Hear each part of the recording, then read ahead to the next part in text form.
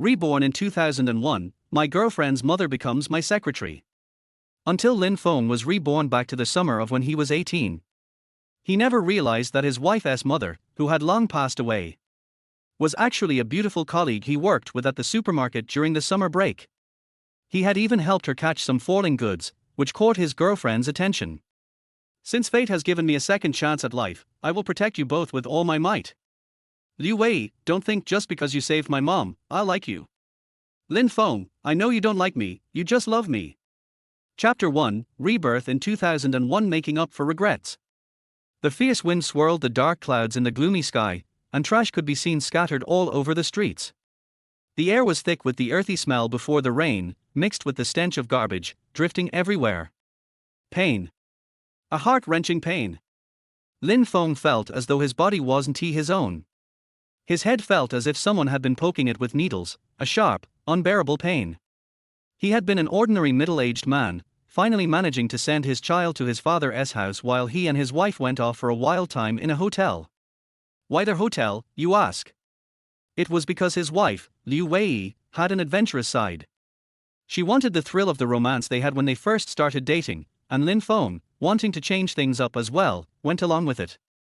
Hence, their hotel sheets were subjected to their escapades. He clearly remembered having a car accident on their way home, pushing his wife out of the car in the last second before it exploded. He was engulfed by the flames. But now, the blinding light in front of him made it hard to distinguish if he was in reality or in a dream. Xiao Feng? Xiao Feng? Are you okay? Don't scare Auntie. A gentle voice echoed beside him, filled with the woman's anxiety. If he's not okay, call an ambulance. This young man hasn't woken up yet. He must have injured his brain. Yes, with the heavy goods falling on him, there's a big chance he'll end up in a vegetative state. He's already cut up, I think he must have injured his brain. The Liu family is in trouble again. Yes. If it wasn't he for saving that woman, this young man wouldn't be in this situation. Various voices flooded Lin Feng's head, intensifying the headache that was already unbearable. The young man suddenly yelled and sat up, propping himself up from the arms of a plump woman. Lin Feng blinked, and before him stood an incredibly beautiful woman. Her exquisite face was full of worry, her hair slightly tousled around her face, giving off a broken, messy feeling. She looked like a goddess who had descended from the heavens. In all of Lin Feng's decades of life, aside from his wife Liu Wei, he couldn't think of anyone who could compare to this woman.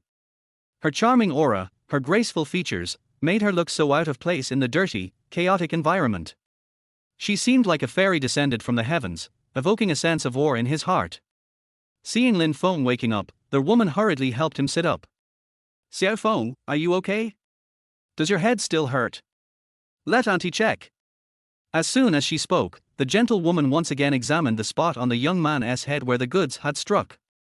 A worried expression appeared on her mature face as she seemed deeply concerned. Struggling to endure the pain in his head, Lin Feng began to process what was going on. At the same time, the men around, seeing the woman's concern for Lin Feng, couldn't help but feel envious and angry, all wondering why it wasn't them in Lin Feng's place. After all, the woman's noble and cold aura, her gentle face, were things these ordinary men rarely saw. Naturally, they all had their own thoughts about her. And Yinrong anxiously looked at the back of the young man's head, using her flawless, white hand to gently move aside his dark short hair to check the spot where the goods had struck. In truth, Yinrong hadn't wanted to come to work today, but she was being harassed by debt collectors at home, so she had no choice but to come to work to avoid those vicious people. Her late husband's debt had caused her a lot of trouble, and she often found herself distracted at work. She had been worrying about her late husband's creditors coming to bother her again, perhaps even finding her daughter. She hadn't noticed the heavy goods falling from the truck behind her, which was carrying boxes of apples. To give you an idea, the box was so heavy that it usually took for strong men to lift it. It wasn't a life-threatening situation, though if someone had reached out to pull her aside, nothing would have happened. However, the men who normally fawned over her had all backed away, some even ready to watch the show. They all wanted to see what would happen to this self-righteous woman. When Yinrong had given up and closed her eyes in despair, a young man, who was usually quite reserved and had just started working for the summer, rushed up to her. Anton, get out of the way. This boy was about the same age as her daughter, and though he was introverted and rarely spoke, she had never really paid attention to him. But at that moment, Yenrong's mind was filled with one thought: he was her hero. What woman doesn't he dream of love? What young woman doesn't he have her feelings? Auntie, auntie? Is there a flower on my head? A teasing voice came from in front of Yenrong. Their voice was low and with a hint of awkwardness that made Yenrong realize something was strange. What was this boy doing? Why was he so embarrassed? Yenrong hurriedly pushed the boy away from her chest and looked at him warily. Her previously gentle gaze was now filled with suspicion. But all she could see was the boy's innocent face, his handsome features still youthful, his clear eyes filled with concern. Auntie, am I beyond saving? Seeing this, Yenrong felt a pang of guilt in her heart. This was the boy who had saved her life, and yet she had been thinking such things about him. Cough, cough, it's fine, just a little scrape. The woman coughed to cover up her embarrassment, her jade-like hands fumbling as she tried to figure out where to place them. At that moment, Lin Feng finally realized that he had been reborn. Looking around at the rundown streets and the old-fashioned bicycles, hearing the familiar sound of a supermarket's promotional sale, everything felt so familiar yet so strange. Had he returned to the summer after the college entrance exams? He remembered that in his previous life, after the exams, his mother had found him a summer job at the supermarket, calling it a way to build character, but in reality, it was to help him earn money for his university tuition. Good job, young man, that was so close, an elderly woman with grey hair said, leaning on her cane and holding a bag of noodles. A chubby man also approached. Rongjie, you should treat Xiaofeng to a meal. The chubby man was the owner of the small supermarket. The reason he had asked Yenrong to work here was because he was infatuated with her beauty. The man's gaze shamelessly roamed over Yenrong, occasionally lingering on her black stockings and shapely legs. After all, such attire was rare at the turn of the century. Moreover, this elegant woman had just lost her husband and was in a vulnerable state, needing someone to rely on. It was like a perfect scenario for him. Fat Wang. Come home for dinner. Why are you everywhere? A woman who looked like a landlord's wife stormed over, grabbing Fat Wang by the ear and pulling him toward their home. The woman, who was as fat as a pig, was the boss's wife and the true authority in the supermarket. It wasn't surprising that Fat Wang had an interest in Yenrong, but his wife was just too unappealing to him. As the boss's wife passed by Yenrong, she shot her a provocative look, as if saying, "Slut, stay away from my husband." Yenrong seemed used to such looks and didn't mind. She was still feeling guilty about her earlier thoughts. Thankfully, the boy didn't interpret my gaze the way I thought.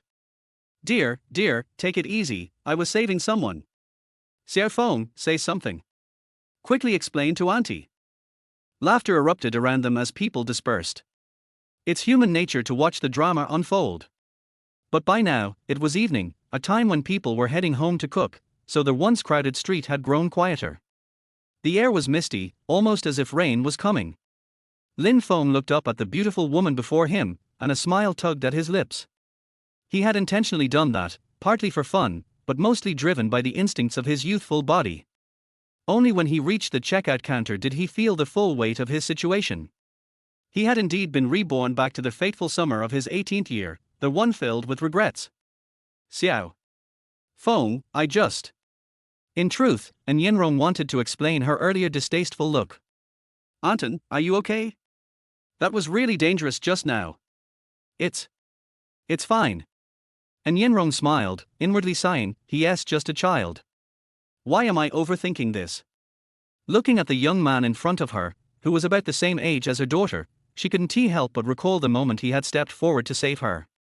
A fluttering sensation stirred in her heart. But what she didn't know was that this flicker of emotion would one day snap, unraveling everything. Although the supermarket Lin Feng worked at was small, it had all the essentials. As a convenience store, of course, it had iodine. The woman hurried into the store and took a bottle of iodine. Xiaofeng, here's some iodine. Let me help you clean it up. Lin Feng could hardly believe what was happening. He felt as if he were dreaming. His head was once again being carefully tended to by the woman. Yenrong, with her delicate hands, was gently applying iodine with a cotton swab. This woman really was kind to others. Cao Qinshiang really wasn't lying to me. It was nearly 8 p.m. now. Fat Wang and his wife had long since gone home, leaving only Lin Feng and Yenrong in the store. There were other employees, but only 2 people were needed to watch the store at night. Outside, it seemed that the rain had started to fall lightly, and the atmosphere inside, with the lone man and woman, became intimate. The atmosphere suddenly turned a little more suggestive. Lin Feng seemed to notice in Yinrong's heavy breathing and, after thinking for a moment, decided to sit up. "Hey, what are you doing, kid? Be careful, you almost spilled the iodine." Lin Feng rubbed his head, feeling a little embarrassed. "Anton, there's no one else around. We're a bit too close, aren't we?" "Har." And Yinrong almost laughed. She realized how much she had overthought. How could a pure-hearted boy like this have any inappropriate thoughts? "All right, my daughter is the same age as you. What are you afraid of? Are you worried that auntie will ruin your reputation?" And Yinrong said, pretending to be coy. Seeing this, Lin Feng realized that the woman had misunderstood. To make a woman like you, the first thing you need to do is make her interested. "No, I'm just afraid." Seeing Lin Feng's adorable expression, and Yinrong couldn't help but laugh. "Fine, I'm not afraid of the gossip. Hurry up, or the wound will get infected." As she looked at the boy lying on her side, and Yinrong casually started a conversation. "Did you know? Auntie's daughter is the same age as you. Her name is Liu Wei. She just finished her college entrance exams and is going to City University of Technology. You might even be classmates." "What did you say?" Lin Feng, who had just leaned his head toward Yinrong, suddenly stood up in a panic, looking at the woman in front of him in shock. Chapter 2, The Murder on a Rainy Night. When Yinrong mentioned that her daughter's name was Liu Wei, Lin Feng was stunned. What was happening here? He wanted to slap himself. He had just been so rude to his wife's mother. This whole situation felt like a drama, and Lin Feng couldn't help but laugh in disbelief. Just moments ago, he had been talking about becoming like Cao Cao, but now, he didn't even have the energy for that. Of course, Lin Feng wasn't a shameless person. He had principles. Seeing the flustered Lin Feng, and Yinrong also felt confused. "What's wrong? Xiao Feng, did I say something wrong?" Actually, she wasn't very familiar with Lin Feng. He was just a boy working at the supermarket. They exchanged casual greetings, but they didn't chat much during work. And Yinrong didn't know what was going on with this young man. Lin Feng quickly calmed down. "It's nothing, auntie. I just wanted to borrow your phone to call home. I'm on the night shift today, so I need to tell my mom that I won't be home for dinner." As soon as she heard this, and Yinrong couldn't help but laugh. "You kid, it's just borrowing a phone, no need to be so nervous." Saying this, she took out her phone from her black handbag, a bit worried that Lin Feng might not know how to use it. She thoughtfully turned it on and opened the dialer. Lin Feng took the phone and couldn't help but marvel at it. This was a Motorola, and it was clearly a sign of wealth. After all, it was 2001. Most people couldn't afford a phone and still relied on public phone booths. Even Lin Feng's family only had a landline. But based on what his wife had told him, this was probably one of their most difficult times. Her father had died in prison after committing suicide, and with no source of income, and Yinrong had to start working. And because of her husband's cowardice, they were now in debt by hundreds of thousands. This was the spark that would eventually lead to Yinrong's death. But what she didn't know was that all of this had happened because of her stunning beauty. Following the phone number in his memory, Lin Feng dialed it. It was their home number they had used for over 10 years. "Hello? Who is this?" A familiar voice answered on the other end of the line. Lin Feng nearly broke into tears. His mother had passed away years before his car accident in his previous life. "Mom, it's Xiao Feng." "Oh, Xiao Feng, are you on the night shift tonight? Why haven't you come back yet?" "Yes, I'm on the night shift. I won't finish until 10 p.m. You and Dad can eat without me." You should have told us earlier. Your dad and I have been waiting for you. You just finished the college entrance exams, and your dad insisted on celebrating. All right, be careful when you come home. It's not safe lately. Bye." Listening to the beeping sound after the call ended, Lin Feng couldn't help but laugh bitterly. His mom was still as straightforward as ever. 2001. Everything was still here, and those regrets hadn't happened yet. His father was a teacher at a local high school. He had been in the army in his early years and had the romanticism of a scholar and the composure of a warrior. In Lin Feng's memories, his mother had always been outspoken. Though she was a bit frugal, she was genuinely kind to her children, just not very good at expressing her emotions. All right, it's just a little later than usual. Why are you acting like it's a life or death situation? And Yinrong instinctively patted Lin Feng's head. Her eyes softened with affection. It was a look only her daughter would receive. But now. Aunt Yang, now that you've patted my head, my headache suddenly went away. Lin Feng said playfully, his earlier sadness replaced by a mischievous grin. He was full of youthful energy. The woman shot him a mock glare and put the iodine bottle away. All right, now that you're fine, go do the accounts. I'll clean the floor. And from now on, just call me Rong Yi Aunt Rong. Okay, Rong Yi. Lin Feng replied. As An Yinrong turned away, her heart skipped a beat. She didn't know why she had said the last part. He was just an ordinary young man, after all. Well, maybe he was just a bit too handsome. Especially the way he had stepped up to help her earlier. There was a sense of peace in that moment, a feeling she had never experienced since her husband's death. When she thought of her late husband, the crushing weight of their debts flooded her mind. Outside, the rain began to fall steadily, and the air grew cooler, blurring the glass of the small supermarket. Looking out through the foggy window, it felt like a gentle, melancholic scene. Inside the small supermarket, the mechanical sounds of the computer were mixed with the sound of the mop gliding across the floor, creating an oddly soothing atmosphere in Lin Feng's heart. The young woman bent over, cleaning the dirt on the floor, while the boy sat nearby, his slender fingers tapping on the greasy computer keyboard. Occasionally, he would lift his foot, letting the mop slide underneath, bringing a faint, mature fragrance that only a woman could exude. Looking through the misted window, the boy appeared handsome and intelligent, occasionally furrowing his brow as if deep in thought. The woman, graceful and gentle, absent-mindedly tucked a strand of hair behind her ear, adding a touch of charm to the scene. It was like a harmonious couple, and anyone who looked would be filled with envy. Dingling. The phone's ringtone broke the peaceful moment. It was An Yinrong's Motorola. Without looking at the screen, she picked it up right away. The only person who would call at this time was her daughter. Hello, dear, what's up? Mommy is still working. Lin Feng perked up, straining to listen. The only person An Yinrong would call dear was her daughter, his future pure-hearted girlfriend and the woman he would one day love. When she answered the call, An Yinrong's exhaustion disappeared, replaced by a warm, happy glow on her face. What? You have a fever. How high? 38 degrees. Don't worry, Mommy will come home right away. After hanging up the phone, An Yinrong's face turned anxious. Xiao Feng, I'm afraid I'll have to leave. Wei has a fever, and I need to get home. Lin Feng handed her the ibuprofen and the umbrella. Rong Yi, I've already noted the medicine down. You go ahead, I'll stay and watch the store tonight. An Yinrong looked at the calm Lin Feng and the ibuprofen in his hands, and warmth spread through her heart. All right, thank you. I'll take you out to eat sometime soon.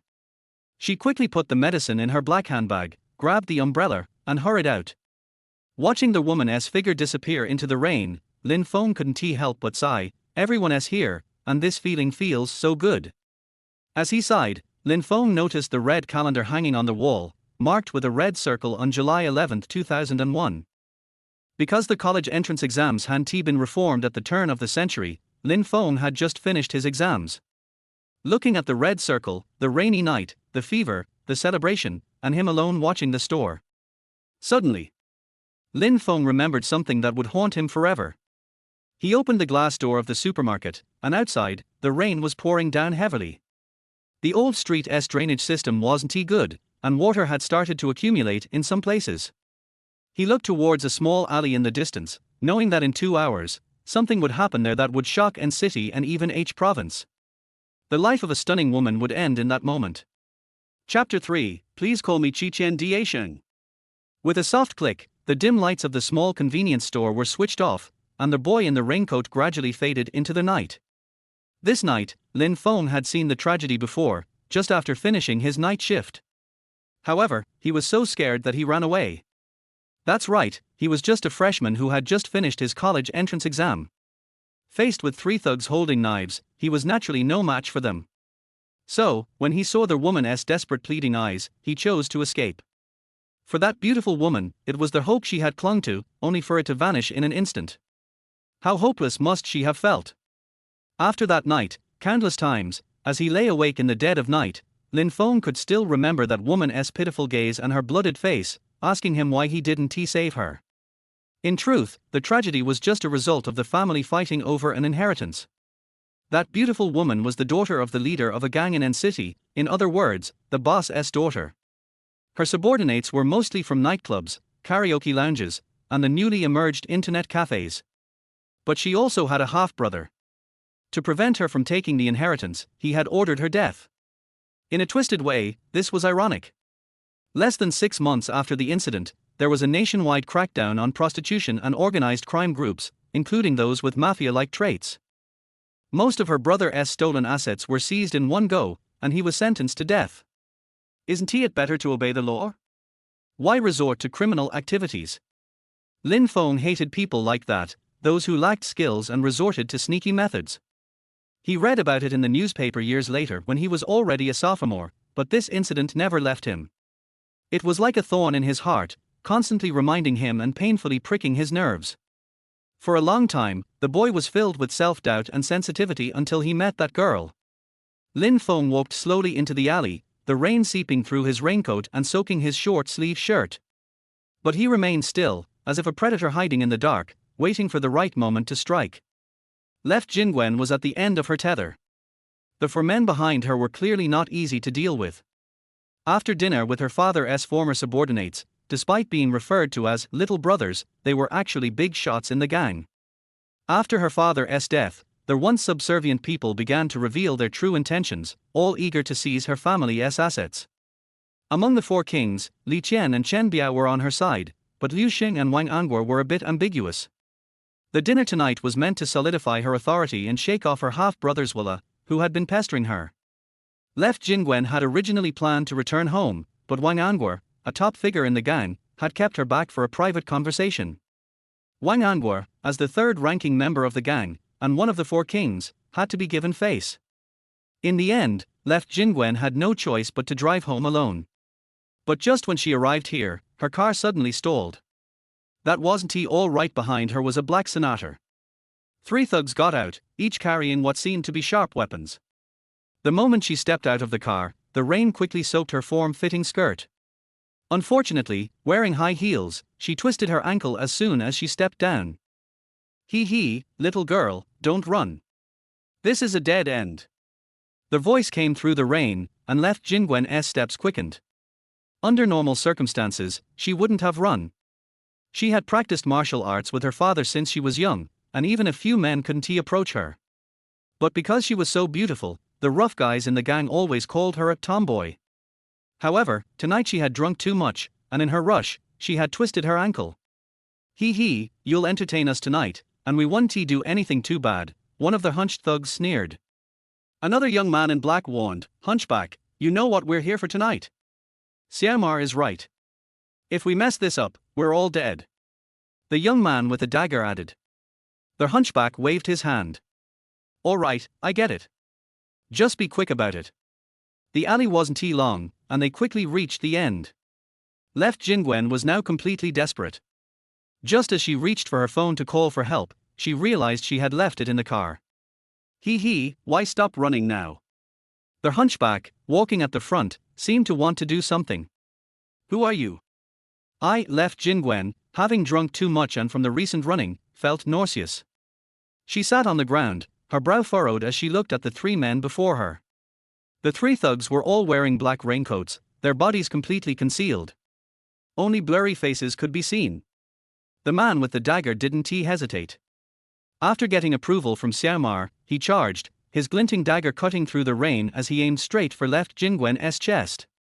The man didn't show any mercy, he only wanted to strike a lethal blow. Left Jingwen closed her eyes in despair. Due to the alcohol, her usual martial arts were useless tonight. A tear slid down her beautiful face, and a deep pain spread from her heart throughout her body. Father, I'm sorry, I couldn't protect our family's legacy. She was at the brink of despair. Suddenly, the man with the dagger let out a scream, fell to the ground, clutching his crotch. Before Left Jingwen could react, a boy jumped out from behind a trash bin, raised a brick high, and slammed it into the thug's knee. Everything happened in the blink of an eye, and the other two thugs had no time to react. Siamar, this bitch has backup. The hunchback yelled, pulling a small knife from his pocket. Siamar frowned and looked at the boy who had emerged, only to see a Sun Wukong. The boy, wearing a Monkey King mask, stood motionless in the heavy rain, holding a red brick in his hand. Left Jingwen was momentarily speechless. Between life and death, her face twisted with both sorrow and joy. But on the other hand, she was a little worried about the boy, because besides the unconscious thug on the ground, there were still two armed criminals before her. Be careful. Before anyone could react, Siamar lunged at the boy, the blade aiming for Sun Wukong's abdomen. No matter who this boy was, killing one more person wouldn't matter. Lin Feng narrowed his eyes as he watched the thug charge. Earlier, his surprise attack had targeted the man's most vulnerable area, which was why it had been so easy to succeed. But now, things were more complicated. Siamar moved quickly, like a leopard pouncing, his large hands expertly manipulating the dagger. Little Wei Mar Wen, still thinking of saving the beauty? Heh. Lin Feng glanced at the dagger's tip approaching him and slightly tilted his body, throwing the brick straight at Siamar's head. Siamar sneered and easily dodged the brick. Finished. Left Jingwen's fleeting hope vanished again, but more than that, she was worried for the boy. For someone like her, a woman, for him to risk his life, it wasn't worth it. But Lin Feng didn't panic. Instead, he opened a plastic bag and threw a handful of white powder into Siamar's face. My eyes. Siamar immediately dropped his dagger and began rubbing his eyes. The lime powder, mixed with rain, instantly began to emit thick white smoke. Siamar's entire face was smoking, creating a terrifying scene under the rain. Lin Feng kicked Siamar's knee, then did a roll on the ground, picking up the fallen dagger and thrusting it into the hunchback's thigh. Blood quickly seeped out but was soon washed away by the rain. You bastard, dare to sneak attack me! Before the hunchback could finish his words, Lin Feng kicked him in the most vulnerable spot. Hiss! The kick knocked him out cold, and Lin Feng sat down on the ground, breathing heavily. This boy, was he an angel? In just 3 minutes, these 3 experienced thugs were knocked out by this seemingly frail boy. The rain gradually stopped. Siamar still groaned on the ground, his face covered in white powder, a whole bag of it. Lin Feng ignored Siamar and slowly walked toward the woman, looking down at her. She was a beauty, but there was something else about her, an enchanting beauty. The dim streetlight cast its yellow glow on her exquisite face, her neck slightly recoiled, her messy hair draped to one side. Her large eyes sparkled as she looked up, the tears on her face blurring her makeup. Her lips parted slightly, making her even more captivating. Lin Feng sighed, and through his Monkey King mask, said softly, "Get up now. It's all over." He then reached out his hand. Left Jingwen gazed into the bright, determined eyes beneath the mask, and a warmth spread through her. The boy's gaze felt like the comforting warmth of winter sunlight. Even years later, no matter how high the boy rose in life, he would always be the boy wearing the Monkey King mask in her heart. You are. Lin Feng smiled under the mask. Please call me Qiqian Diasheng. Chapter 4, Meeting Again, feels familiar. Hearing the boy's voice, Zhou Jingwen chuckled softly. This really is my little monkey. The boy wasn't very tall and appeared somewhat frail, but his physique was excellent, especially his resilient build, which gave him a unique charm. Lin Feng didn't want to get involved in this mess because it was too deep for him to navigate.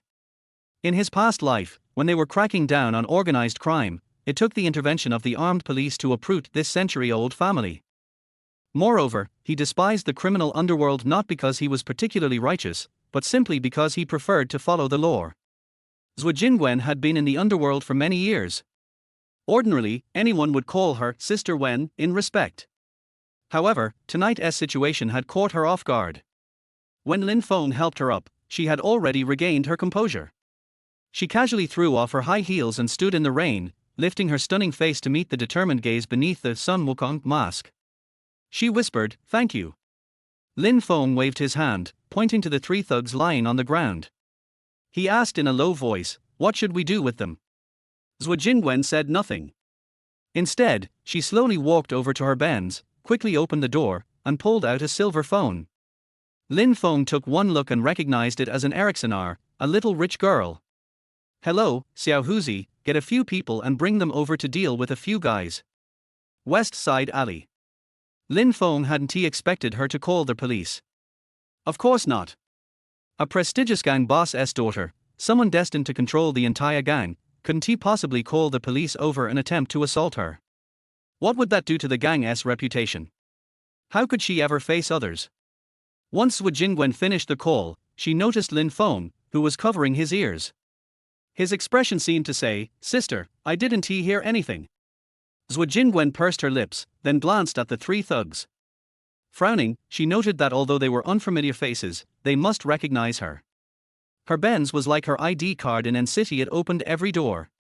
Perhaps it was the sudden appearance of Lin Feng during her moment of despair, or perhaps it was his odd fighting style, or his small and frail body paired with that comical mask that made Zhuo Jingwen feel a sense of reliance on him. It felt like when she was a child, resting in her father's arms, feeling safe. This boy's calm demeanor made him seem not like a teenage boy, but more like a cunning old fox. "Little brother, what's your name?"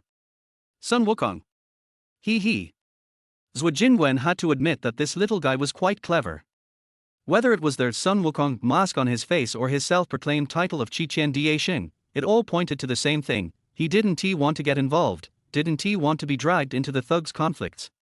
It was strange to see such maturity in a boy like him. All women are emotional, especially those who have experienced life and death situations. And all women are curious, especially someone like Zhuo Jingwen, a woman who had been in control for so long. Beep, beep. The sound of car horns came from behind. Lin Feng turned to see 6 cars approaching. "Sister Wen, are you okay?" Before the cars even stopped, a young man with only one arm jumped out, wearing a tank top. His white tiger tattoo on his chest was barely visible, and the weapon in his hand was clearly noticeable, which made Lin Feng feel uneasy. He couldn't help but step behind Zhuo Jingwen. The 6 cars brought nearly 30 people, most of whom were armed. Zhuo Jingwen noticed Lin Feng's discomfort and smiled inwardly. "Little guy, trying to act tough.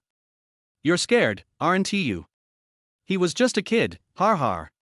"Sister Wen, are you alright?" "When brother Hu called, we rushed over. Yeah, we were all scared." The 30 thugs around them began speaking one after another, showing just how much respect Zhuo Jingwen commanded. Zhuo Jingwen waved her hand and said, "Take the 3 of them back and interrogate them." "Got it, Sister Wen." The thugs moved quickly, tossing the 3 men into the trunk of one of the cars. "There's one more thing. Get my brother." Zhuo Jingwen was about to ask them to send Lin Feng home, which would reveal where he lived. But when she turned around, the boy wearing the Sun Wukong mask had already disappeared.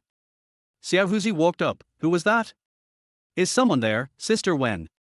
Zhuo Jingwen smiled and said, "Nothing, let us go home." "Little monkey, you'd better hope I don't find you." After the brief delay, Lin Feng didn't get home until almost 10:30. As soon as he entered the door, he saw the lights on in the living room. His father, Lin Yuanting, was sitting on the couch grading papers, while his mother, Wang Fang, was reading a magazine nearby, her eyes occasionally glancing toward the door with a worried look. It felt so good to be home, with both parents there. "Dad, Mom, I'm back. I missed you guys so much." Lin Feng shouted with excitement.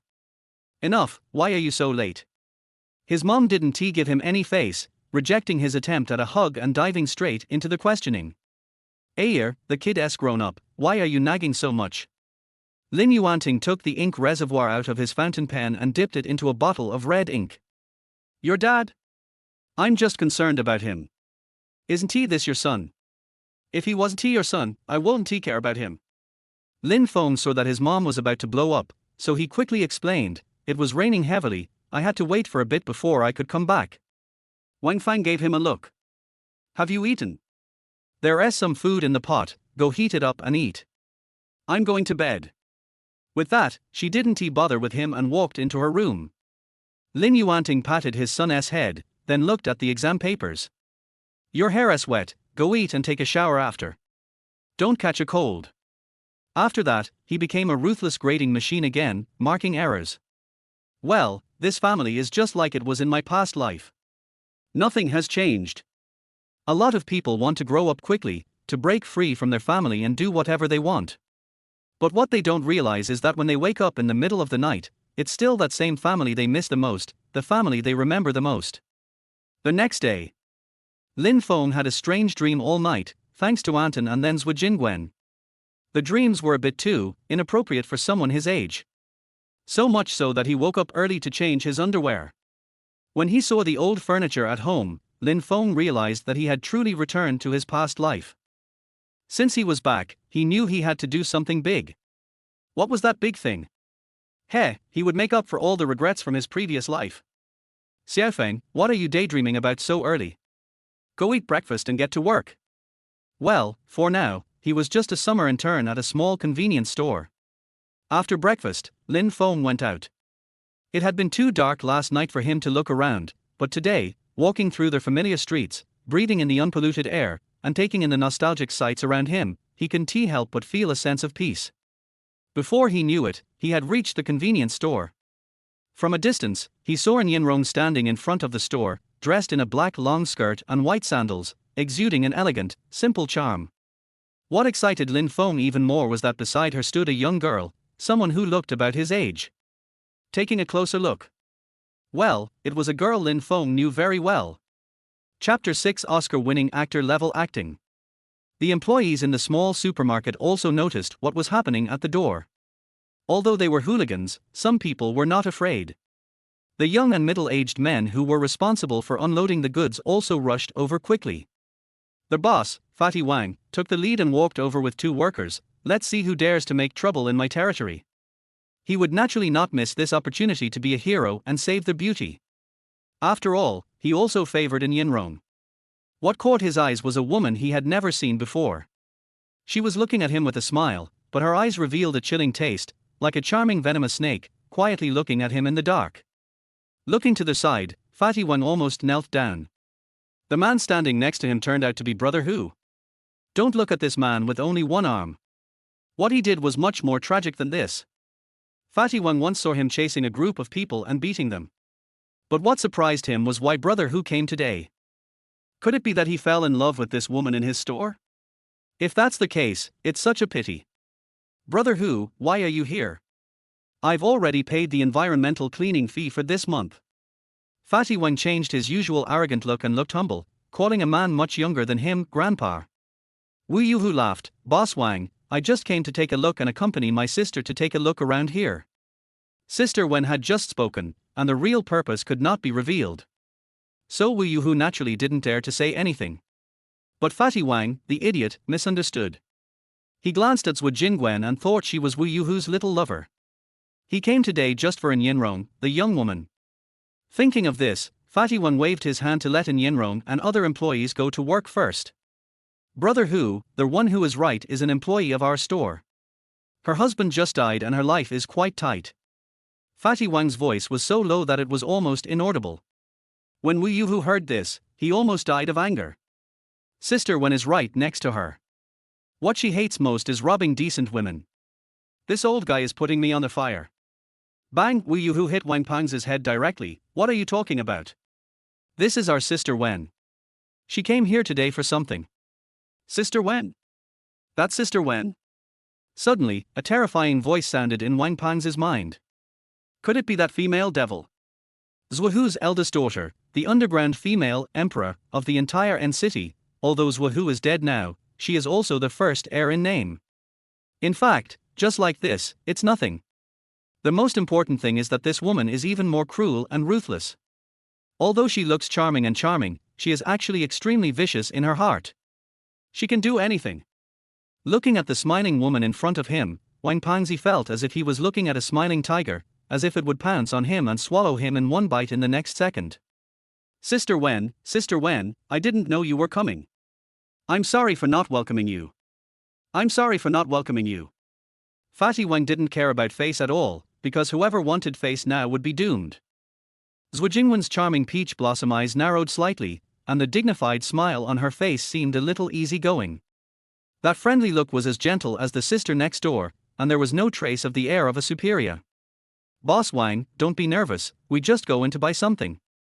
The woman's voice was very cold. Although the voice was not loud, it revealed a tone that could not be opposed. It was a kind of pressure from a superior. The several younger brothers around were already nervous, because they all knew that when Sister Wen smiled, life and death were unpredictable. "Okay, welcome.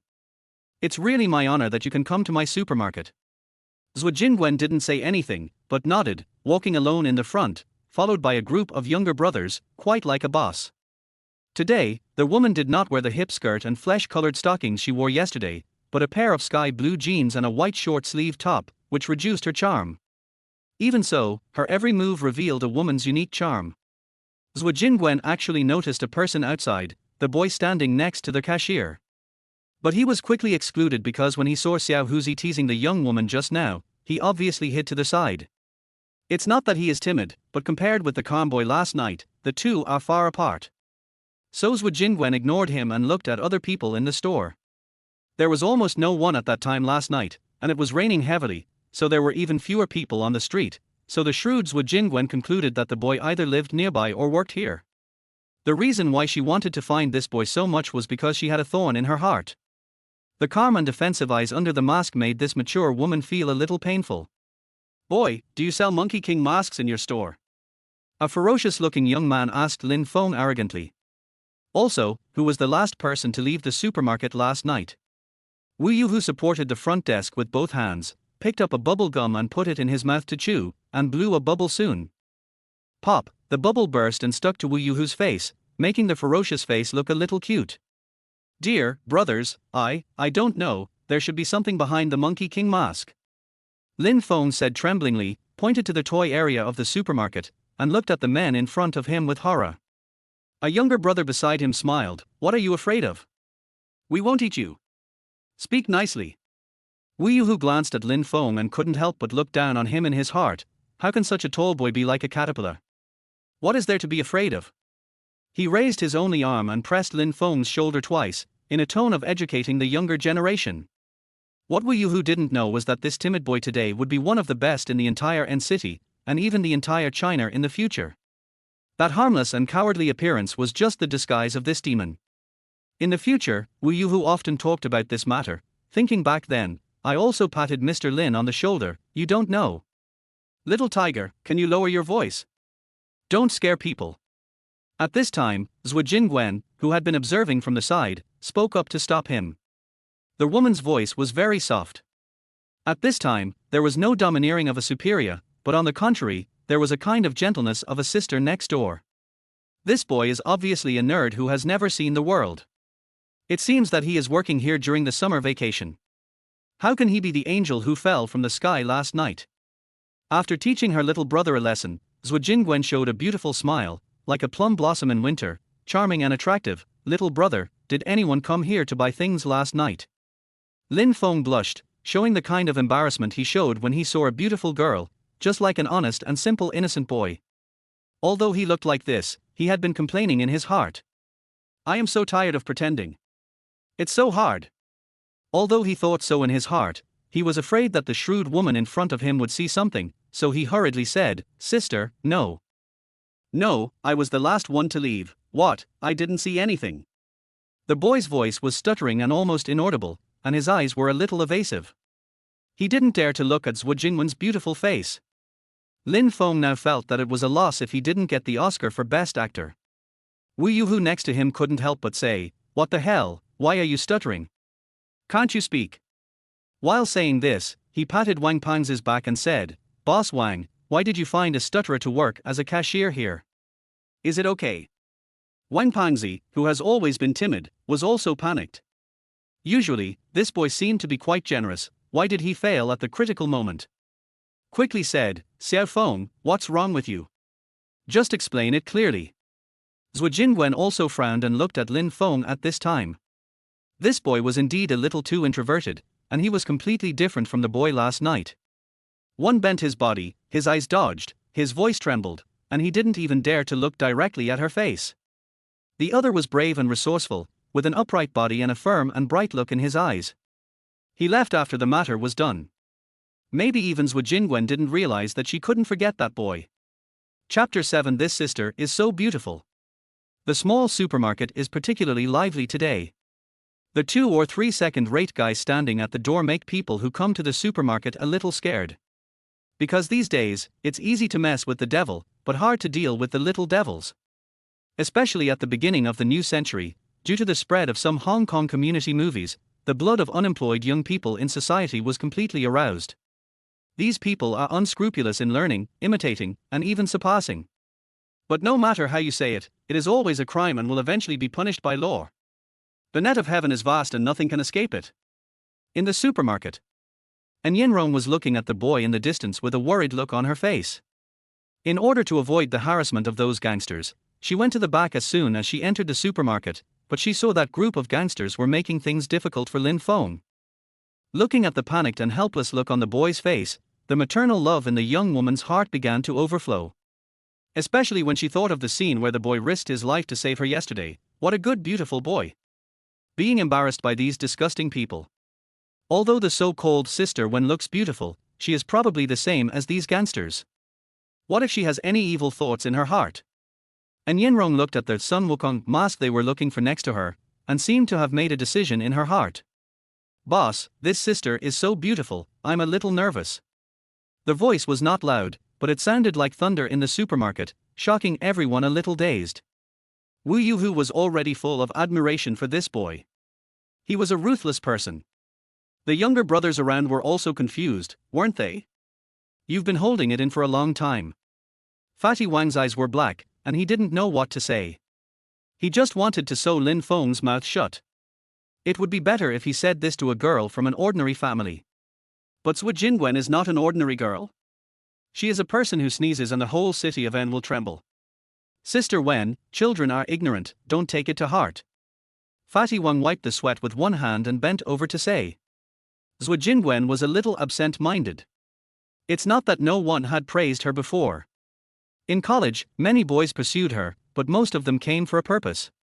What was revealed in her eyes was nothing more than lust for her beauty and desire for power. But the boys' eyes were full of innocence, which was a natural love for beautiful things. When her father was there, those people didn't dare to act rashly. After her father left, some people took advantage of her being a woman. Har har, it's okay, what are you afraid of? Isn't appearance for others to see? Zhu Jingwen waved her hands were as white and delicate as mutton-fat jade. Although her aura made people feel depressed, the gentleness in her tone made people feel like spring breeze. The cold and warm made this woman's charm more. Zhu Jingwen was about to ask something else, but a woman's voice came from behind. Are you asking about this mask? Zhu Jingwen was slightly stunned. As soon as she turned around, she saw the beautiful woman at the door. She didn't know if it was because of anxiety, but her face turned rosy, making her already mature and beautiful face even more charming. I didn't look carefully outside just now. The woman was wearing a black long skirt, which reached the top of her white jade-like calves. She looked very noble and elegant. She was really a wonderful person. The suspicion that Zhu Jingwen had just suppressed rose again. Yes, it's this mask, thank you. Seeing Zhu Jingwen take the mask, and Yinrong was slightly relieved. Fortunately, she didn't embarrass Xiao Feng anymore. Looking at the relieved expression on the young woman's face, Zhu Jingwen's doubts reached the extreme. According to common sense, such a beautiful woman would not care so much about an ordinary introverted and timid boy. And she knew that her group of people were not easy to mess with. Isn't this a little sheep sending itself to the big bad wolf's mouth? She believed that the beautiful young woman in front of her, who looked very smart, was not a brainless woman, so the problem was still with the boy just now.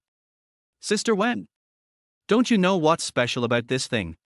It must be said that although Fatty Wan was a little lustful, he still had a conscience. He was afraid that the attention of several people would return to Yinrong, so he quickly took over the conversation and asked. Zhu Jingwen glanced at Lin Feng and chuckled, hee, it's a little brother's toy. He lost it and insisted that I buy him another one. The younger brothers around had to admire that Sister Wen's lying skills were getting better and better. In fact, to put it bluntly, it was just thick-skinned enough. But from another perspective, it can be seen that this woman's mind is deep. What's the point of buying or not? It's your own child, just take it to play. Fatty Wen said with a smile on his face. He didn't know what was going on. He just thought that Zhu Jingwen's child was making trouble and wanted toys, so she was in such a hurry. Zhu Jingwen smiled slightly, took the mask from An Yinrong, and then put it on the cashier at the door. Little brother, please calculate how much it is. Although she was talking seriously, Lin Feng always felt a little awkward.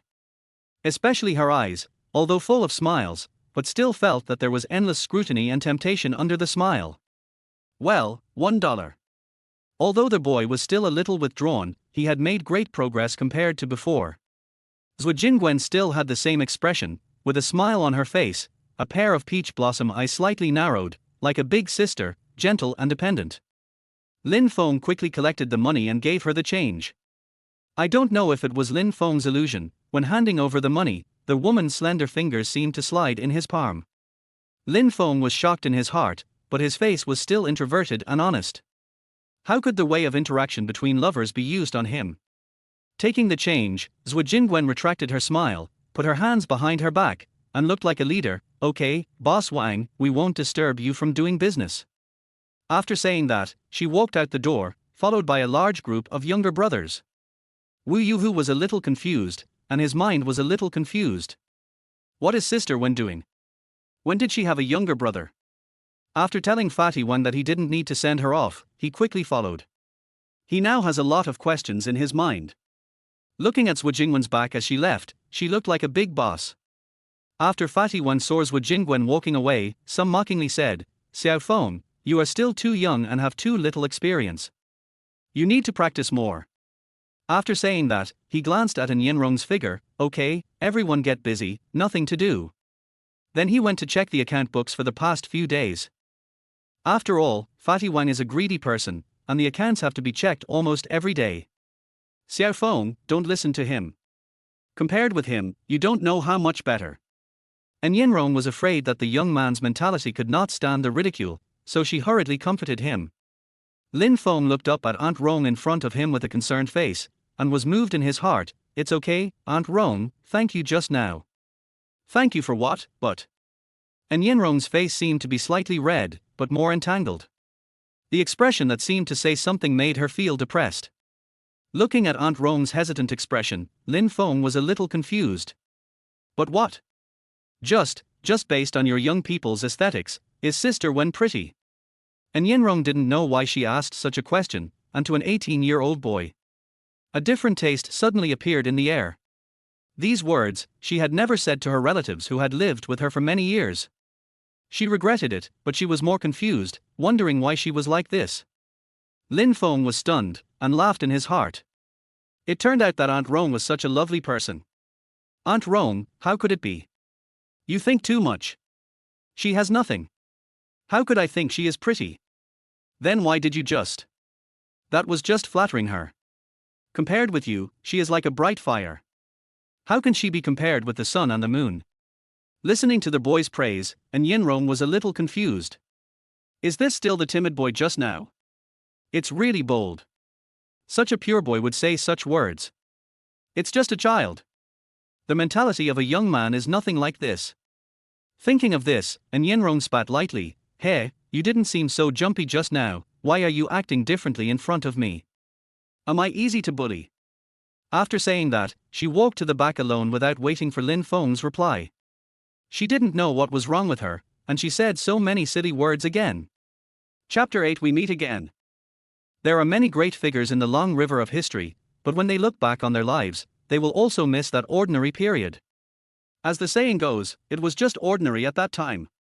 The rhythm in the supermarket was not disrupted by what happened just now. Everyone was doing their own job, picking up goods, unloading goods, filling and replenishing, and labeling. Most of them were in charge of the area they were in charge of. It was a normal scene in the supermarket. There were a few workers who had just finished unloading goods at the door, sitting together and chatting. Who was that woman just now? She looks prettier than the one from the Liu family, especially the look. TSK. A worker in a white vest said with a cigarette.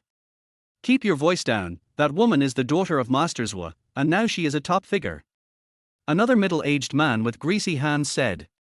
I think we should just take a look at that, feast our eyes, and don't think too much. A group of people heard this and looked at An Yenrong, who was introducing laundry detergent to customers in the distance.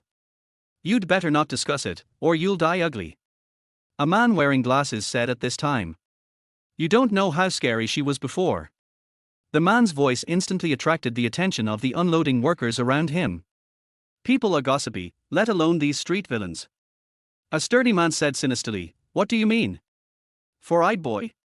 Do you know? Hearing them call him four-eyed boy, the man with glasses was not annoyed, but slowly said, Actually, I used to drive for a rich boy, the kind of driver. Oh, can't you tell? You used to. Shut up and listen to him. The man with glasses took the cigarette handed over by the person next to him, then squinted his eyes and took a puff, exhaling circles of smoke. That was a few years ago. I was still driving for a rich kid's house. That was when we went out for fun. The rich second generation fell in love with a woman, and that woman was the one just now.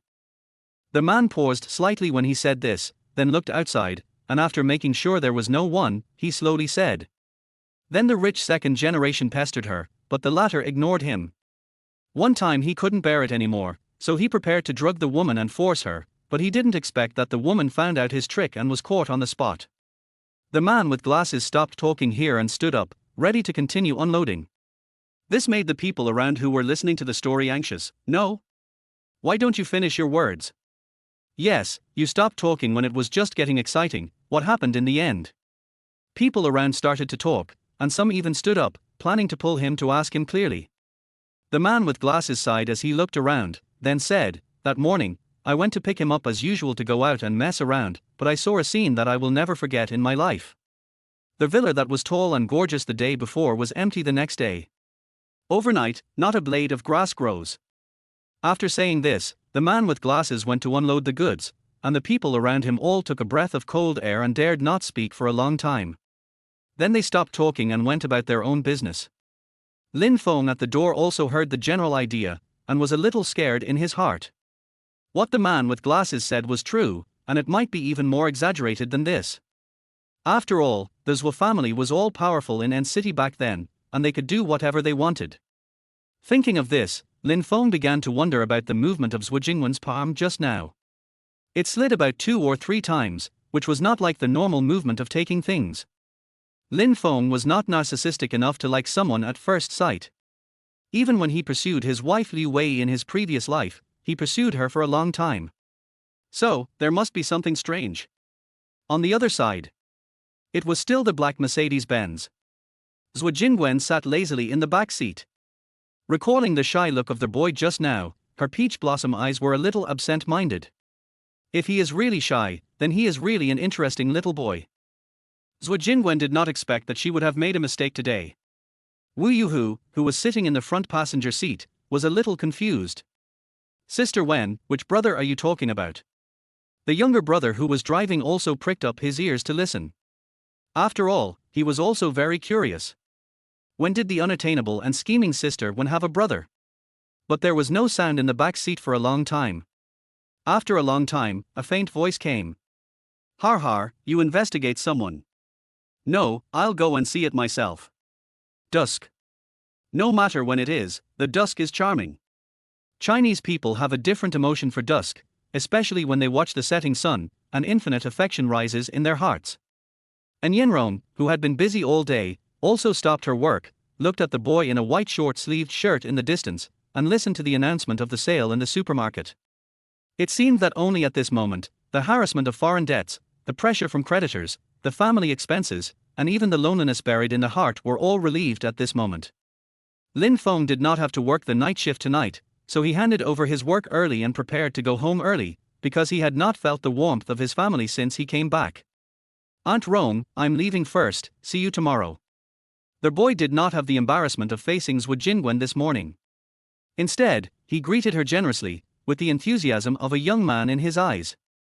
This Aunt Rong awakened the young woman from her contemplation, causing the latter to be stunned. It took a long time to recover. Well, see you tomorrow. The woman showed a mature and beautiful smile, as if she had only restored her status as an elder at this time. N City No. 6 Middle School Teachers' Family Quarters. Lin Feng looked at the old residential area, an infinite sighs rose in his heart. He had lived here since he could remember. The house was allocated by his father Lin Yuanting from the school. The price was relatively low, but it was full of Lin Feng's infinite memories. In his previous life, he did not move out until he married his wife, but he often came back. Especially when his wife wanted to find the excitement of love again, Lin Feng would definitely send his daughter here. Just as Lin Feng was reminiscing about the good times, a car horn sounded behind him. Lin Feng thought it was blocking the road, so he moved to the side. Before he took 1 or 2 steps forward, the horn sounded again. It seemed to be directed at Lin Feng, which made him a little annoyed. What? It's great to have a car. How expensive can a car be these days? Although he can't afford it at the moment, it's not something that can be humiliated casually. He wanted to see who the owner of the car was, because there were only a few families with cars in the compound, and Lin Feng could check them all with one hand. But when he saw the car, he was stunned. Because it was the black Mercedes from last night. How could it appear here? Lin Feng was shocked, but he did not panic. Instead, he quickly dodged to the side, just like a pedestrian avoiding a car. Maybe he just came to the family compound for something, and it should have nothing to do with him. But the fact is just the opposite. The black Mercedes slowly drove to Lin Feng's side and then stopped. The window of the driver's seat slowly lowered, and Zhu Jingwen's beautiful face gradually appeared. A pair of peach blossom eyes looked at Lin Feng with a smile. Little brother, we meet again. Chapter 9 Ambiguity. The dusk has quietly ended, and the night is slowly falling. The cool evening breeze blew the bangs on the boy's forehead, revealing a calm and defensive look. The black Mercedes-Benz was very conspicuous in the school's family compound, attracting the attention of countless teachers returning home. Zhu Jingwen looked through the car window at the boy's bright eyes, as if she had returned to that desperate night. The calm and majestic eyes still made people feel at ease. Isn't this the angel who saved her from the water and fire that night? However, the boy's next words broke this beautiful feeling. Sister, what a coincidence, are you looking for someone here? Lin Feng quickly reacted. How could the middle-aged man's mind be so unbearable? He hurriedly said nonsense. Looking at the boy's innocent handsome face and a somewhat shy look, Zhu Jingwen felt a little pain in her heart. Is she so unbearable? Or are the things that her group of people do so defensive? There are many times when what she does is not in line with the rules, but it is all for the development of the club and for the property of her family not to be coveted. Brother, I'm here to find someone. Oh. Lin Feng now has an ominous premonition in his heart. Looking at this woman who should have died, there may be an invisible thread that binds the two people tightly together from the moment he saved her. Even if they are thousands of miles apart in the future, they will feel each other. Do you know where the Monkey King lives? I have something urgent to do with him. Zhu Jingwen said with a joking expression, with her signature smile on her face. The Monkey King? I don't know. Is there such a person in our courtyard? Is he a brave and fearless person like Sun Wukong? Hearing this, Lin Feng knew that he was suspected and could only act according to circumstances. The boy was still changing the subject, looking around, as if he was preparing how to leave, or afraid of being seen by acquaintances. Zhu Jingwen stared at the boy with her beautiful eyes for a long time before she said quietly. The great sage equaling heaven is not a person who dares to do things but not to take responsibility. Zhu Jingwen, who was usually cold and serious and decisive in killing, now spoke in a weak tone, which made Lin Feng unable to resist. Not to mention that he was still a young man in this life, even if he was in his 30s in the previous life, he would be shaken. After all, men are young until death. This kind of contrast temptation is so tempting that even a monk would be tempted. Lin Feng quickly chanted Amitabha in his heart, Sister, if there is nothing else, I will go home first. My mother called me to go home for dinner. Well, then I will go up and sit down and ask Auntie what time you got home last night. Zhu Jingwen's tone was obviously cold. Her face, which was gentle and amiable just now, became extremely cold now, like a piece of ice, which made people feel cold in their hearts. Lin Feng was also stunned when he heard her words. It was obvious that she was threatening him with his family. The boy was a little angry, his fists clenched slightly, and his eyes were no longer tense and fiery, but only the suffocating eyes of last night. Instantly, the atmosphere began to change. Noticing the change in the boy's demeanor, Zhu Jingwen also smiled gently and stretched out a white and tender hand out of the window, great sage equal to heaven, I wonder if I am lucky enough to treat you to a drink, or a bottle of Coke. Time seemed to have stopped at this moment. The boy who was slightly angry outside the window and the woman who stretched out her hand to invite him in the car formed a beautiful picture. This picture was deeply imprinted in the hearts of the two people, and they have not forgotten it even after several years. Later generations called this invitation, "Romance is boring, but once you meet a good person, you will be together for life." Blue Moon Bar. It is hard to say that the bar owner was very attentive. This bar at the beginning of the century actually had a kind of later style. Both the booths and the lighting were top-notch. There are many murals on the wall, including watercolors and oil paintings, which shows that the owner of the bar is also an elegant person. The bartender at the front desk was concentrating on mixing the wine in his hand. The colorful liquid, under the light, exuded an attractive glow. In the innermost private room, there was no fancy decoration inside, just an ordinary home decoration, with a black leather sofa on one side and a color TV opposite. There was even a refrigerator next to it. The woman bent down and took out a bottle of Coke from it, and took a can of beer from the other side. Sister said, "I just want to treat you to Coke." Zhuo Jingwen put the Coke in front of Lin Feng, and sat next to their boy generously. A woman's scent hit me in the face, but it didn't smell like a strange perfume, but a warm feeling. Lin Feng looked at the Coke bottle in front of him. It was not a plastic bottle in later times, but a glass bottle in the early years, which looked like a soda bottle. Since he had come here, Lin Feng no longer hesitated. Opened the Coke bottle, inserted the straw on the table into it, and took a sip gently. A cool feeling burst out in the mouth, without the tingling and bubbles of later times, but more of a sweet taste. "How do you know it's mine?" The boy's voice sounded in the box, with some doubts. Zhuo Jingwen didn't speak, but opened the can, raised her head and took a sip. The yellow liquid slowly flowed down the corner of her mouth and flowed to her white neck. She stretched out a soft hand and wiped it gently, and the casual action did not take into account the difference in status between the two people. Then she said faintly, "What? Don't you even call me sister now?" The voice was like crying and complaining, with the coldness of a queen and the blame of an elder, but more of a kind of coquettish blame. "Sister Zhuo, how did you find me?" If it were Lin Feng, who was 18 years old, he would naturally be unable to resist her. But now he has decades of experience, let alone other things, this temptation is far from enough. In his previous life, Lin Feng was able to remain calm in so many social events, so this is nothing. Looking at the boy's eyes that did not change color at all, they were still so clear and transparent, but unlike other young people, there was a trace of imperceptible calmness in those bright eyes. You know, Zhuo Jingwen's charm is not something that ordinary people can resist. From childhood to adulthood, no matter when, Zhuo Jingwen must have been the focus of everyone's attention. Countless men would be attracted by her charming face at the first sight of her. Even some big guys, when discussing things with her, couldn't help but look at that beautiful face a few more times.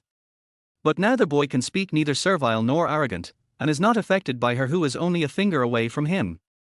"Although you are wearing a mask, what I see is your eyes, and..." After Zhuo Jingwen finished speaking, she moved directly to the boy, then stretched out a jade hand and gently grabbed Lin Feng's right hand. "Look, the lime water has broken the skin." She looked concerned and even a little anxious. Lin Feng looked down and saw that there was indeed some redness and swelling between the fingers, and even some places had some broken skin. Okay, what do you want?" At this time, Lin Feng no longer cared about his hand, because most of Zhuo Jingwen's body had already come over. "I don't know what to do. A man and a woman are alone in a room, and they are so close to each other. One is a club girl, high and mighty, arrogant and incomparable, and the other is a handsome boy, sitting aside in a somewhat submissive manner. A charming atmosphere rises between the two." Looking at the boy who saved her on a rainy night, Zhuo Jingwen's long-forgotten heart beats violently. It is an unprecedented feeling, sweet, penetrating through the pores all over her body, directly into Zhuo Jingwen's heart. Just then, the door of the box was suddenly opened, and Wu Yuhu's ferocious face stretched in, just about to say something. She was stunned by the scene in front of her, so she wanted to pretend to be blind and get away with it. But the next second, she was hit by a beer can. "Get out." Chapter 10 Heart-to-Heart Talk. Everyone in N City knows that the Zhuo family is not easy to mess with, especially Zhuo Jingwen, the eldest daughter of the Zhuo family. It is almost a taboo that no one dares to mess with. After her father's death, she was able to support the entire society and suppress other opposition forces, especially her half-brother Zwilla. She crushed him with absolute strength and made Zwilla dare not act rashly. But such a woman just sat so intimately with a boy. Wu Yuhu felt that he was dreaming. Sister Wen actually sat with a boy and held his hand. The affectionate look just now, if he opened the door a little later, maybe the two of them would do something. I can't tell that Sister Wen actually likes boys. Of course, he didn't dare to say this in front of Zhu Jingwen. Having said that, I really haven't seen Sister Wen treat any man like this before. Rubbing his head that was hit by the can just now, Wu Yuhu decided to stand at the door today. Of course, he was definitely not eavesdropping, he was simply afraid that other brothers would disturb Sister Wen's good deeds. In fact, other brothers didn't dare to come. In the private room, the atmosphere began to become awkward. Lin Feng didn't expect Zhu Jingwen to be so proactive, and the worried expression was indeed a bit overwhelming. Zhu Jingwen originally just wanted to tease her.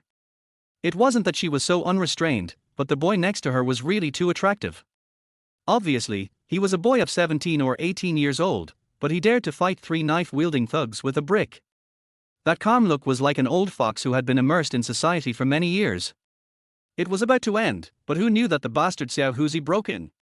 In fact, she didn't know in her heart whether she was really moved in the situation just now.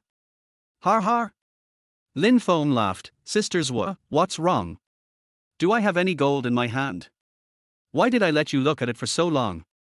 The boy's ordinary words made Zhu Jingwen blush, and she quickly let go of the boy's hand. Little tiger, come in. Wu Yuhu, who was eavesdropping at the door, ran in and shook his only arm. Sister Wen, I didn't see anything. I promise. Okay, bring some medicine, my brother's hand is injured. Zhu Jingwen held her hands in her arms and said with a stern face. Lin Feng lowered his head silently and said nothing more. Wu Yuhu ran out happily as if he had received an imperial decree. Because the brothers were often injured, there were many medicines in the bar. Do you hate me very much? Just when Lin Feng pretended to be confused, the beauty next to him said faintly, her tone full of discomfort and unwillingness. How could it be? Sister Zhu is so beautiful, no man would ignore her, right? Lin Feng said seriously. Zhu Jingwen pursed her lips, opened another can of beer, raised her head and took a sip. Har har, you're just fooling me. Their voice was not loud, but clear to the ears, as if she was lying next to Lin Feng's ear, full of grievances. For so many years, Zhu Jingwen was alone. She didn't dare to reveal her inner thoughts to others, because everyone could be against her, for the supreme status, for the wealth that could not be spent in several lifetimes. When her father was alive, she could discuss everything with her father. But after her father died, she closed herself off and stopped communicating with others. So the rumor of such a cold-blooded woman spread. Sister Wen smiles, life and death are unpredictable. But she is just a woman who needs to hide under the arms of a man. It was Lin Feng's turn now. This woman was too sensitive. It might be because she had been alone for many years that she became like this. Thinking of this, Lin Feng's heart softened and his words became tender. Sister Zhu is as beautiful as a fairy. I feel ashamed of myself after seeing her, but I have no intention of looking down on her. Lin Feng said seriously again. Looking at the serious look of the boy, Zhu Jingwen was also distracted for a while and whispered. Oh, then why did you show that look that night, and why did you pretend not to know me this morning? Yes, it's not that Zhu Jingwen likes Lin Feng so much, nor is she curious about him. She tried every means to find him just for the obsession in her heart. That night, the pitiful look of the boy under the Monkey King mask was a kind of pity, but also defensive and calm. Lin Feng was stunned when he heard this, and he sighed in his heart how powerful this woman was. That night, he just gave her a look, and she saw all his thoughts in his heart. This woman's shrewdness can be seen. If anyone marries her in the future, I am afraid that she will find out if he makes a small move. On the other hand, if she had not died in the previous life, would the society not fall in the future? Or even develop better? Since I have come back to this life, I will make this society go back to the right track and stop degenerating. No more illegal and criminal acts. Sister Zhu, do you know? I didn't actually want to save you that night, but when I saw your delicate and beautiful face covered with dirty water on the ground, I felt a desire to protect you. Lin Feng paused, then put on the Sun Wukong mask on the table. I was afraid that my ability was limited, and if I failed, it would bring disaster to my family, so I wore the mask. As for the look in my eyes, it was just a look that wanted to protect you. To say something from the bottom of my heart, I just wanted to protect you and keep you from getting hurt. The boy's sudden words made Zhuo Jingwen's cheeks instantly hot. This cold iceberg woman was also moved at this time. Lin Feng ignored the woman's blushing face, and still went all out, talking to himself. This morning, I didn't wear a mask. When I saw you, who was as beautiful as a fairy, I was naturally very flustered. Not to mention admitting it, I'm even a little scared to talk to you. It has to be said that these words are really impeccable. Although there are some contradictions in some details, Zhuo Jingwen, who has always been shrewd, didn't notice it. I don't know if she saw through it but didn't say it, or because the boy's words were too touching, she was obsessed with it for a while and couldn't extricate herself. Lin Feng looked at Zhuo Jingwen, who was stunned, and didn't know what to say for a while. He could only say this about what happened just now. After all, he couldn't tell her that he was reborn and the reason he saved her was to make up for the regrets of his previous life, right? Zhuo Jingwen pursed her lips lightly. I don't know if it was because of drinking, but her charming peach blossom eyes became blurred. Her red lips tightened, and the can in her jade hand fell to the ground. Are you telling the truth? Really? Really, it's true, truer than gold. Before Lin Feng finished speaking, the woman suddenly moved forward, staring at him with her eyes, making him feel a little breathless. Slowly, the beauty in front of him began to tremble, as if she was crying? Or as if she was trembling with excitement. A pair of jade hands gently took off the mask on Lin Feng's face. Looking at the handsome boy in front of her, Zhuo Jingwen said softly, "You will be my brother in the future. Don't be too restrained. What's mine is yours. In this life, I will never leave you, forever and ever, and I will always be with you." Zhuo Jingwen thought to herself, although she didn't know whether the boy's words were true or not, but what bad thoughts could a blushing child have? Chapter 11 Planning. The bar was still noisy. For some people, the real nightlife had not yet begun. This was just an appetizer before it started. Wu Yuhu didn't know whether he should go in now. What if he went in and disturbed Sister Wen again? Zhuo Jingwen's murderous look just now made him feel frightened now, but he couldn't ask other brothers to go, in case they saw something they shouldn't see. In the end, he was the one who suffered. Forget it, let's die. The moment Wu Yuhu opened the door, he finally understood what it meant to be with a king like a tiger. In the room, the boy was concentrating on drinking coke, and the coke bottle in his hand seemed to have a great charm, making him stare at it closely. Zhuo Jingwen looked bored, playing with a strand of hair beside her ear, twisting and tangling it back and forth in her jade hands. Hearing the sound at the door, Zhuo Jingwen's face turned slightly cold. I asked you to get a wound medicine, why did it take so long? Wu Yuhu was sweating profusely, thinking that if I wasn't afraid of disturbing you, I would have come back a long time ago. Sister Wen, this little brother, the wound on his hand cannot be treated with ordinary medicine. I went to buy special ointment myself. Zhuo Jingwen's expression eased after hearing this. She reached out to take the ointment, squeezed the ointment into her palm with her other jade hand, and then took Lin Feng's hand and began to apply it to the broken skin. Does it hurt? Looking at the red back of the broken skin, Zhuo Jingwen's heart tightened, and her hand movements could not help but be a little lighter, blowing on the wound lightly, with a little coolness. While blowing air on the wound, she applied the medicine with her jade hand. Although the two people said such words just now, Zhuo Jingwen quickly said that it was just the feelings between the younger brother, and there was nothing else. Lin Feng only felt that his wound was numb, which made him unhappy. Wu Yuhu next to him had already prepared to leave, because if he stayed any longer, he might die. Embarrassed to death, and killed by Sister Wen's eyes. Wait. I asked you to interrogate those people, how did you do? Because Wu Yuhu was present, Zhuo Jingwen didn't get too intimate, so she sat up straight and asked in a cold tone. Wu Yuhu was shocked again, Sister Wen, I can't get anything out of them. Those three people seem to have appeared out of thin air, and their backgrounds are so clean that it's scary. Zhuo Jingwen didn't speak, but held her temple with one hand, narrowed her eyes as if she was thinking, and finally sighed. She glanced at Lin Feng, and gently wiped his neck at an angle that the boy couldn't see. Sister Zhuo, can I tell you what I think?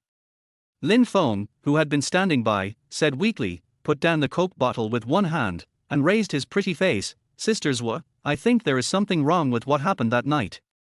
It's not that Lin Feng wants to intervene in this matter, but seeing Zhu Jingwen wiping her neck, he felt a little reluctant. Since he had already recognized her as his sister, he would no longer hide it. Wu Yuhu felt funny in his heart. A little brat, wouldn't he think that after being favored by Sister Wen, he could decide her mind, right? Although Sister Wen was a little overbearing and strong, she was not so overbearing as to be influenced by a little boy. But what he didn't expect was that Zhu Jingwen changed her cold expression to a gentler look, and her eyes became tender. Zhu Jingwen also wanted to see what this boy, who was almost a demon, thought of this matter, and what was behind his tender face. In fact, Lin Feng had a god's perspective on this matter, so he had already understood the whole story, but he had never had the chance to tell Zhu Jingwen. You can't just tell her that your half-brother wants to get rid of you, and the murderer is him, right? Lin Feng changed his elegant and easygoing appearance just now, raised his eyelids slightly, and looked at Wu Yuhu standing in the distance with a sharp gaze. Wu Yuhu was also stunned there, and was a little flustered for a while. No. I asked you to tell me your opinion, why are you looking at me? Am I the traitor? Do I want to harm Sister Wen? Wu Yuhu is almost kneeling down to him now. What if Sister Wen believes the slander of this boy and directly asks someone to kill her, who can she cry to? It has to be said that Wu Yuhu is a straightforward person and doesn't think so much. Zhu Jingwen saw their concerns in Lin Feng's eyes at a glance. Brother, it's okay, Xiao Huhuzi is one of us. Trust him. Lin Feng retracted his gaze after hearing this, lowered his head and drank a sip of coke, looking like a big boss.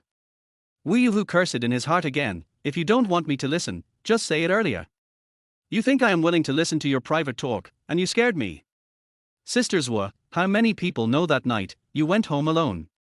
Zhu Jingwen thought for a while, and slowly said, many people, including my men, and other uncles, had dinner together that night. Lin Feng paused after hearing this, took out the straw from the coke bottle, and then connected the ends into a ring, put it on his fingertips and started to rotate. He did not question the loyalty of the uncles, but slowly said, whose interests are affected by your actions this time, and who will benefit the most if something happens to you, sister? Zhu Jingwen began to think about it after hearing this. It's not that she didn't think about this problem before, but she didn't think deeply about it. There is only one person who benefits the most, and that is Zhuela, the bastard.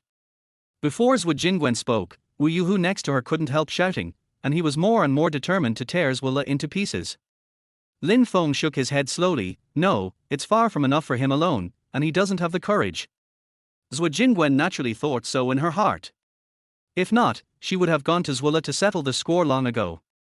In this situation, she no longer cares whether Zhuela is her half-brother or not. But if someone wants to sow discord and reap the benefits, then it becomes reasonable. You mean? The communication between smart people is often limited. Lin Feng doesn't know what the truth is. After all, the newspapers in the previous life would not be written so clearly. The struggle between societies has always been mostly secretive and hidden. Ordinary people naturally don't know what happened. But Lin Feng has the experience of being a human being for 2 lifetimes, so he can naturally infer from the existing clues, and even get it right. Zhu Jingwen was naturally shocked when she heard the boy's words. That night, Wang Anguo, one of the 4 kings, invited her to talk, and then something happened. If there was no problem, no one would believe it. Originally, she thought that even if those old ministers of the previous dynasty were dissatisfied, they would use legitimate means to conquer everyone's hearts and defeat her in person. But she finally overestimated her status as the eldest daughter. People's greed will never stop, they always want more, and then more. Before the boy finished speaking, the sky blue straw between his fingers was spinning vigorously, like a colorful butterfly flying on it. The enemy is in the dark, we are in the light, so it is naturally difficult to deal with, but don't we still have minions? Lin Feng's made Zhu Jingwen feel extremely warm and safe, and the young man's strategic look also made the woman look sideways. Wu Yuhu was confused. If Zhu Jingwen hadn't been beside him, he had to get to the bottom of this boy. But they. Zhu Jingwen naturally heard that the boy still wanted to make a fuss about these 3 people. Sister Zhu, people as social animals. As long as they are still alive in the world, they must have a family. A few traces of cruelty flashed in the boy's eyes. As soon as he finished speaking, he fiercely tore the ring between his fingers apart, and a few drops of dark cola splashed out of it, as fast as a human head being separated. The eyes and actions made Wu Yuhu, who was always cruel and ruthless, frightened. Didn't it say that he was just a little man of Sister Wen?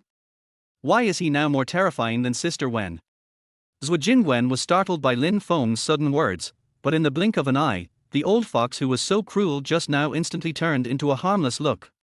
Sister, it's just a child's words, just listen to it. Lin Feng stood up slowly, without looking at Zhuo Jingwen's expression. Sister, I'm going home, thank you for the cope today. Zhuo Jingwen said in a deep voice, it's so early, and then.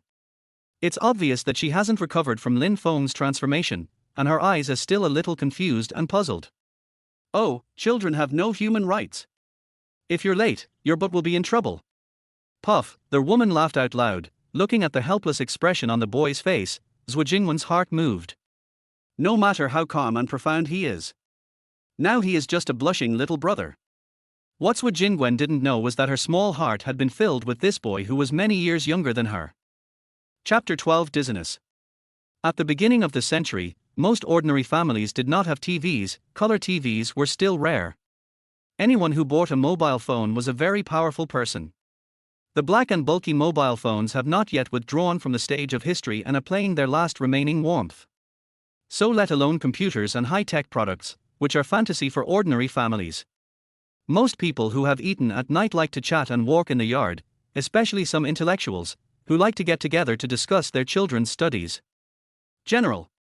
Lao Li, you lost again. It's time to buy watermelon later. Lin Yuanting pushed his glasses on the bridge of his nose and said proudly. Before dinner, Lin's father was driven down by his wife to see why his son had not come back yet. Oh, Teacher Lin is amazing. No, let's play another game to decide the winner. The doorman Lao Li smiled with dissatisfaction, as if he wanted to win back a game. As soon as Lin Feng entered the number 6 middle school staff quarters, he saw his father playing chess there, surrounded by a large group of spectators, mostly teachers from the staff quarters. In fact, Lin Feng didn't want to say much tonight. After all, he didn't want to interfere in some things. He had already changed the trajectory of history, so things would definitely not develop according to the original trajectory. But seeing Zhuo Jingwen's beautiful face and recalling her fleeting life in her previous life, Lin Feng couldn't help but feel pity in his heart. If he hadn't intervened, the tragedy might have happened again. Well, it's just that Lin Feng is lustful.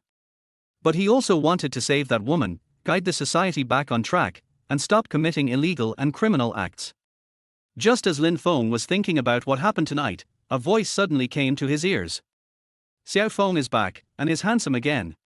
A middle-aged woman holding a fan shouted, and the eyes of the people in the compound instantly looked over.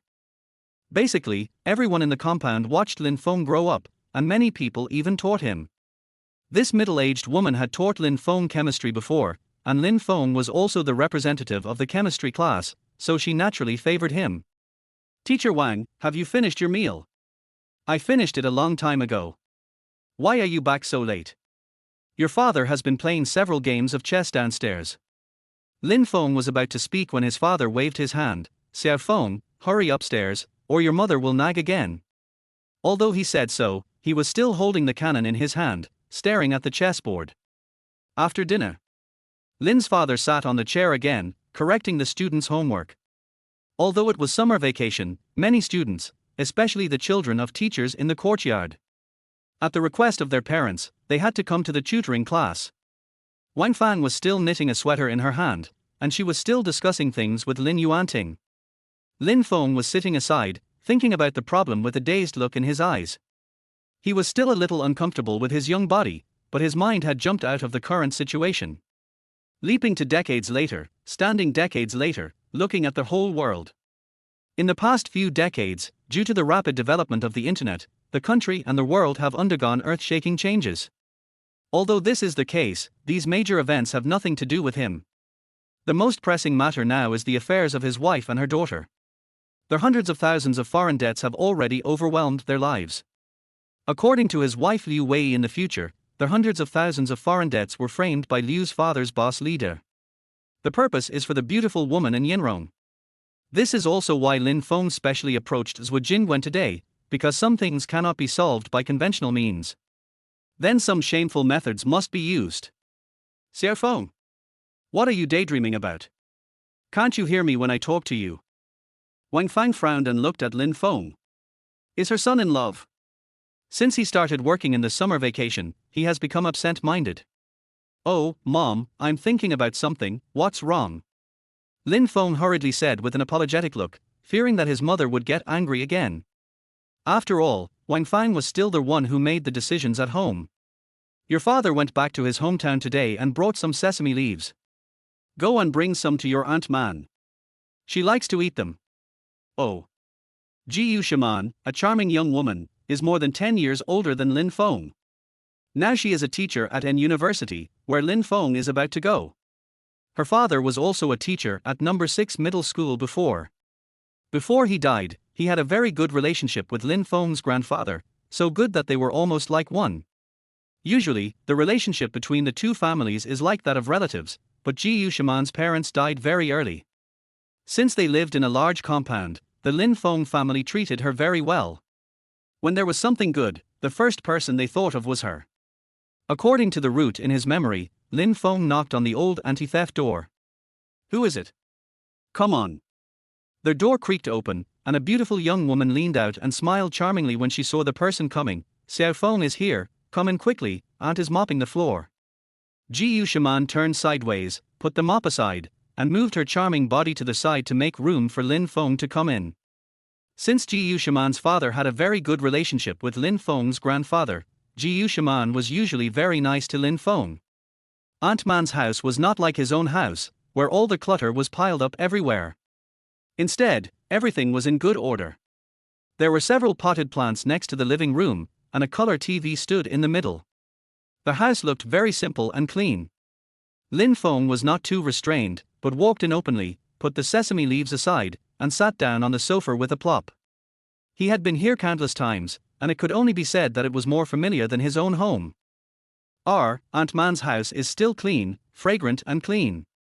Ji Shaman dipped the mop in water, smiled and said, how come you are still chattering after not seeing you today? If my brother and sister hear this, you will probably. Before she finished speaking, she saw the wound on Lin Feng's hand, threw the mop aside, walked over in 3 or 2 steps, and said nervously, what's wrong with this hand? Why is it rotten? The gentle tone revealed concern, and the evening breeze brought a charming smell, which made Lin Feng enjoy it. It's okay, I just accidentally touched some lime water in the supermarket and burned my skin. While talking, Ji Shaman had already brought the medicine box over. You are so old and still don't make people worry, is it because the supermarket only lets you work? While speaking, her 2 jade hands applied ointment on Lin Feng's palm, and the tingling feeling rushed from the palm to the forehead. The concern in her tone was even more virtuous, which made Lin Feng squint his eyes. Aunt Man is really virtuous. I wonder if that bastard will get the upper hand in the future. In the previous life, until Lin Feng had a car accident, Ji Shaman had not married. This also made Lin Feng feel strange. How could such a beautiful and virtuous woman not have anyone chasing her? Auntie is talking to you. Did the people in the supermarket bully you? Auntie will go to them. In Ji Shaman's impression, Lin Feng has always been timid. He was a little scared to talk to her, not to mention those old-timers in the supermarket. So she thought someone was bullying Lin Feng at the first time. No, I was just careless. Soon, Lin Feng's hands were smeared with white, and the original color could not be seen. Take the ointment home, and remember to apply it several times a day.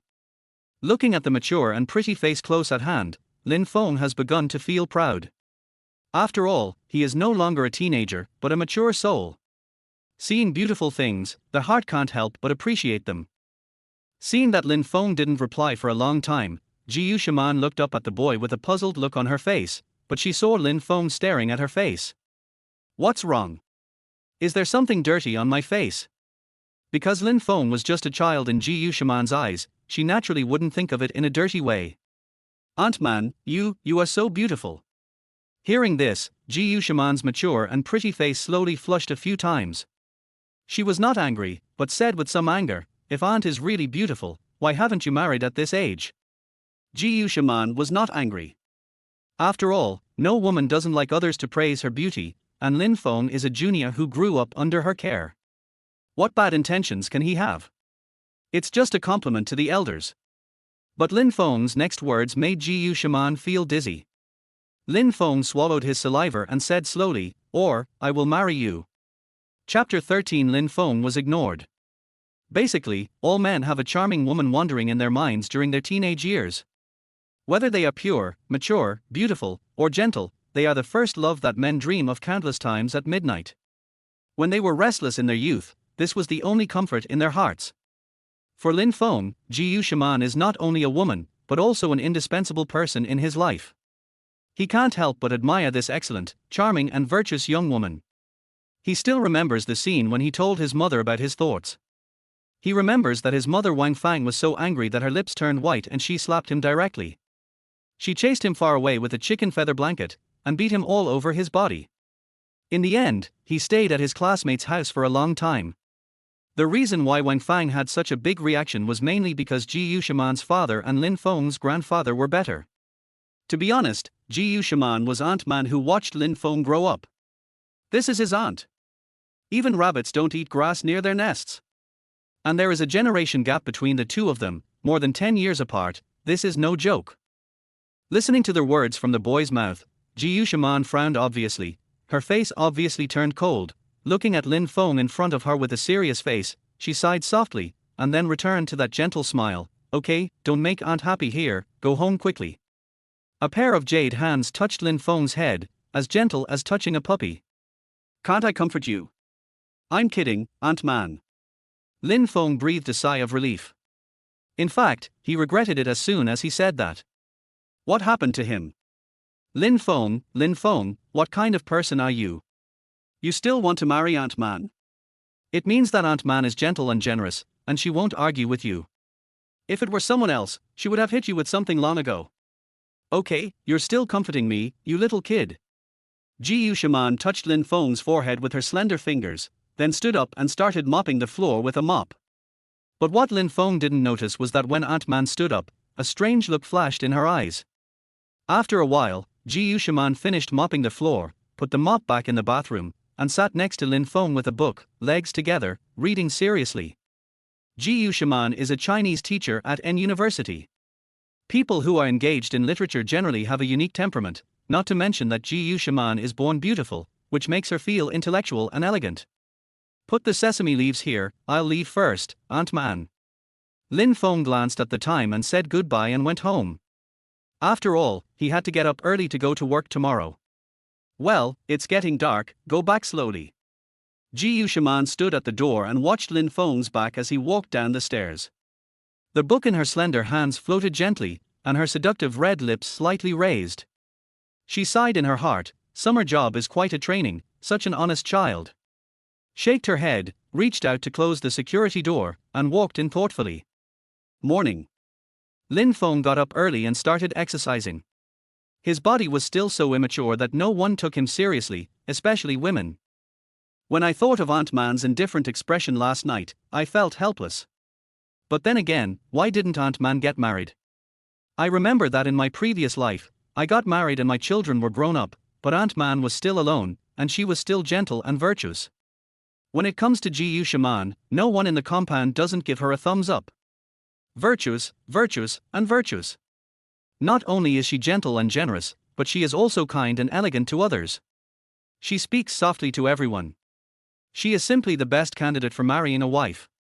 Lin Feng was running and thinking about random things when he suddenly saw a familiar figure in front of him. He stopped slowly and looked at the girls in front of him, feeling a little confused. The person in front of him was Liu Wei, his future wife. There were 3 people in front of him besides Liu Wei, 2 girls with heavy makeup on their faces, and a yellow-haired boy who was looking at Liu Wei. Some people will be the focus of the whole audience no matter where they go. It is obvious that Liu Wei is the most beautiful one among the few people, like a fairy who is independent from the world. Several people seemed to be discussing something, and everyone had a strange expression on their face. Xiao Wei, are you sure you want to work in the bar? It's very tiring here. One of the girls said. The other girl seemed to have some concerns on her face. Sister Xiao Chen, let's forget it, Xiao Wei is not suitable.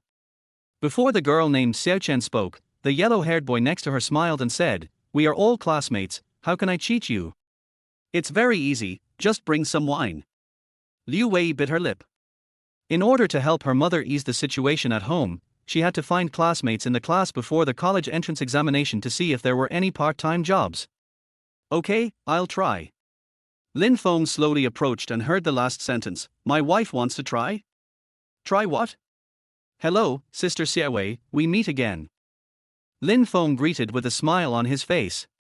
It must be said that handsome guys are popular there, and Lin Feng now has a mature temperament. The two girls next to her suddenly became crazy about him. Xiaowei, who is this? Could it be your boyfriend? Oh, I can't tell, Xiaowei, you are such a good kid, but you are.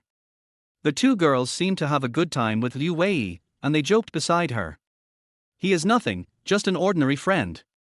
Seeing Lin Feng next to her, Liu Wei was stunned. It was obvious that she didn't expect to meet him here. Liu Wei was obviously angry.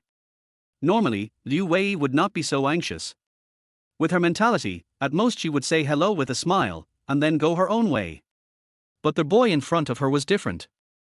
Thinking of her mother's praise for him, she looked like she was looking at her future son-in-law. This made Liu Wei feel very uncomfortable. He was just an ordinary boy. At most, he was handsome. Why did his noble and elegant mother give him such a high evaluation? Well, what a coincidence, aren't you going to work today? Liu Wei spoke to Lin Feng with a cold face. She looked like a stranger. This look also gave the yellow-haired man next to him a signal, making him think that Lin Feng was just a harasser of Liu Wei, and he began to plan in his mind. Wu Jun is Liu Wei's high school classmate. He has been in love with her for 3 years in high school, but this girl is cold to everyone. It seems that everything has no attraction to her.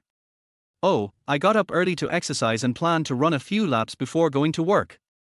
Lin Feng replied seriously. Liu Wei nodded and didn't say much. Instead, she said to the three people, just do as we said just now. Let's go eat first. Lin Feng was embarrassed when he heard it. Good guy, just ignore me. Chapter 14 Worry. The peers in front of him didn't seem to take Lin Feng seriously, thinking that he was just an ordinary pursuer of Liu Wei. After all, for Liu Wei, this is the most normal thing. Since high school, Liu Wei has inherited her mother in Yenrong's beautiful face and a pure temperament. Naturally, she has been pursued by countless people, and countless excellent boys are around her. But because of her arrogant personality and cold personality, no one has been able to get close to her until now. As Liu Wei's pursuer, Wu Jun naturally didn't give Lin Feng a good look. He held his hands in his arms and turned his head to the side. Although his family didn't have any power, he had been familiar with the gangsters in society for a long time, so he naturally developed the ability to judge people. Boys like Lin Feng were bookworms who were stupid because of studying. Wu Jun had seen many such bookworms. They were easy to bully. Just a few harsh words would scare them to kneel down. One of the girls, Wu Xian, smiled and said, then handsome boy, we'll leave first. See you again if we're lucky. Lin Feng nodded and didn't say anything. Looking at the backs of the people leaving, Lin Feng knew in his heart that his wife Liu Wei was a strong woman. Whether she was a girl or married to a wife, she was always a tough guy. I remember that before she was reborn, every time she wanted to pursue happiness, she had to find an excuse, saying that the two elders wanted to see their granddaughter. In front of the cashier, looking at an Yenrong who was cleaning in the distance, Lin Feng's unhappiness disappeared instantly. Today, an Yenrong wore a white long skirt, which was very slimming and matched her flawless white skin. If black is mysterious, this white skirt gave her an inviolable sense of nobility. On her legs were normal flesh-colored stockings, and on her feet were a pair of black sandals. It was really pretty, but even if this outfit was put in the future, it would still be confusing. He finally understood why his wife was so beautiful, and it turned out to be here. It seems that his rescue plan should be put on the agenda. In his previous life, the tragedy happened around the beginning of school in September. Thinking of this, Lin Feng began to plan in his mind. While An Yenrong was mopping the floor, she was placing the goods on the shelves, and her eyes were looking at the door from time to time. These 2 days, those debt collectors did not come, so she was naturally very relaxed. But many times in her dreams, she would dream of the scene when Lin Feng pushed her away to prevent the goods from hitting her. Maybe it was because that kind of reassuring feeling was good. Aunt Rong? Aunt Rong? A guest is coming. And Yenrong, who was in a daze, was startled for a moment. The boy had approached her without her knowing. Lin Feng was a little confused. Just now, a customer wanted to buy an iron pot. He was not familiar with it. He called Aunt Rome for a long time but there was no response. What's wrong? And Yenrong quickly put the mop aside, her face slightly flushed, and asked softly. This grandma wants to buy an iron pot. Go and introduce it to her. And Yenrong saw the old lady with wrinkles on her face and a cane in her hand, and then she reacted. She cursed herself for being useless and showed a beautiful smile. Old lady, what kind of one do you want? Looking at the back of Aunt Rome leaving with the customer, Lin Feng always felt something was strange. Soon, the supermarket was already crowded. Today was Sunday, and many people came to the supermarket to buy some things to make a sumptuous meal for their families. Or their husband's razor, the child's pencil, and the necessities for the elderly at home. This made Lin Feng very busy. He was a cashier, but he had to be asked many things. This supermarket was not as clearly divided as in later generations. The cashier was at the door, and the exit and entrance were at the same location. Many people asked directly when they came in, and then asked Lin Feng to take them there. Just as he led an old man to the place where benches were sold, Lin Feng heard someone calling him from behind. Xiao Feng, why are you here? Hurry up, there is an urgent order for you to go. The boss, Fatty Wang, was panting heavily, speaking anxiously, with a strange look on his face. Lin Feng was slightly stunned. What? Blue Moon ordered a lot of beer just now, and asked you to deliver it. Get in the car and go with Lao Li. There must be something going on. Blue Moon Bar? A stunning face flashed through Lin Feng's mind, isn't it? You don't have to think about it to know that it's Wu Jingwen's doing again. What his sisters were going to do? In the box. The woman crossed her legs, the slippers on her feet showed her laziness, a pair of charming peach blossom eyes looked at the door, a cup of tea was rarely placed on the table, and a few strands of tea leaves were floating on it. A pair of jade hands gently flashed the tea fragrance on the cup, handed the cup to the red lips and took a sip, before she had time to savor it. She heard a voice at the door, Sisters Wu, you don't know how busy I am. A young man in white pushed open the door of the box, walked in boldly, walked to the refrigerator door without any hesitation, took out a cup of Coke with his left hand, inserted a straw with his right hand, and started drinking. Oh? What? So I helped you?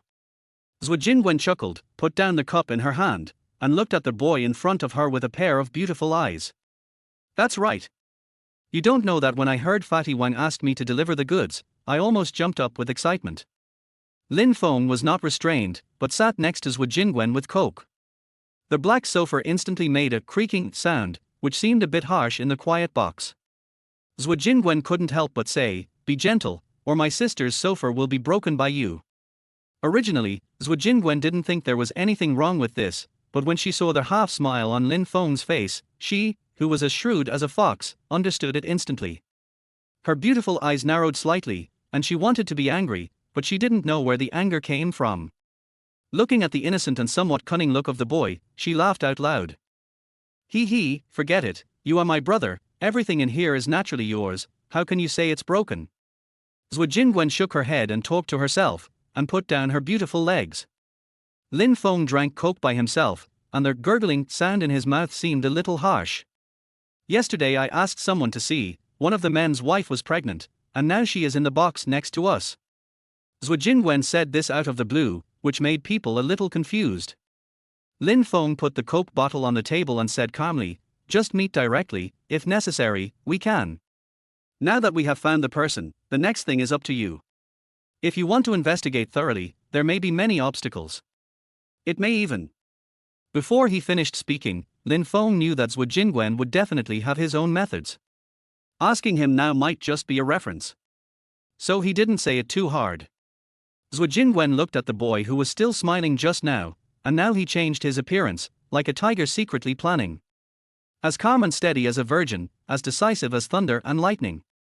This is the boy she likes, boy. Zhu Jingwen certainly knew what Lin Feng didn't finish saying. It might just involve her so-called relatives, or even those superiors in the society. Chapter 15, Shocking Change. At the beginning of the century, most people were conservative, and feudal ideas were still spreading and had not been completely eliminated. In this age of conservative clothing, many people like new trends. However, some people think that black stockings are only worn by prostitutes, and if they are little seductive, people will criticize them behind their backs. But different people wearing the same clothes will give people different feelings. For people like Zhu Jingwen, it will only look better. Noticing the boy's gaze, Zhu Jingwen reached out to tuck the black hair on her cheek behind her ears, and her bright peach eyes looked into Lin Feng's eyes. Well, let's do as you say. Lin Feng nodded, and seeing that his words had taken effect, he stopped talking. Because it is not good to get too involved in some things. You have to find the right balance. Otherwise, even if Zhu Jingwen doesn't care, the subordinates will be dissatisfied, and both of them will be in trouble in the end. He reached out and picked up the coke on the table, took a sip with a happy look on his face, as if he had become that carefree boy again. Sister Zhu, why are you drinking tea? Seeing that the atmosphere was a little strange, Lin Feng immediately changed the subject and started asking random questions. Zhu Jingwen certainly saw what the boy was thinking, but still didn't say it out loud. Well, drinking caused trouble. If it wasn't for last time. The woman's eyes softened halfway through her words, and she couldn't help but be infatuated with the boy's handsome face. A strange feeling rose in the box, slowly rising like water about to boil, hissing and emitting hot steam. Of course Lin Feng knew what she meant, but he didn't expose it. Oh, it's better not to drink. Women tend to get fat when they drink too much. As soon as he finished saying this, Lin Feng regretted it. For women, especially a sentimental woman like Zhu Jingwen, you can never say she is fat. For women, age, measurements, and weight are absolutely private topics. If a woman takes the initiative to communicate with you in your life, then she is most likely interested in you. Oh? Am I fat in your eyes? Zhu Jingwen tilted her head with her beautiful eyes slightly narrowed. She looked just like the big bad wolf coaxing Little Red Riding Hood, tempting and scary. How could that be? That's called plump, you don't know, According to common sense, Lin Feng graduated with a degree in Chinese language and literature, and he has decades of life experience, so it should be easy for him to compliment a woman, but now he is in trouble. Because those words are communication between adults, and they don't sound like anything a teenager would say. When she heard the word plump, Zhu Jingwen was slightly stunned. What a little adult. Why don't you say anything? I'm plump. And then? Zhu Jingwen asked in a pretentious manner, her body leaning forward unconsciously. Smelling the faint scent of a woman's body at the tip of his nose, Lin Feng could only play dumb. In fact, Zhu Jingwen is a plump type, but because she is not married and is young, she has a sense of purity, so that although she is mature, she does not look old. Then. Sister Zhu, oh no, I drank too much coke and people are in a state of emergency. Lin Feng said as he ran towards the door. He. Zhu Jingwen lowered her head, drank the coke in the boy's coke bottle, and chuckled, drinking coke will make you fat, right? After saying this, Tao Hua's eyes looked at Lin Feng closely, with a smile in them. Since it was daytime, there weren't many people in the bar. Lin Feng smiled bitterly. What was going on? According to common sense, Lin Feng was not afraid of Zhu Jingwen. However, the difference in age and status between the two of them made him not think about it. The beer just brought in from the supermarket was brought in by several young men and piled behind the bar. In the front, a guy was mixing drinks out of boredom. The back seems to be a place similar to a KTV for singing, divided into different private rooms. Who knows how many dark and disgusting things are hidden in this seemingly bright and beautiful box. In the peak tower, a group of young men were drinking their wine in their hands unscrupulously, and from time to time they poured it into the mouth of the hostess next to them, which frightened the latter. Brothers, let's celebrate together that Ding Xiao has finished his college entrance examination. The person who made this sound was called Li Bin, a construction boss, or to put it bluntly, a small contractor. He was not very old, probably in his 20s. But the young man he toasted was obviously much younger. At first glance, he looked like a student who had just entered society, with a somewhat immature face. The young man called Ding Xiao has an insecure and feminine look on his face, just like a Korean hip-hop boy. Under normal circumstances, Li Bin would not bother to talk to people like Ding Haibin, but there is a big project in the city right now. He urgently needed this project to make money, but Mayor Ding, who was in charge of the project, did not care about him, so Li Bin had to set his sights on Mayor Ding's only son.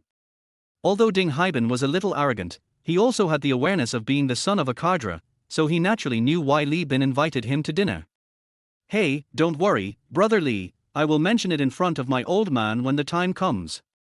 This is exactly what Li Bin wanted to hear. Children of cadres usually inherit the cunningness of their fathers and will not speak too harshly. But this way, it should be almost correct.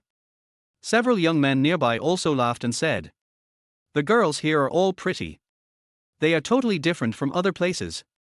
The fathers of these people are basically from the same faction as Ding Haibin's father Ding Anshan. So naturally I usually play with him, and we are like snakes and rats in the same nest." Ding Haibin really enjoyed the feeling of being the center of attention. He was immersed in the feeling of being a supreme emperor. "Send some more wine, and we'll move on after we finish drinking." Li Bin gave orders to his men, then pushed a scantily clad girl next to him over. There is no man who doesn't like wine and sex. Soon, the door of the box opened and two girls came in with a few glasses of wine in their hands. "Quick, put it here." Li Bin didn't care, but Ding Haibin next to him sat up directly and looked at one of the girls with green eyes. "I didn't expect that there would be such a beautiful place like this." Liu Wei was originally responsible for cleaning up, but there were not enough people on the team that Guoxian was responsible for serving the wine, so Liu Wei had to help. The girl had bright eyes and skin as white as if soaked in milk, and her cheeks seemed to be slightly red due to the stuffiness in the box. Because she was holding the wine, she didn't have time to tidy up the hair on her cheeks, and she exuded the temperament of a girl next door. Liu Wei naturally noticed the extremely aggressive gaze and quickly prepared to leave. "Sister, please wait a moment." Guoxian beside him also reacted and turned around. "What's wrong? Is there anything wrong?" Ding Haibin stood up, a smile on his feminine face. "Go away, I'm talking about this beautiful lady." As he spoke, he moved closer to Liu Wei. The younger brothers beside him also made clicking sounds. They all knew about young Master Ding's bad habits, so they all looked at the chubby beauty in front of them with ill intentions. When Li Bin saw this situation, he secretly thought that something was wrong. "I was about to speak out to stop him, but I calmed down because I needed help from others. If you piss off the guy in front of you, you're done for." Looking at the girl at the door, she is indeed pure and cute, the type that playboy Ding Haibin likes. Torn between his future and his conscience, Li Bin chose the former without hesitation. Those who can come here to work usually don't have any family background. At most, after Ding Haibin is done with the matter, I can give her some money to settle the matter. Thinking of this, Li Bin gritted his teeth and stood up. Chapter 16: The Charm of That Kick. In the box of Lingxiao Pavilion, Ding Haibin couldn't wait any longer. He had to pursue such a beautiful girl, just like he had done to other girls before. "My lady, could we go for a drink?" Ding Haibin, with his gentlemanly appearance and feminine looks, can be said to be very attractive to girls. He has always been confident about his appearance, but this time he miscalculated. Liu Wei waved her hand and said, "Go away." Then she walked straight to the door. Ding Haibin instantly felt embarrassed. There were so many younger brothers watching him, but this girl didn't even give him face. But his anger was soon suppressed. He liked this kind of girl who thought highly of herself. There was a girl who had a high opinion of herself before. After he succeeded in getting her, the feeling of defiling her beauty remained with him for a long time. Guoxian also reacted at this time. As Liu Wei's classmate, she naturally didn't want anything to happen to her. "Brother, my sister is not available today, can I have a drink with you?" She has been working in the bar for a long time and knows what to say to different people. He slowly moved closer, ready to use himself in exchange for Liu Wei's departure. Ding Haibin looked at Guoxian and sneered. What kind of person is this?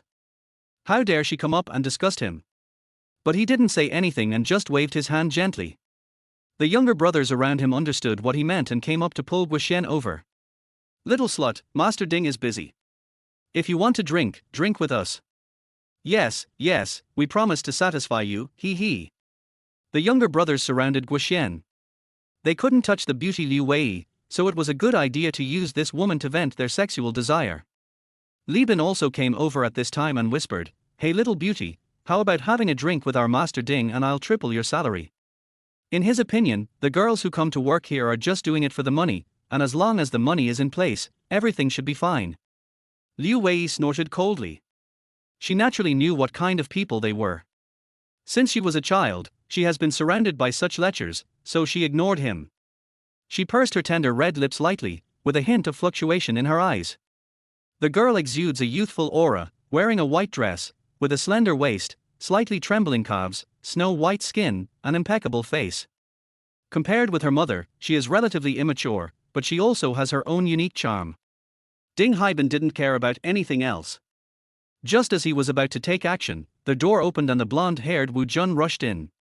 Just now he saw the two of them go in and didn't come out for a long time, so he thought something was wrong.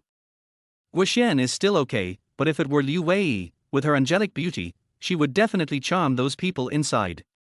Sure enough, as soon as I came in, I saw a boy about to make a move. When Ding Haiban saw Wu Jun coming in, he was stunned, thinking that he was the boyfriend of this beauty, and his face became frozen again. Who are you? Wu Jun, come in quickly. They are going to harm Xiao Wei. Take her away quickly. Guoxian said anxiously that this era is not like later generations, and classmates are still very simple and honest, and they really care about each other. Wu Jun. What are you doing here? Before Wu Jun could say anything, Li Bin recognized him instantly. He was just an ordinary gangster. He had had dinner with his boss and had met him a few times before. Although that's what he said, Wu Jun was just a wine pourer at the table to him, not even worthy of carrying his shoes. Brother Bin. This is my friend, how about we forget it? As a small gangster, Wu Jun naturally knew what was going on in this kind of situation. Ding Haiban's face changed when he heard this. He folded his hands in his arms and glanced at Li Bin. Why, do you know him? Li Bin now just wanted to beat Wu Jun to death. The matter was about to be accomplished. Wouldn't it be a bad thing for a bastard like him to come in? Wu Jun, how about I call your eldest brother and ask him to take you back? Li Bin said sinisterly. Don't. Wu Jun was indeed scared, because his elder brother was not a good person. If he really came, he might not stand on his side. But when he saw Liu Wei's pretty face that looked a little nervous, he gritted his teeth. At worst, he could just say that she was his partner. The boss wouldn't favor outsiders, right? Brother Bin, this is my friend, please be merciful. Seeing that he was so rude, Li Bin walked over quickly and said, do you know who he is? The son of Mayor Ding Anshan. When Wu Jun heard this, he was shocked and realized that he had offended a ruthless character. It is said that Ding Haiban is a playboy and many women have fallen in love with him, but they dare not speak out because of the power behind him. If I offend him because of a woman, there may be no place for him in N City in the future. That. Well, get out now and don't disturb young Master Ding's fun. Wu Jun felt relieved when he heard this. What this meant was that he was not taken seriously. This is the best. Liu Wei, you can't blame me for this. Who made you be favored by Master Ding? Thinking of this, Wu Jun bowed towards Ding Haiban, looking like a lackey, and prepared to leave. Guoxian saw this scene nearby and couldn't help but get angry. Wu Jun, you bastard. Are you still a man? Par. A little guy next to her slapped her in the face. What are you screaming about? Be quiet. Ding Haiban made a TSK sound and said, hey? Can you guys be a little gentler? Why are you being so rude? After saying that, she reached out and poured a glass of wine on the table. It was a common mix of drinks in bars. It wasn't very strong, but for a girl, especially someone like Liu Wei who had never drunk alcohol, she basically got drunk in one glass. Beauty, can you give me a favor? Have a drink. Ding Haiban handed over the glass in his hand. Liu Wei's beautiful eyes flickered gently. It was not known whether it was because the box was too hot or because she was anxious, but her chubby cheeks had become redder and redder, like a juicy apple, which made people's heart beat faster. Don't want. There was an immense hatred in his eyes, and he bit his teeth lightly. He was already filled with deep regret in his heart, regretting why he had come here. Ding Haiban didn't care, but put the wine glass to the girl's pink lips, with his other hand behind her, ready to take action. Didn't you hear her say no? Just when Ding Haiban was about to succeed. With a bang, the iron door of the box was kicked open, and a defiant voice sounded at the door. Everyone in the box was stunned. When they looked up at the door, they saw a young man in a white short-sleeved shirt. The boy looked young, but the steadiness and temperament he exuded made everyone inside look at him with a little surprise. After all, he dared to say such words in front of so many people. He is already far ahead of Wu Jun just now. Lin Feng had just seen the yellow-haired young man from this morning and realized that something was wrong. He took a closer look and saw that his wife was indeed inside. Who could tolerate this? He kicked the half-closed iron door open and yelled. The people inside were shocked and didn't know what to say for a moment. Liu Wei also noticed the boy at the door. Her beautiful eyes flickered slightly. How could it be him? Thinking back to her indifferent look in the morning and comparing it with the boy's fearless eyes, Liu Wei felt a little ashamed. But at the same time, I felt relieved. If it weren't for him, who knows what would have happened? Chapter 17. She is my friend. Almost everyone in the box looked towards the door, all of them very curious about who dared to be so arrogant. It's not that Ding Haiban has a lot of face, but there is an unwritten rule in the Blue Moon Bar, which is that you are not allowed to cause trouble without reason. Even if there is a conflict, you have to endure it, otherwise neither side will end up well. This is the rule set by Zhuo Jingguan. The Blue Moon Bar is not allowed to provoke trouble or engage in fighting. So much so that if there was a conflict between people, they would go directly to the door to resolve it, and murders often occurred on the street in front of the door. Didn't you hear her say no? Lin Feng walked in while speaking. Of course he recognized Ding Haiban. In his previous life, he had often harassed his wife Liu Wei, but his wife had never even looked at him. Although he was extremely arrogant in N University, just over a year later, when he was in his sophomore year, N City launched an anti-gang operation. This anti-gang operation is not just a simple crackdown on gangs, but also about eliminating the umbrellas that protect those evil forces. Therefore, Mayor Ding Anshan, who had been domineering in City N for many years, was dismissed, and Ding Haiban, the young master, was naturally retaliated by his former enemies. In the end, he ended up wandering the streets. Ding Haiban glanced at the thin boy in front of him and felt a little disdainful. He thought he was just another idiot who wanted to be a hero and save the beauty. May I ask what you are doing here? Li Bin, who was standing next to him, was confused for a moment and could only step forward to smooth things over. Lin Feng smiled and looked at Li Bin as if he was an idiot. How can someone in this bright and clear world force women of good character into prostitution? The people around laughed. Kid, go back to where you came from. Don't be so shameless. The gangster who slapped Guoxian just now walked up to Lin Feng, seeming to want to get rid of this troublesome Lin Feng. The skinny Lin Feng didn't look at him directly, but spoke to himself. Who is in charge here? Is it you? The young man looked at the glamorous Ding Haiban inside and asked the question even though he knew the answer. It's not that Lin Feng wanted to show off, but he simply didn't take them seriously. In a year, they would all be wiped out. Ding Haiban originally didn't want to pay attention to the ant. He didn't expect that the ant had the courage to question the tiger. For a moment, he became a little curious and looked at the boy in front of him with interest. What? What's wrong with you? Although the tone was relatively gentle, the attitude revealed in it was clear at a glance. Ding Haiban thought he had seen countless people, of course many of them were women, but the young man in front of him who looked similar to him surprised him a little. Facing this group of people, he was still so dignified.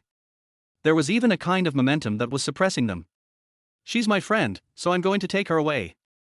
Okay. Lin Feng didn't give him any face at all and raised his hand to pull Liu Wei out. Liu Wei's hand was suddenly held by a man, and she felt a little strange. This was the first time she had been held hand by a boy since she was a child, and in such an environment. I don't know what happened, but since Lin Feng held my hand, I no longer felt panicky. On the contrary, I felt an incomparable sense of peace. No wonder even his noble and elegant mother praised him highly.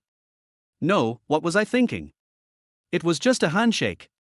Lin Feng had no idea that this simple action would cause so much thought in his wife's mind.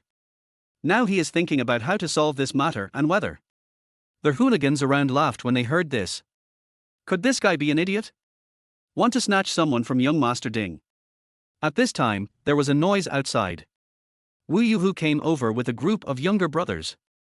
He was just trying to get those three people to talk, but he didn't have time to ask anything. A younger brother came to say that there was trouble outside and it seemed that some upper-class people were involved. I have never seen anyone who dares to cause trouble here in Blue Moon. Since he dares to cause trouble with the son of Mayor Ding, he must be from a powerful family. So Wu Yuhu decided to come out and see for himself. Don't make a big deal out of it. It would be bad if it got to Sister Wen. Sister Wen couldn't find anyone to vent her anger on because of the assassination. What if he takes it out on me again? Wouldn't that be very uncomfortable? But as soon as he came over, he saw Lin Feng holding a beautiful girl, and the son of Mayor Ding was standing next to them. As an old hand, Wu Yuhu naturally knew what had happened. I suddenly felt a headache. If other brothers didn't know, how could he not know? This seemingly harmless boy actually defeated 3 vicious criminals. Looking at the miserable state of the 3 gangsters, Wu Yuhu felt horrified, not to mention the plan he proposed later. He was still threatening them with the pregnant woman. Moreover, Lin Feng was Sister Wen's adopted brother. If he was hurt. On the other side is the son of Mayor Ding, who is usually arrogant and domineering. I don't know how many women he has played with. It's just that he has a good father, so he can still get away with it. Not only that, Mayor Ding is also one of the protective umbrellas of the society. If his son is touched. Seeing Wu Yuhu coming over, Ding Haiban's smile became even more intense. As the biggest lackey under Zhu Jingguan, he knew him. Ding Haiban had been coveting Zhu Jingguan for a long time, but he never found the opportunity. Moreover, his father Ding Anshan always warned him not to mess with that woman. Only then did Ding Haiban suppress the anger in his heart. Although he was a playboy who was the son of an official, he was also a man of brains. Know who to offend and who not to offend. But he miscalculated this time. Brother Hu, the security here needs to be strengthened. We were just having fun, and this person suddenly broke in. It seems that he wanted to harm us. Ding Haiban smiled evilly, his eyes full of teasing, and sat down directly on the sofa, as if waiting for Wu Yuhu and others to drive Lin Feng away. Wu Yuhu cursed in his heart, this was his territory. A kid who hasn't even grown all his hair yet actually spoke to him in that tone. Doesn't Brother Hu have any face? He is not a thug of the Ding family. Naturally, Li Bin didn't dare to say anything more now. He could only stand aside obediently and mourn for Lin Feng in his heart for 2 seconds. Liu Wei is regretting her decision so much now. If she had known earlier, she would not have come here. Now, she has implicated so many people. As if sensing something was wrong with his wife, Lin Feng patted her shoulder and turned to give Liu Wei a reassuring look. This action made Liu Wei blush immediately. She had never been in love and had never experienced such a thing. While the young heart was worried, a different emotion arose, which seemed a little sweet. I just wanted to take my friend away, that's all. Lin Feng responded to Wu Yuhu. He didn't want to make things difficult for Wu Yuhu, but he had another plan and didn't know how to implement it. Wu Yuhu smiled at Lin Feng, and had a plan in mind. Isn't this the son of Mayor Ding? I had something to do just now, and didn't know you were coming. After these words were spoken, basically everyone thought that Lin Feng was finished. The meaning of this statement is very clear. It is obvious that he wants to favor Ding Haiban's side. After all, that side has Mayor Ding. Liu Wei was stunned again. Looking at the young man next to her who was half a head taller than her, she felt a little ashamed because she had thought he was a lecher. He must have other intentions in getting close to me and my mother. Now it seems that who would dare to challenge the mayor's son for someone he has only known for 2 days, and face so many gangsters alone. No, we can't implicate him. Thinking of this, Liu Wei stood on tiptoe and put her pink cherry lips close to Lin Feng's ear. Why don't you go first? There are so many people here, nothing will happen. Lin Feng, who was thinking about a plan, was stunned when he heard the words. My wife is still so cute. Thinking of this, Lin Feng lowered his head and said softly, It's okay, Sister Xiaowei, believe me. The boy's words seemed to have some magical power, making Liu Wei feel as refreshed as if bathed in a spring breeze, and more importantly, a peace of mind from the soul. At this moment, the figures of the 2 people seemed to overlap with the car accident in the previous life. In this life, we will never leave each other, and we will be together forever. Chapter 18. The plan begins. Liu Wei was stunned when she heard this. How could there be such a good boy? Knowing that there is a tiger ahead, he must stay and accompany me. When Ding Haiban heard Wu Yuhu's words, he half lay on the sofa and chuckled, Oh, what mayor, deputy mayor. This sentence was obviously a mockery of Wu Yuhu and others. After all, just such a deputy mayor was able to suppress them and make them unable to move. Mr. Ding, you are joking, but we have our own rules here. This girl is definitely not here to accompany you drinking. Just now, Wu Yuhu has learned what happened from his younger brother. The pure and beautiful girl in front of me is definitely not a hostess. But he came to the bar today to work as a summer intern, so this is easy. Oh? She's not a hostess. If she's not a hostess, why would she come to the bar? Ding Haibin drank the beer beside him, and then continued to speak arrogantly, with no restraint in his tone. The guys around him were also constantly catering to him. Yeah, aren't all the people who come to the bar here to accompany the guests? That's right, you're so pretty, what's wrong with you having a drink with us? Li Bin is now regretting inviting this gentleman today. Isn't this just looking for trouble? This is the most powerful person in N City. The cold sweat on his forehead was pouring out uncontrollably, and he had to hold onto the sofa to calm down. Hearing this, Wu Yuhu was not angry, and still said with a smile. Mr. Ding, how about this? I'll pay for all the expenses today, and then I'll call a few beautiful princesses for you. How do you think? To be honest, Wu Yuhu was already very respectful to the extent that he could do this. If it were an ordinary person, he would have been beaten and thrown out. Ding Haibin didn't say anything, his fingers still tapping on the crystal glass table in front of him, his eyes looking at Liu Wei unscrupulously. Liu Wei was so scared that she hid behind Lin Feng, avoiding the evil man's lustful gaze. Mr. Ding, this is boring. How about you tell me what to do? Wu Yuhu didn't care about Lin Feng's eyes, because the matter had developed to this point and it was no longer a matter of one person. Ding Haibin stopped moving his fingers and pointed at Liu Wei. I want her. He doesn't care about all those trivial things. From childhood to adulthood, as long as it's something he likes, he will never fail to get it. Isn't he just an ordinary society? If the dragon falls, just help another one stand up. You? Wu Yuhu clenched his only fist, veins popping out, but he quickly relaxed it. What's the matter? My father seems to be a little dissatisfied with some of your sister Wen's actions recently. After hearing this, Wu Yuhu completely gave up the idea of taking action, because the evil young man in front of him had already spoken with his backstage. Although Mayor Ding is not the type of person who throws tantrums like a child, he would be very upset if his own son was hurt. It might really be a fight to the death. Thinking of this, Wu Yuhu has decided to negotiate. At worst, I could send a few of my men to watch over her and let the girl have a drink and then leave. Who knew that just when he raised his head to discuss, he saw a scene that broke his heart. Lin Feng was standing nearby, holding a bottle of foreign liquor in his hand, probably a square bottle of whiskey, and was about to swing it at Ding Haibin's head. Don't. Stop. Bang. After a muffled sound, a scream came from the box. Ding Haibin didn't expect that someone would really dare to hit him. To be honest, most people wouldn't even dare to breathe after hearing that he was the mayor's son. Who dares to come up and beat him? Almost in an instant, a big gash appeared on Ding Haibin's head, and blood immediately flowed down his forehead. His consciousness began to blur and he tilted his head and passed out. In the second before he passed out, only one thought flashed through his mind, that is, he was doomed this time. The people around were so shocked by this scene that they were speechless for a long time. Wu Yuhu slapped his forehead and said, "It's over. It's all over now." Thinking of this, he quickly called a younger brother and asked him to inform Zhu Jingwen. Ding Haibin's younger brothers did not expect that this seemingly frail boy could be so brave. He just took the square bottle, and it was not an ordinary beer bottle, but a heavier whiskey, and smashed it directly on the head of the mayor's son. The surroundings were almost filled with the sound of people gasping for air, and some of the younger brothers even stood there in a daze. Guoxian covered her face in shock. Is Liu Wei's friend so powerful? He dared to hit the mayor's son. Wu Jun now wished he could find a crack in the ground to crawl into. Compared to how useless he was just now, this man was truly a hero.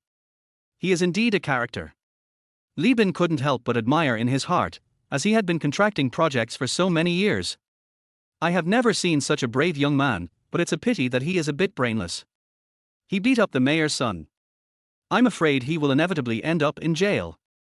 Liu Wei couldn't help but clench Lin Feng's hand again, her eyes full of worry. There were charming waves of light floating in those bright and moving eyes. At this moment, she seemed to understand why her noble and elegant mother praised the boy so much. Hurry up and save him. Call 120.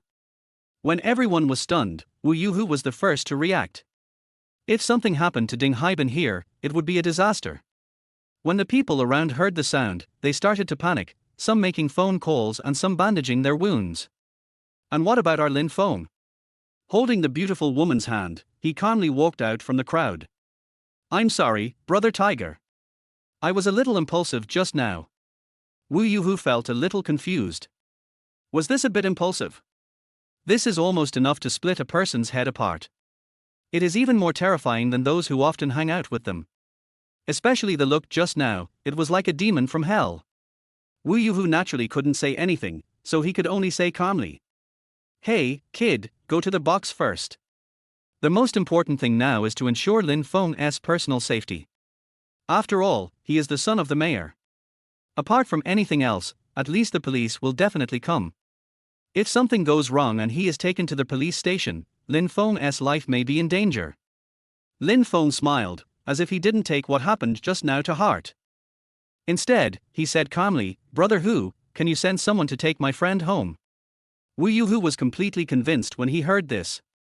It was already this late, and this guy was still thinking about picking up girls. Hearing this, Liu Wei raised her head and looked into Lin Feng's eyes. It's okay, go home first and don't let Aunt Rome worry. Lin Feng's tone was very gentle, and his eyes were full of tenderness and doting.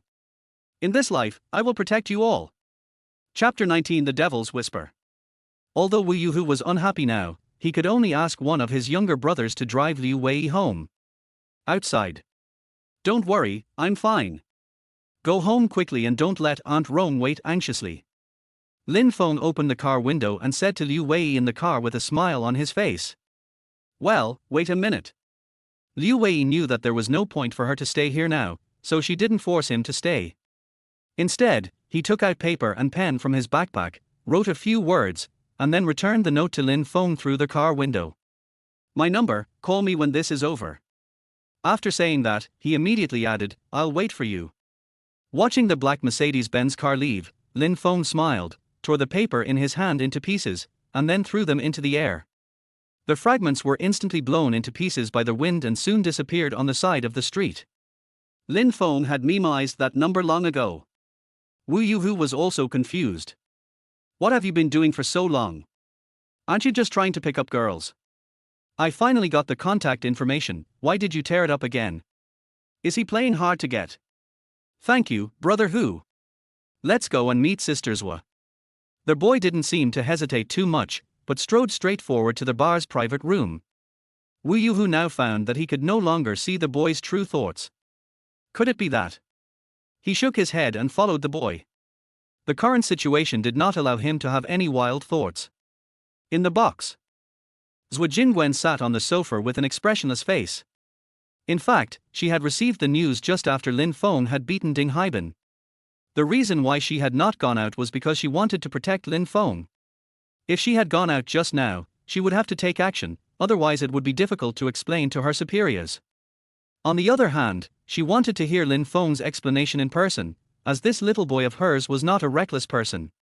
When Lin Feng walked into the box, Zhuo Jingwen was sitting on the sofa and talking on the phone with a smile on her face and an apologetic tone in her voice. Hello, is this Secretary Wang? I'm Zhuo Jingwen. Is Mayor Ding here? Oh. Okay. As soon as I hung up the phone, the next call came in. Opposite him is one of the four kings of the society, Wang Anguo, a treacherous villain. Jingwen? What are you doing? Why did your people beat up the son of Mayor Ding? There was resentment in his tone, and I could feel the anger of the person on the other end even through the phone. Since it was on speakerphone, the sound quickly spread throughout Zhuo Jingwen's private box. Lin Feng also sighed in his heart, walked behind Zhuo Jingwen, and pinched her beautiful shoulders with both hands. Uncle Wang, I'm really sorry for being so ignorant. Are you okay? Zhuo Jingwen, who was speaking, felt a young man appear behind her. The young man moved very gently, as if he was afraid of disturbing her. That feeling is like taking a bite of popsicle on a hot summer day.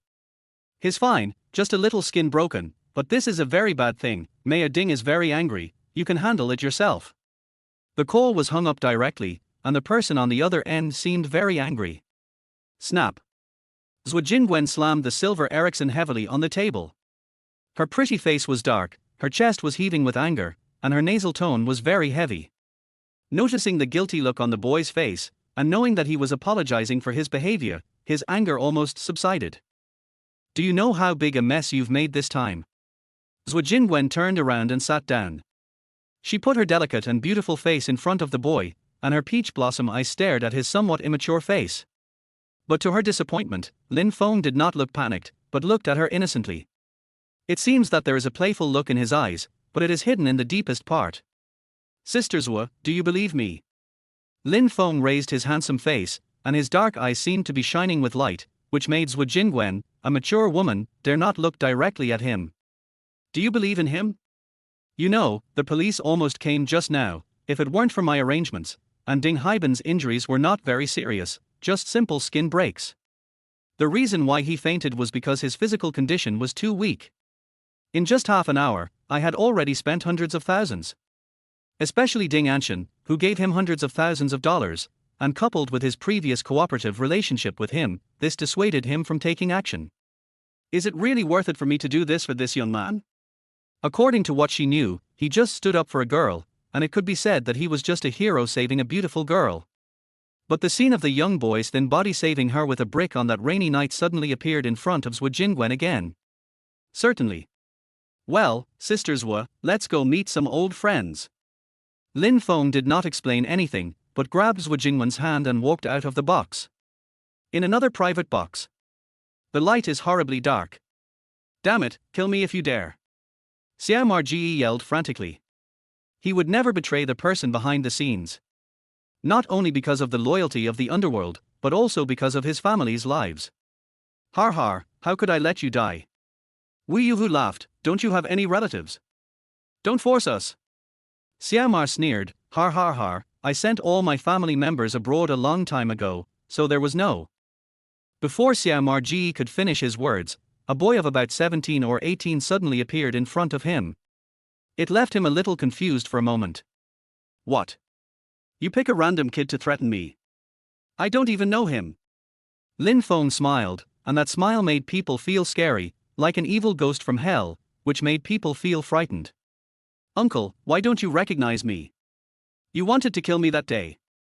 The boy's voice was very soft, and if you didn't listen carefully you wouldn't be able to hear it at all.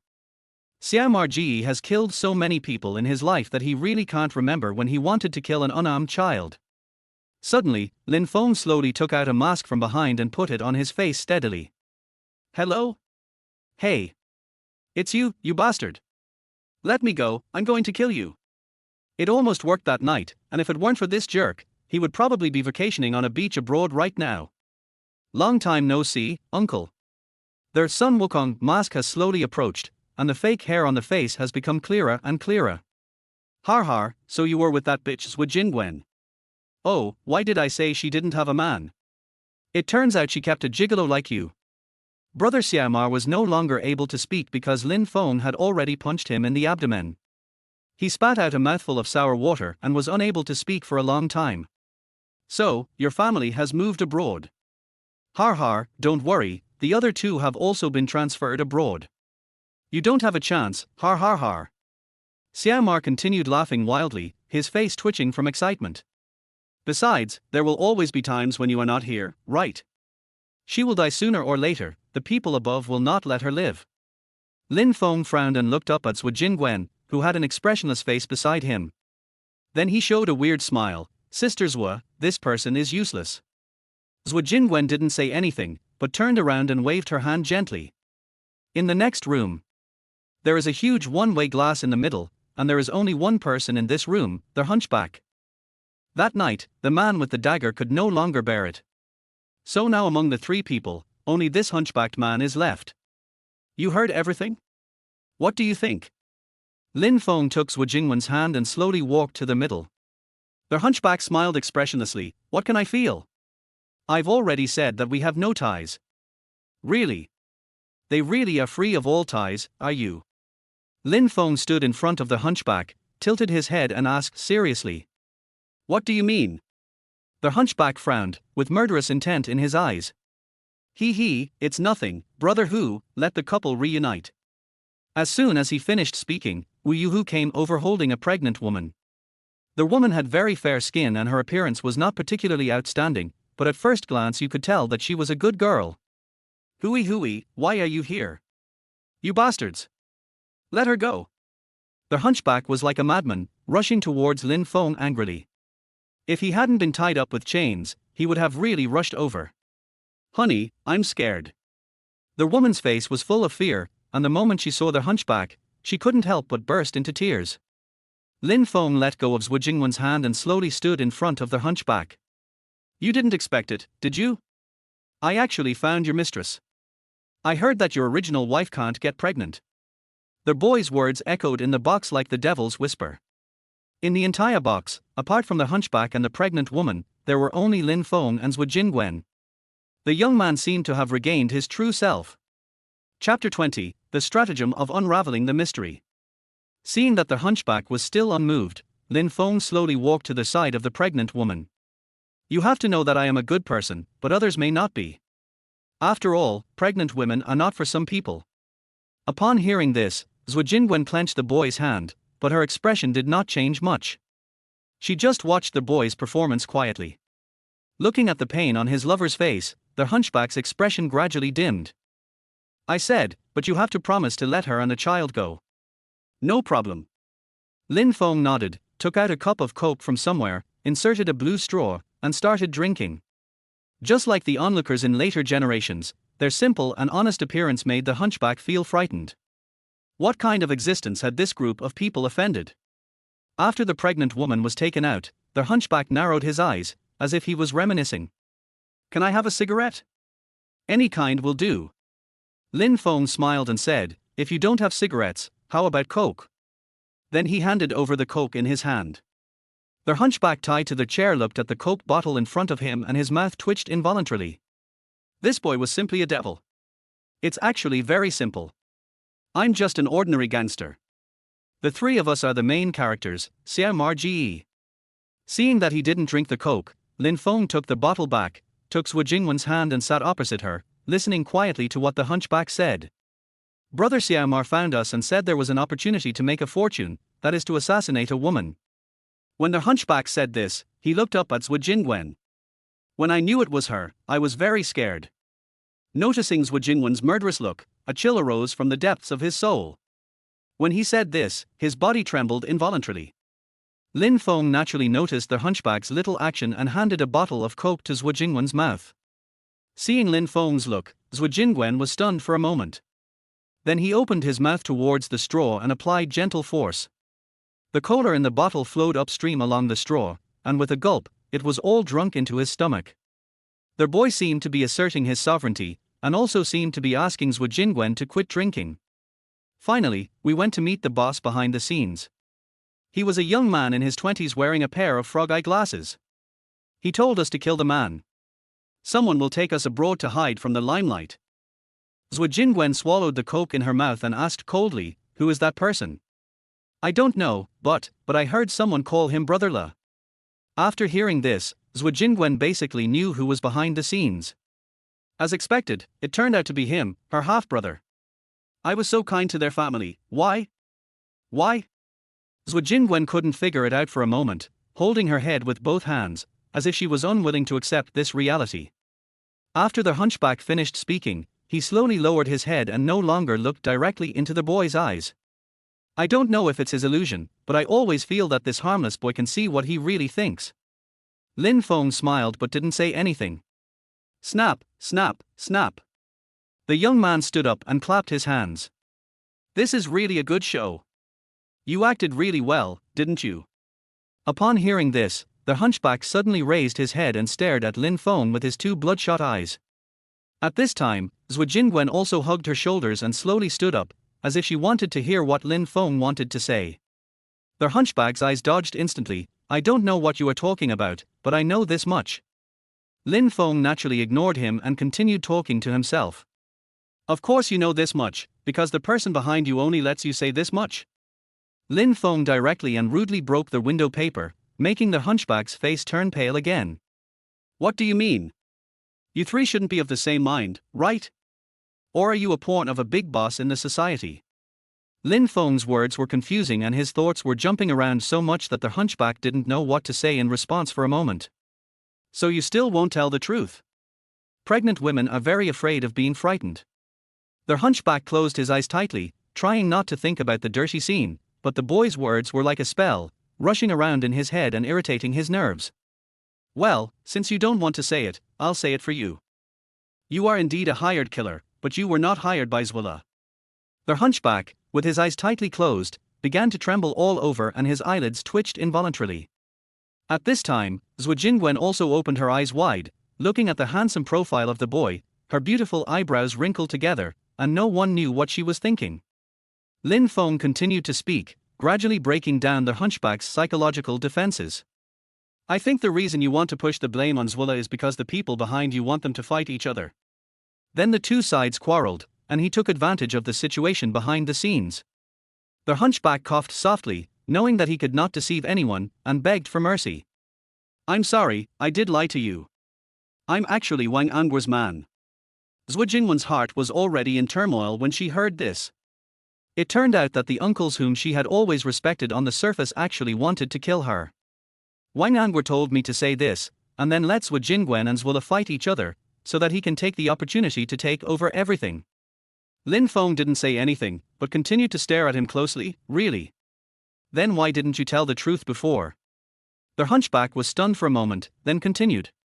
I told you, it was Wang Angguo who told me to say this. He said it was okay. Okay, you're still lying. Lin Feng waved his hand, turned around, and looked at Zhuo Jingwen, who was somewhat confused. He was a little hesitant, not knowing whether he should tell her the truth. In his previous life, when he read the newspaper, it was indeed Wang Angguo who hired the killer to kill someone, but there was also the shadow of Ding Anshan in it. That's right, it's Ding Anshan, he is the ultimate boss behind the scenes. If Lin Feng had not been reborn, he might have really been deceived by this hunchback. The hunchback was Ding Anshan's man from the very beginning. To the extent that the pregnant woman was also deliberately omitted. All we want is to make the hunchback's words convincing in case of failure, that's all.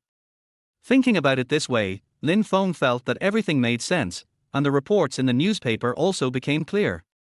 Actually, I have another version here. Chapter 21 My Brother. The box suddenly became eerily quiet, and the hunchback seemed to be afraid to even breathe. Let me tell you a story. The expression on Lin Feng's face was like he was coaxing a child to sleep, smiling, no different from the big brother next door. The mantis stalks the cicada, unaware of the oriole behind. All animals always want to take advantage. But one day an eagle came and wanted to prey on the oriole. Having said that, Lin Feng deliberately paused and glanced at the hunchback's expression. The food chain always goes from one level down to the next, but if an eagle wants to eat a well-fed oriole, it's a bit difficult. Zhuo Jingwen seemed to understand something. A pair of peach blossom eyes were filled with a strange light, and she was thinking about what Lin Feng said. So the oriole must not be able to eat enough, so the eagle decided to make the three animals fight each other in order to gain the greatest benefit. Lin Feng's voice was very slow, so slow that every word he said could be heard clearly. Suddenly, the voice raised its tone, so, Ding Anshan is the eagle behind this. Wu Yuhu was also nearby at this time, and he was completely confused by what he heard. But this voice was like a thunder that exploded in the minds of the other two people. Impossible, you can't possibly know. The hunchback was like a madman. Only he and Ding Anshan knew about this plan. No one else would know it.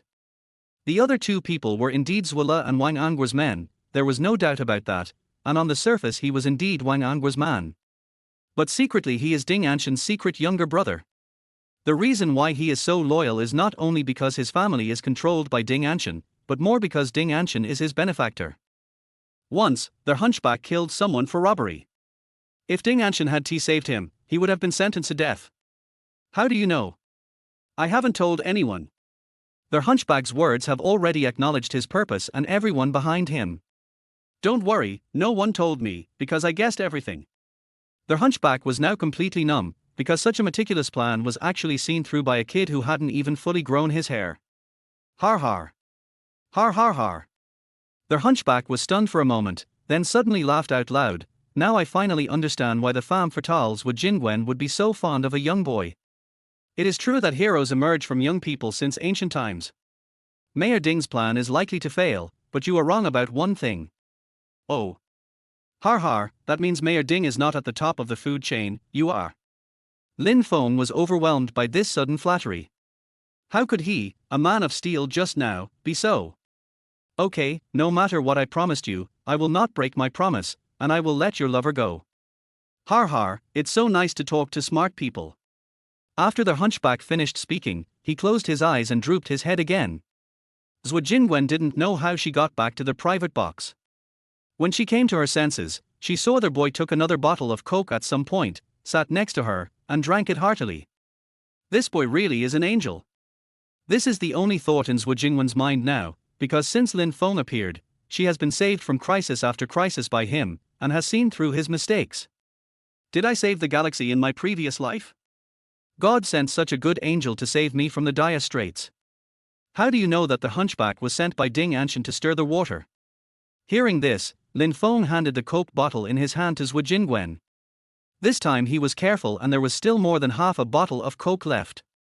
But the shrewd Zhu Jingwen naturally saw through his trick and did not drink it, but held it in her palm. Of course I don't know. I'm not a god. Seeing Lin Feng's attitude, Zhu Jingwen's mouth shrank. Okay, tell me now. After saying that, he took a sip of Coke through the straw. Actually I don't know either, but Ding Anshan's attitude just now was very intriguing. According to common sense, I injured his son, and he just took the money and called it a day. Although I don't know how much money you gave him, Sister Zhu, this matter is not something that can be solved with money. Zhu Jingwen gave her a reassuring look. Don't worry, that's just small change. Oh? Is that a small amount of money? Zhu Jingwen heard this, her charming peach blossom eyes narrowed instantly, her face turned a little colder. Who told you that? Didn't I stop them from saying it? Brother who called just now, I heard it. This tiger is really incapable of accomplishing anything.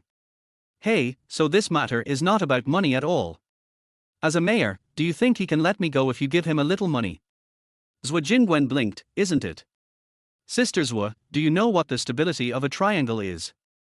Zhu Jingwen looked unhappy when she heard this. Although she was the leader of the club, she had also been to college. TSK. Triangles are the most stable, I know that, don't underestimate it. She stopped talking halfway because she suddenly realized that the triangle was the most stable, so she didn't dare to act rashly. That's why Ding Anshan didn't attack her. It turned out that he wanted her to check and balance Zhuo and Wang Angua. Unless he died, otherwise. So my sister Zhu, do you finally know?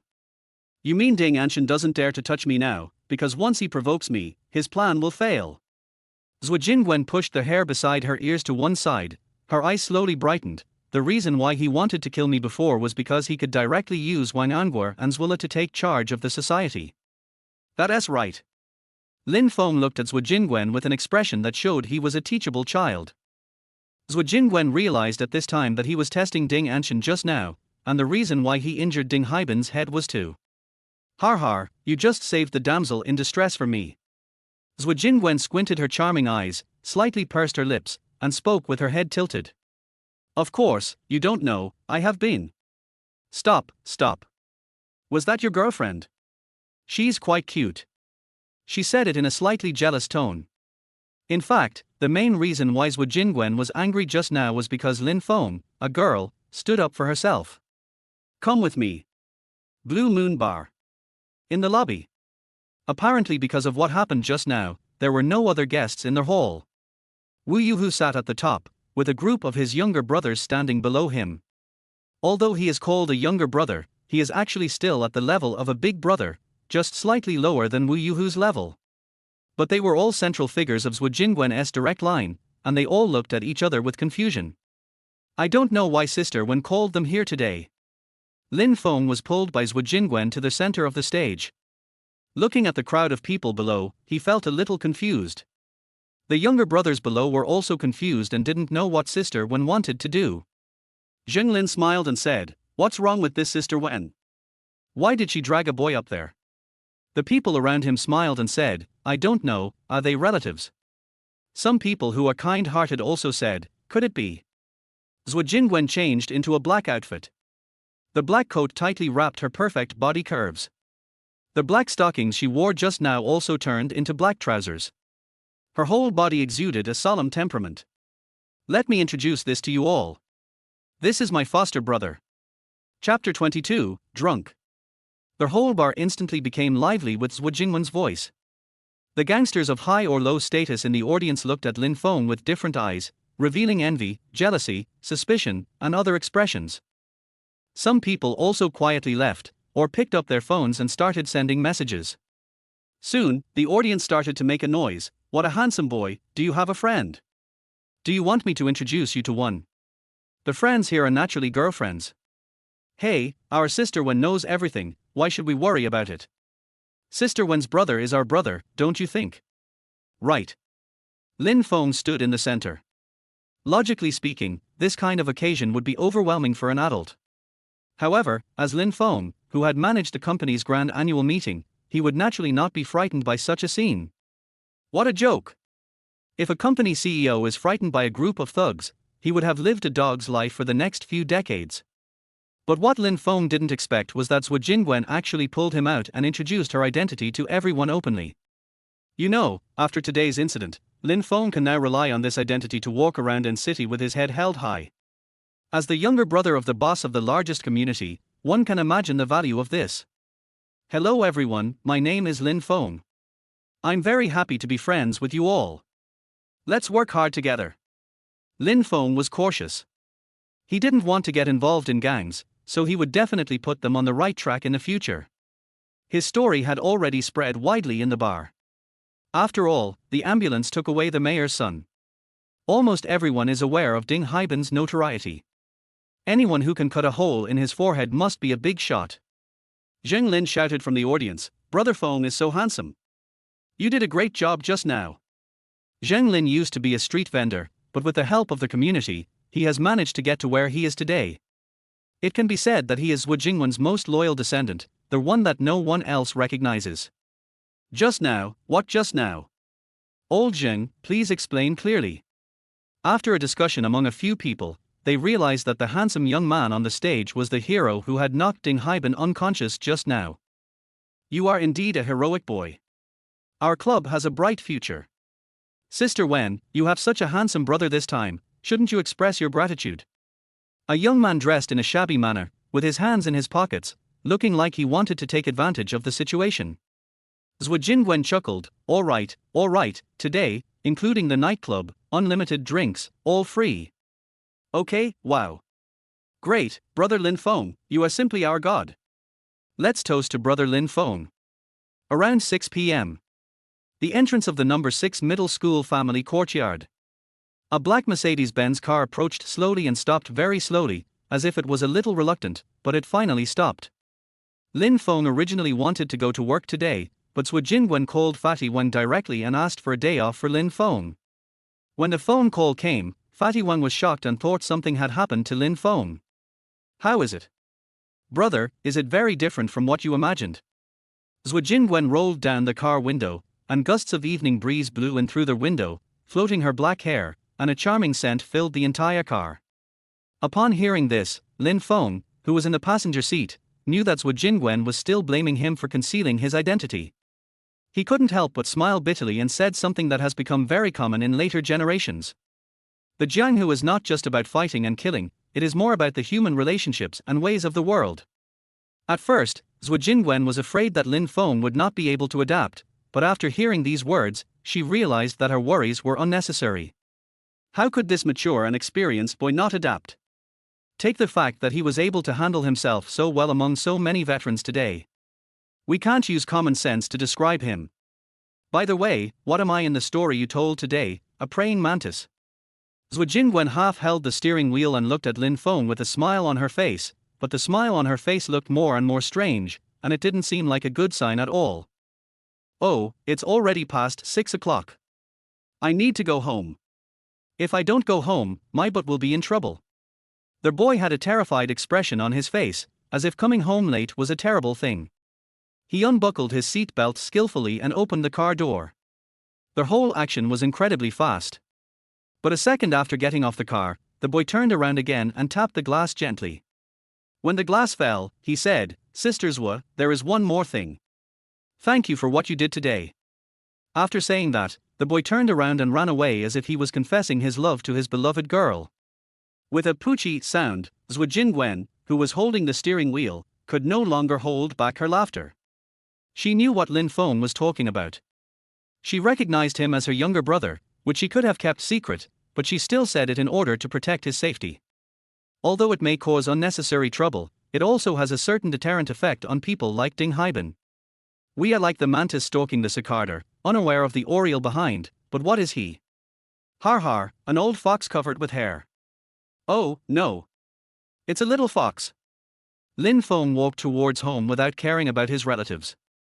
He originally didn't want to drink today, but those people kept toasting him, so he had no choice but to drink a few glasses. But after I started drinking, I felt more and more energetic. You know, Lin Feng in his previous life was also a master of drinking. After all, as a senior executive of the company, drinking can no longer be considered a hobby. It can be said to be a necessary skill. Countless projects are the result of drinking. To put it bluntly, as long as you make the client drunk, you can easily handle any project. Oh, who is it? Xiao Feng. Just when turning a corner, Lin Feng accidentally bumped into a woman's shoulder. When he looked closely, he found that it was Aunt Man. Jiu Shaman had something to do at school today. Since the college students had finished their final exams, she had to go to school to grade the papers. As soon as she arrived at the community, she was bumped into by a drunk man. Just when I was about to get angry, I saw that the person was Lin Feng. Xiao Feng? How come you drank so much? How did you learn to drink? Without having time to think, Jiu Shaman pulled up Lin Feng's arm and lifted up his whole body, thus stabilizing him. Lin Feng was also drunk at this time, and said arrogantly, "Just leave me alone, okay? I'm not drunk." After saying that, he wanted to push Jiu Shaman away and prepare to go home. Okay, you're not drunk, I won't care about you, you're going to go home like this. I'll beat you to death if I see you. Lin Feng came to his senses then. Although he had finished the college entrance examination, his parents were very strict and he would be very worried if his mother saw him drunk. Even if you don't die, you'll lose a layer of skin. Chapter 23 Not Going Home. Jiu Shaman's family is not as old-fashioned as Lin Feng's. As a university professor, she is naturally more open-minded. Many things in the house are new to the new century. Especially in her room, there is no fancy decoration, but more of a simple beauty. There was a wooden desk on one side with an open book on it, and next to it was a desk lamp. A medium-sized wooden cabinet was placed in the middle, filled with various books. From this we can see that the owner of the room is a person who loves reading very much. Xiao Feng, slow down, I'll go get you some water. Jiu Shaman put the slightly drunk Lin Feng on the bed and looked at the boy with a blushing face helplessly. But it was more of a look of concern. Lin Feng only felt his mouth dry and his throat seemed to be blocked by something, making him want to reach in and dig it out. Anyone who has ever drunk alcohol knows that this is an after effect of drinking. Looking at the somewhat familiar environment around him, Lin Feng slowly sat up, as if he was at Aunt Man's house, and patted his head. This was the first time I got so drunk since my rebirth, but it was worth it as I had solved a difficult problem for Zhu Jingwen. Just when Lin Feng was confused, he suddenly felt like vomiting, but couldn't. Finally, after a period of nausea, Lin Feng couldn't bear it anymore and rushed out immediately. "Auntie Man, get out of the way, I need to go to the bathroom." "Xiao Feng, what are you doing?" Jiu Shaman poured a glass of water and just as she returned to the door, she saw Lin Feng looking miserable, as if he wanted to vomit. Although Lin Feng is drunk now, he still has at least some consciousness. In the bathroom. Jiu Shaman patted the boy on the back. "Why did you drink so much? You are still young, what's wrong? Talk to your aunt." "Water, I want to drink water." Seeing this, Jiu Shaman hurriedly came over with a cup of water. "Here's the water. Why did you drink so much? If I find out, your butt will burst again." As he spoke, he calmly collected the clothes hanging nearby. After Lin Feng drank several big gulps of water, he finally felt a little better, and the feeling of nausea gradually disappeared. "What's wrong? Why did you drink so much?" Jiu Shaman thought she knew this junior very well, but recently she couldn't see through him. He was a boy who blushed when talking to me before, but last time he even said he wanted to marry me. He said it so openly, as if he had to marry her anyway. This time it's even more outrageous. The good boy who usually doesn't drink is now completely drunk. Lin Feng had been used to pretending to be deep in front of Zhu Jingwen recently, so he said directly, "Don't meddle in men's affairs." After saying that, he laid directly on Ji Yushiman's shoulder, squinting his eyes, not knowing what he was thinking about. In fact, he was a little scared. After all, he did go a little too far. When Ji Yushiman heard this, there was a hint of anger on her face, but it soon disappeared, replaced by a gentle smile. Okay, I don't care, but you still have to call your elder sister, right? Here. A small Nokia mobile phone was handed to Lin Feng's face. Lin Feng slowly raised his head from the woman's shoulder and said, "Please dial the number for me." Ji Yushiman dialed the number with a somewhat amused look and put the phone to Lin Feng's ear. The call was connected soon, and my mother's voice came from the other end. "Hello. Mom, I'm at Aunt Man's house.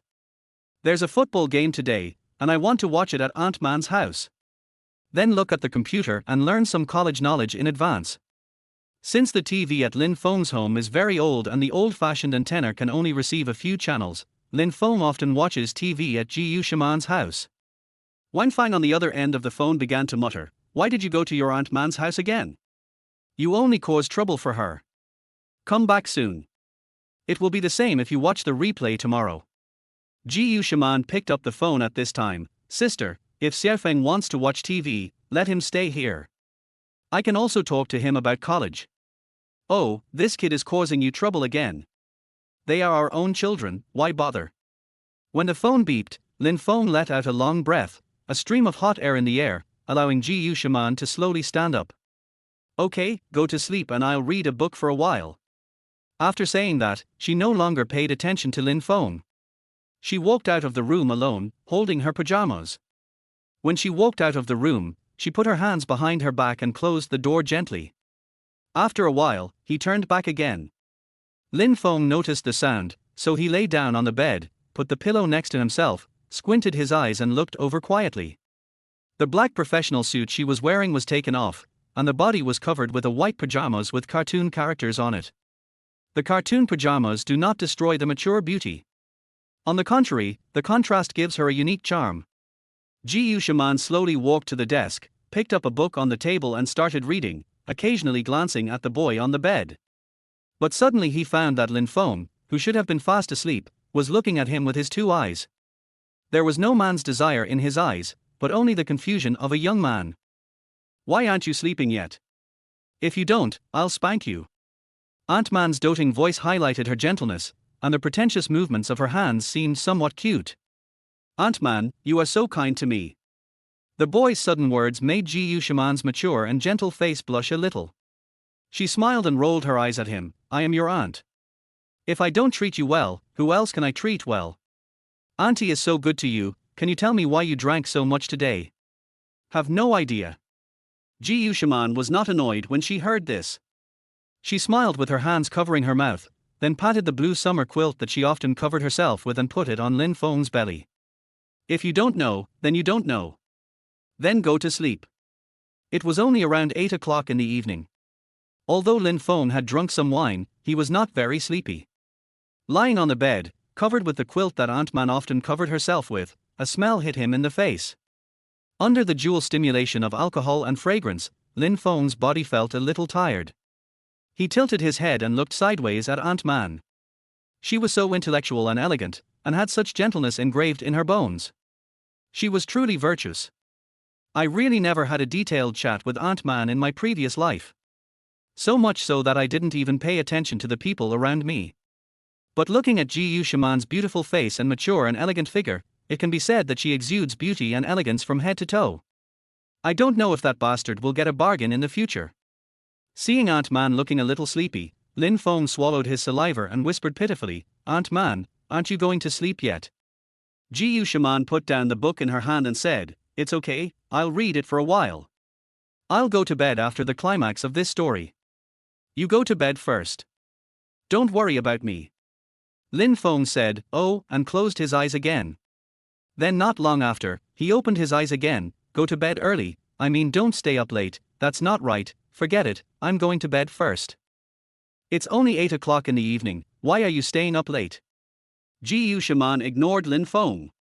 She just paused for a moment while turning the page, but then quickly turned the page again.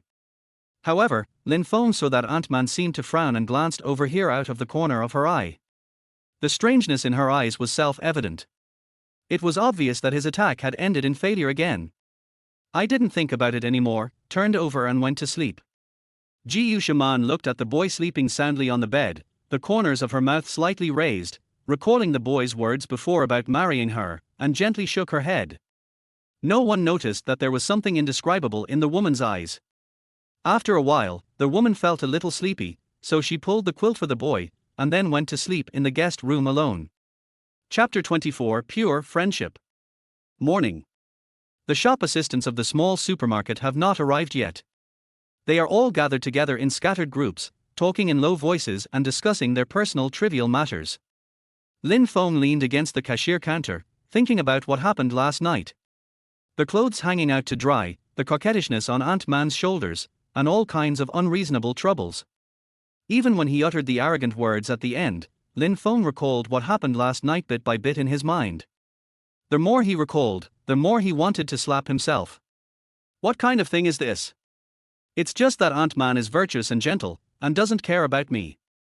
If it were someone else, they would have slapped themselves in the face a long time ago. When Lin Feng got up this morning, he could no longer see Ant-Man. After looking at the food and the note on the dining table, he realized that Ji Shaman had gone to school to grade papers early in the morning. Thinking of this, Lin Feng slapped his head hard again. I secretly made up my mind to drink less alcohol in the future. After all, after drinking, I don't know anything. Hey, Xiao Feng, what's wrong with you? Are you feeling uncomfortable? A soft voice sounded beside Lin Feng, with a hint of concern in the tone. And Yinrong saw Lin Feng in a daze early in the morning, scratching his ears and cheeks from time to time, which made people laugh. When I got home last night, my daughter, who had never been interested in boys, actually asked about him in a roundabout way.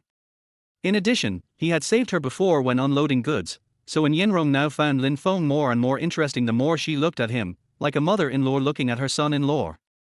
But when he thought of the 500,000 yuan debt that his family owed, he felt a little melancholy. Do I really want to sell their house? But if their house is sold, where will my daughter and I live? Or should she commit herself to her late husband's boss, Li Yang? Li Yang has approached me many times. As long as I become his lover, all problems will be gone. And Yinrong slapped him in the face. What the hell? He looked not even 1,000th as good as her husband. Thinking of this, Yinrong looked at Lin Feng in front of her again. He was not even 1/10 as good as this young man. Unconsciously, Yinrong's melancholy was reduced a little. At this moment, Lin Feng in front of him suddenly slapped himself on the head twice, which made Yinrong very worried, and she quickly expressed her concern. It's okay, Aunt Rong. I went to bed late last night and I'm a little sleepy. After hearing the boy's answer, the woman felt relieved. And Yinrong suddenly found that she seemed to be paying too much attention to this young man, probably because he saved her last time. Her mood, which had just calmed down, became irritable again, making her feel upset. I simply stopped thinking about it and walked directly to the shelves at the back to start today's work. Lin Feng looked at Aunt Rong, who seemed a little strange. Although he was a little confused, before he had time to think about anything, a customer came to pay the bill. Well, no matter how sophisticated, steady, and talented he is just a cashier now. Morning. Lin Feng stood alone at the cashier counter at the door and began to think about his next plan. Prices were not too high at the beginning of the new century. At that time, the monthly salary of an ordinary junior high school teacher was only 600 or 700 yuan, not to mention other things. The monthly salary of my small supermarket is only a few hundred yuan. It's like working like a beast of burden. Things should be done one step at a time and food should be eaten one mouthful at a time. Just when Lin Feng was thinking about the important things in his life, a few boys and girls suddenly rushed in from the door and shouted as soon as they entered. You lunatic, you are working as a laborer here. Be careful or I will report you for child labor. Lin Feng was slightly stunned. In front of him was a boy with very long hair, but very neat, just like Jackie Chan's short hair. Weizi, why are you here? Chen Wei, Lin Feng's high school classmate, is the kind of good brother with whom he can talk about anything. He also got admitted to an university, but his family is relatively wealthy, so he would never come to work as a summer intern. Madman, I'm not the only one here, look who this is. A sweet-looking girl walked in. Her face was so white and tender that it was scary because it looked like it had been soaked in milk. There was not a single flaw on the girl's face, and her facial features were extremely delicate, making her look like a doll.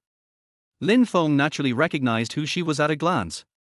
She was also a high school classmate. Her name was Cai Yuyang. Although she was a girl, she and Chen Wei and Lin Feng were so close that they were like one. However, they had some conflicts in college, and Cai Yuyang was so angry that she flew abroad before graduation. Hey, isn't it just 10 days since we last met? Could I have forgotten our sister Yang? Xiaofengzi, don't work here anymore.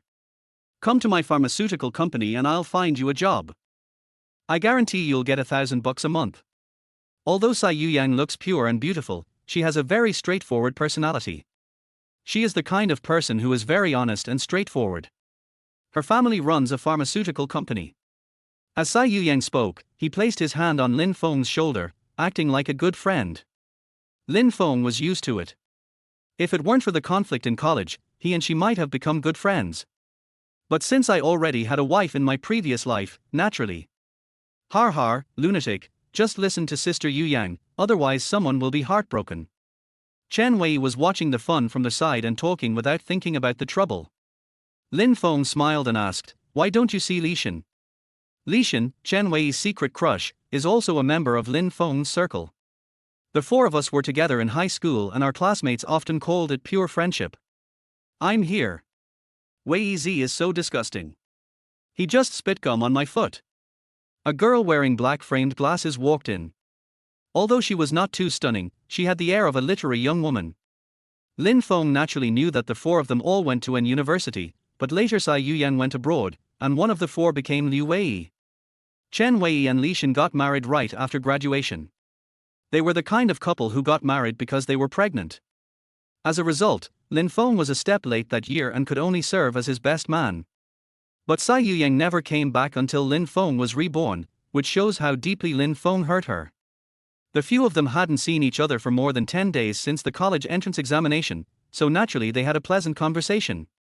Xiaofengzi, I'll take the lion's share, so the money will be deducted from your salary. Cai Yuyang unceremoniously took out the big head ice cream from the refrigerator covered with a quilt, unwrapped it and put it into her cherry mouth. We also want. Chen Wei took out two without hesitation, one big head and one old popsicle. Then he handed the old popsicle to Li Shan, eat it quickly, this madman is treating you. Lin Feng said with a look of confusion, you big landlords, can you please stop exploiting a poor peasant like me? To be honest, Lin Feng is the poorest among the four. After all, my father Lin Yuanting was a teacher, and it was the beginning of the new century, so how high could his salary be? Cai Yuyang looked at the helpless look on the boy in front of her, her innocent face full of smiles, as if it was very funny that Lin Feng was humiliated. By the way, what majors did you apply for? Lin Feng asked with a smile. Lin Feng naturally knew what everyone had reported, and now he wanted to change the topic to the one about the advance payment of his own salary. Otherwise, at this rate, several people would dare to empty out the supermarket. Chen Wei looked at Li Shan lovingly. Li Shan applied for the major of mathematics, so I followed her. Li Shan, who was eating an old popsicle, curled her lips and said, counting is very difficult. You can't learn it in 3 minutes. Oh, I can't learn it, but I still have you. Can you teach me? Chen Wei said shamelessly. Lin Feng knew that Li Shan would be a math teacher at number 1 middle school in N City in the future, and what about Chen Wei? A rich second generation who inherited the family business. By the way, crazy, aren't you going to apply for Chinese language and literature? Is that right? Lin Feng nodded.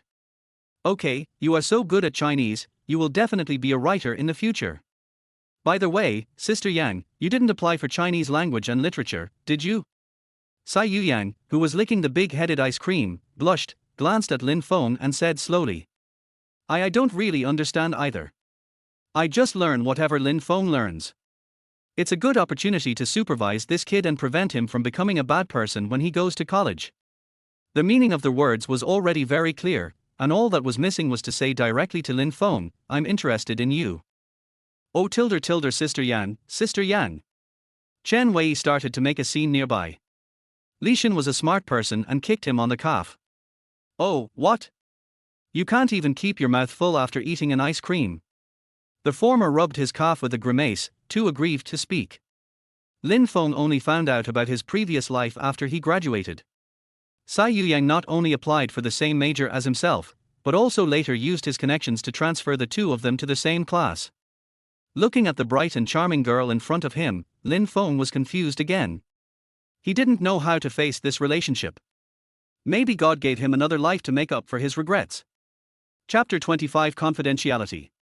Most Chinese men have a first love complex and always regard young and unavailable girls as their white moonlight. So much so that the grown-up Bai Yueguang stood in front of him. He still likes the girl who went to school with him, copied homework with him, and was punished by the teacher with him. It's just that Lin Feng didn't have that. It can't be said that he didn't have that.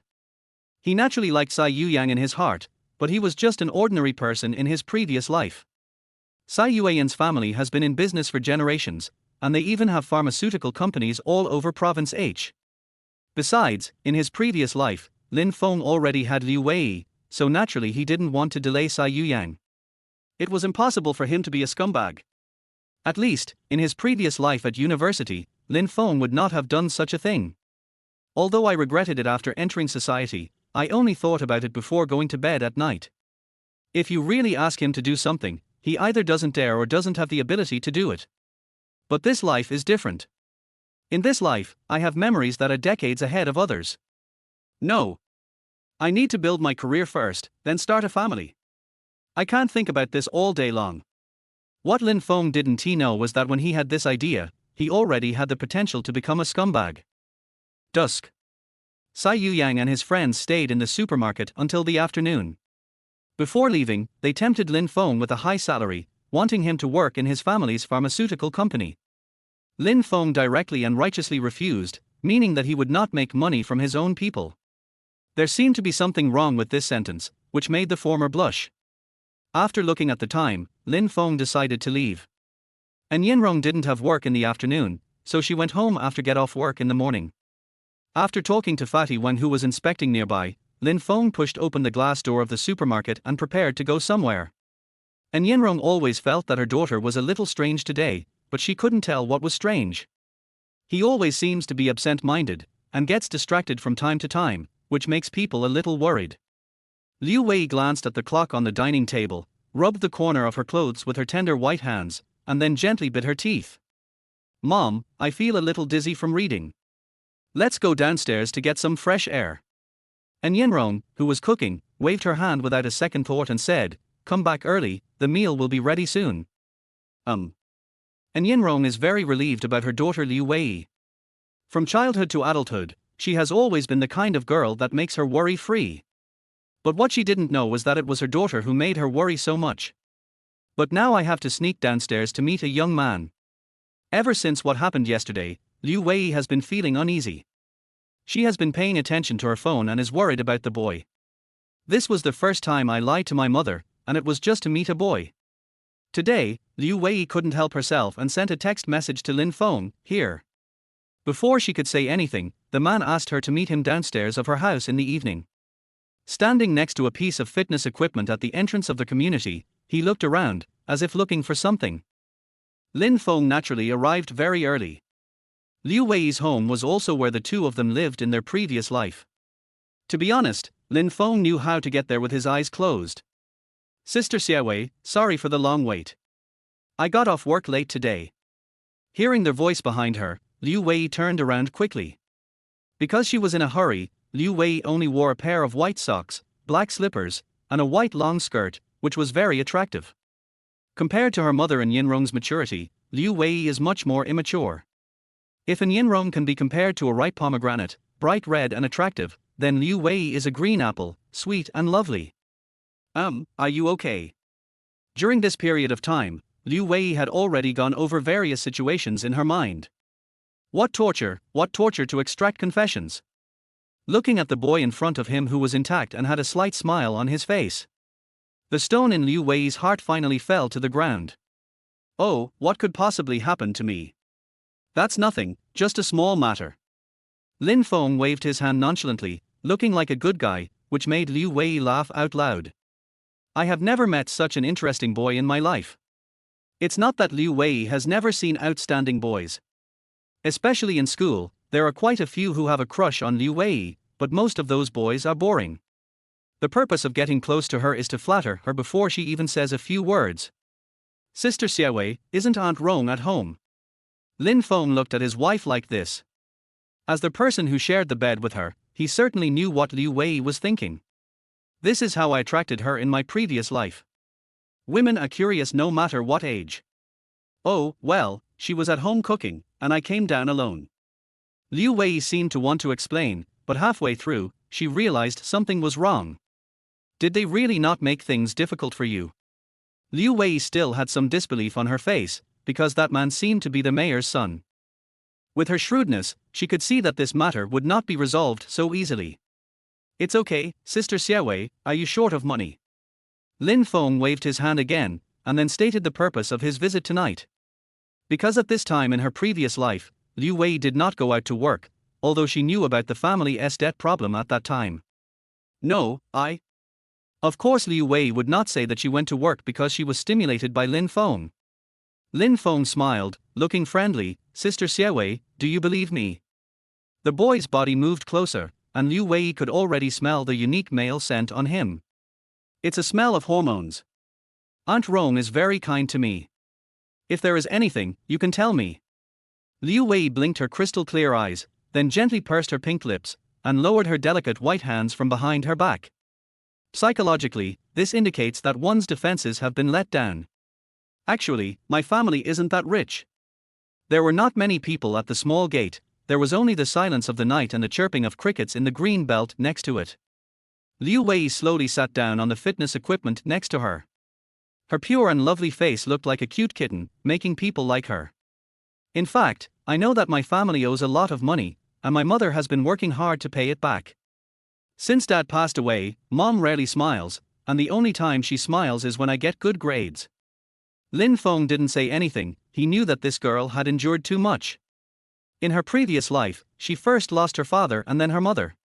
In the end, if the police had not intervened, Li Yang would have even extended his evil hands to her.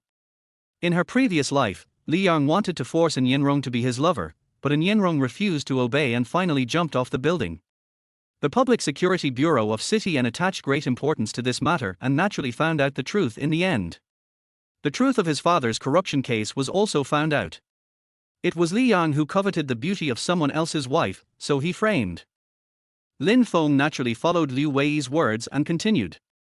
Well, I think Aunt Rong has a good temperament, she doesn't look like someone who works in a supermarket. Chapter 26 Commitment.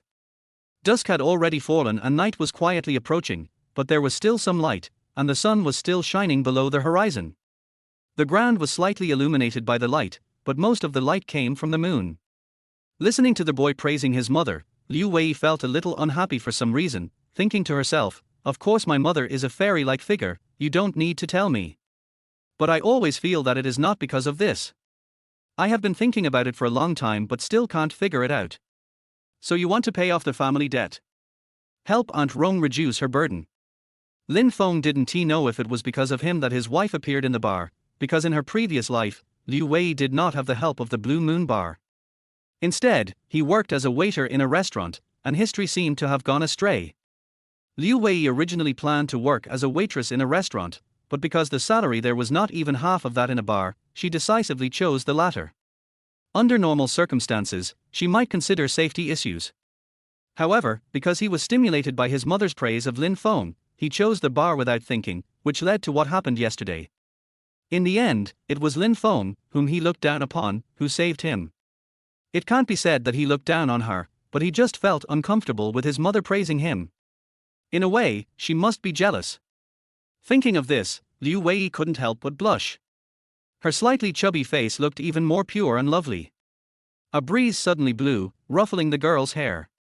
In the dim shadows, she and the handsome boy in front of her formed a beautiful picture. Sister Xiaowei, don't worry too much about this matter. There will always be a way out when the car reaches the mountain. Liu Wei was just about to say that if it's not your family, you definitely won't worry. Lin Feng's next words moved her heart and touched her. Aunt Rong is very good to me. If it doesn't work out, I know a lot of people.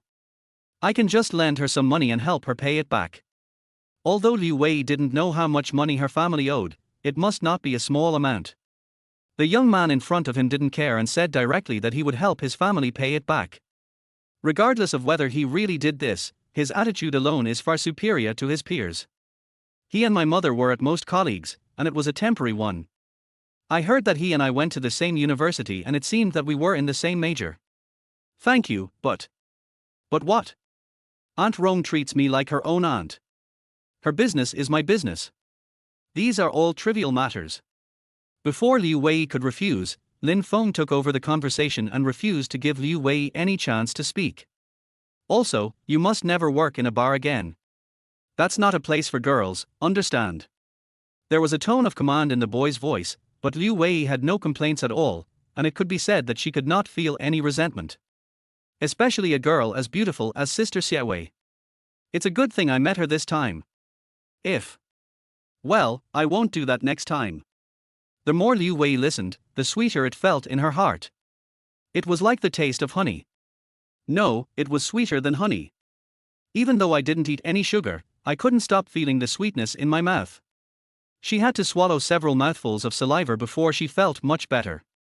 What she didn't know was that the feeling she just had was biologically known as a flood of hormones, or simply put, the feeling of being heart-pounding. Oh, well, it's getting late, you should hurry up, or Aunt Rome will get impatient waiting. As soon as she finished speaking, the cell phone in Liu Wei's hand rang. The sudden noise startled Liu Wei and she almost dropped her phone. I glanced at my cell phone and saw it was my mother calling. I must have been downstairs for too long and the meal must have been ready a long time ago. Liu Wei looked up at Lin Feng, frowned slightly, and made a hush gesture with her finger on her lips. Then, after making sure that Lin Feng would not speak again, she carefully picked up the phone. Hello, Mom, I'll be home soon. I've been hanging around downstairs for a while. The guilty look on his face made Lin Feng laugh uncontrollably. She thought that if this was a video call in the future, she would be exposed in the current state she was in. Yeah, I'm just about to go up the stairs. I'll be there soon. Yeah, okay. Liu Wei hung up the phone, looked again, and after confirming that she had hung up, she whispered. Thank you for what happened yesterday. Also, can you please not tell my mom about this? There was a hint of pleading in Liu Wei's eyes, which made people feel pity for her. No problem, but you have to promise me one thing. What's up? That is, don't go to such a mixed place in the future. Liu Wei nodded, then said nothing, turned her back, her long skirt swaying with the movement, the air filled with the girl's fragrance. It was not until I reached the gate of the community that I stopped. Be careful on your way back and keep an eye on the road. Okay, Sister Xiaowei. Lin Feng's voice was so loud that the passers-by looked at him as if he were an idiot, but this also made the girl feel embarrassed. Liu Wei didn't even turn her head and ran into the community like the wind. But what neither of them knew was that right now, upstairs in the community, there was a woman in an apron, looking down through the glass with a frown on her face. Lin Feng returned home dancing and humming a song. As soon as he opened the door, he saw his uncle Wang Kuan sitting on the sofa. Hey, uncle, what brings you here today? Wang Kuan smiled and said, Why, Xiao Feng, you don't welcome me. Wang Kuan is my mother Wang Fang's younger brother. He was also an intellectual in his early years. After graduating from university, he opened an advertising company with his wife. Wang Fang stared at her son. Why are you talking to your uncle? Go wash your hands and have dinner. Hey, sister, Xiao Feng is just kidding me. Uncle, aunt and sister Lin didn't come. I haven't seen them for a long time. I miss them a little. Hearing this, Wang Kuan smiled and said to his sister. See, summer jobs are meant to hone one's character, so here comes the good news, har har. Your aunt took Lin back to her parents' home today to visit her grandmother. Lin Feng chatted with his uncle for a while, then went to the kitchen alone to help his father serve the meal. After all, he had been hungry all day. While eating, I couldn't help feeling happy thinking about how lovely my wife was today. My wife is so cute at this time. Based on Lin Feng's understanding of her, that last unintentional concern was definitely not as simple as reminding her that it was dark. But he was afraid that Lin Feng would be retaliated against by those people yesterday. After all, Liu Wei is like a relative to Lin Feng, and there is no secret between them. After all, the two of them have been honest with each other countless times. To put it bluntly, he knows exactly the shape of the beauty spot on your body. After a while, my uncle in the living room was about to leave. Lin Feng also tactfully went over and sent his uncle out the door. Wang Kuan waved his hand and said to the inside, "Then let's do it according to the plan. I will go to the hotel tomorrow and prepare first." "Good." After Wang Kuan left, Wang Fang slowly said, "We're going to eat at the restaurant tomorrow. It's your grandma's 70th birthday. Please ask for leave from the small supermarket." Lin Feng nodded, and soon called Fatty Wang and told him directly that he would not go tomorrow. After thinking about it, he used his father's old cell phone to send a text message to Liu Wei. "I've arrived home safely. Good night, Sister Xiaowei." Chapter 27. I have all the trump cards in my hand. The next morning, Lin Feng was pulled up from the bed by his mother. "I'm not letting you go to work, but that doesn't mean you can sleep in. Hurry up and clean up the house.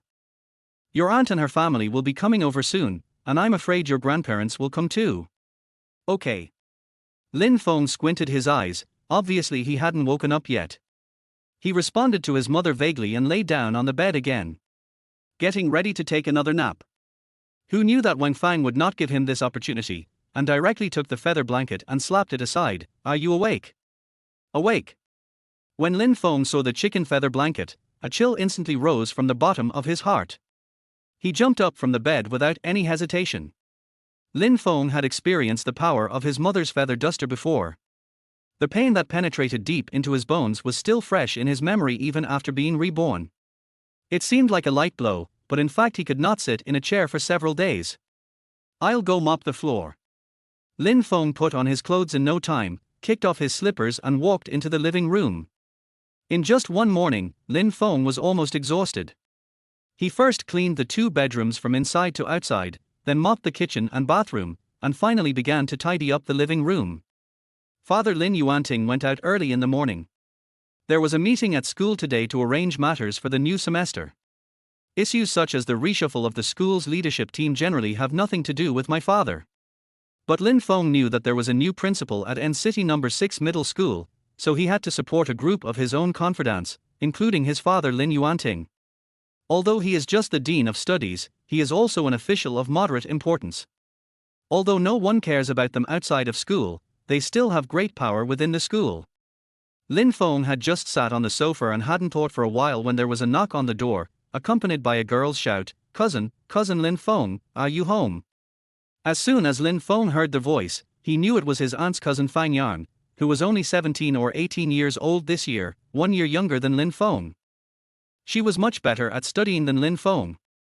In her previous life, Lin Feng remembered that she was finally admitted to a good university in the south. "This made my aunt's family very proud." "I'm coming, why are you rushing?"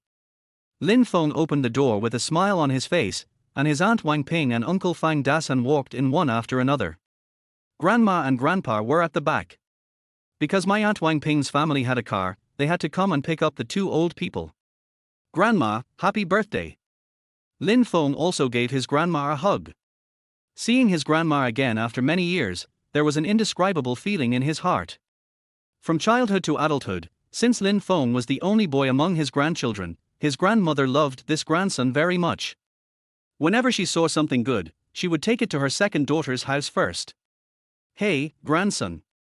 I haven't seen you for a few days. You have grown taller." Grandma had a loving look on her face, and Grandpa patted Lin Feng on the shoulder. "Not bad, you've become stronger."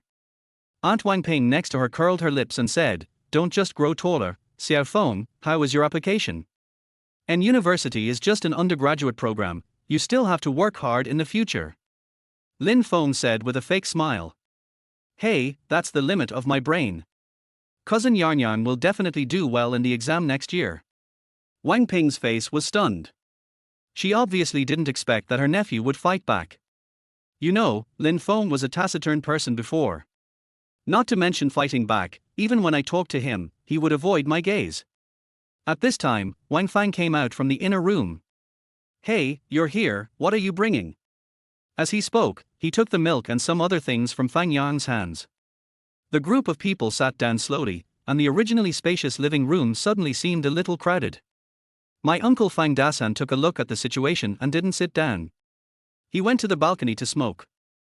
Aunt Wang Ping was interested again at this time. Oh, Xiaofang, your family has been like this for many years, and you haven't considered moving to a new house yet. I'm not saying anything bad about you, but Xiaofeng will definitely get married after she finishes college. It would be so troublesome if she still squeezes in here. Grandma reached out and hit my aunt, as if she didn't want her to say any more. Mother Wang Fang also looked a little unhappy. After all, among 3 brothers and sisters, her family's conditions were the worst. As for the other 2, the younger brother Wang Kuan opened an advertising company and naturally earned a lot of money.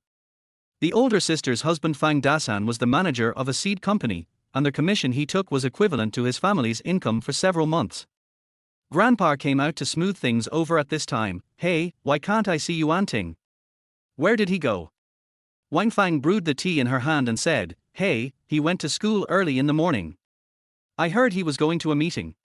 Before she finished speaking, Aunt Wang Ping started talking again. Oh, Yuan Ting, what's going on? Mom's 70th birthday today, why is she still busy? That's the only monthly salary at the school. If it really doesn't work out, he can get out and ask his brother Dasan to arrange a job for him at the seed company. The money he can earn is more than what he can earn at school. At this time, my uncle Fang Dasan also finished smoking. He certainly knew what his wife looked like. Hey, my brother-in-law is at least more stable. In the seed company, it's all about luck. In fact, Lin Feng didn't want to stay there for a long time. It wasn't that he hated his aunt's family, but it was really unnecessary for relatives to do this. It would be so nice if everyone lived in harmony and happiness. Why do we have to compete with each other? Fang Yang also walked to Lin Feng at this time. Cousin, don't mind it, my mother is like this. It's okay. It's okay. Lin Feng did not talk about this topic with his cousin, but asked about her studies. What's the use of stability? Before Wang Ping could finish her words, her father Lin Yuanting's voice came from the door. Wife, I'm back. You don't know what I did today.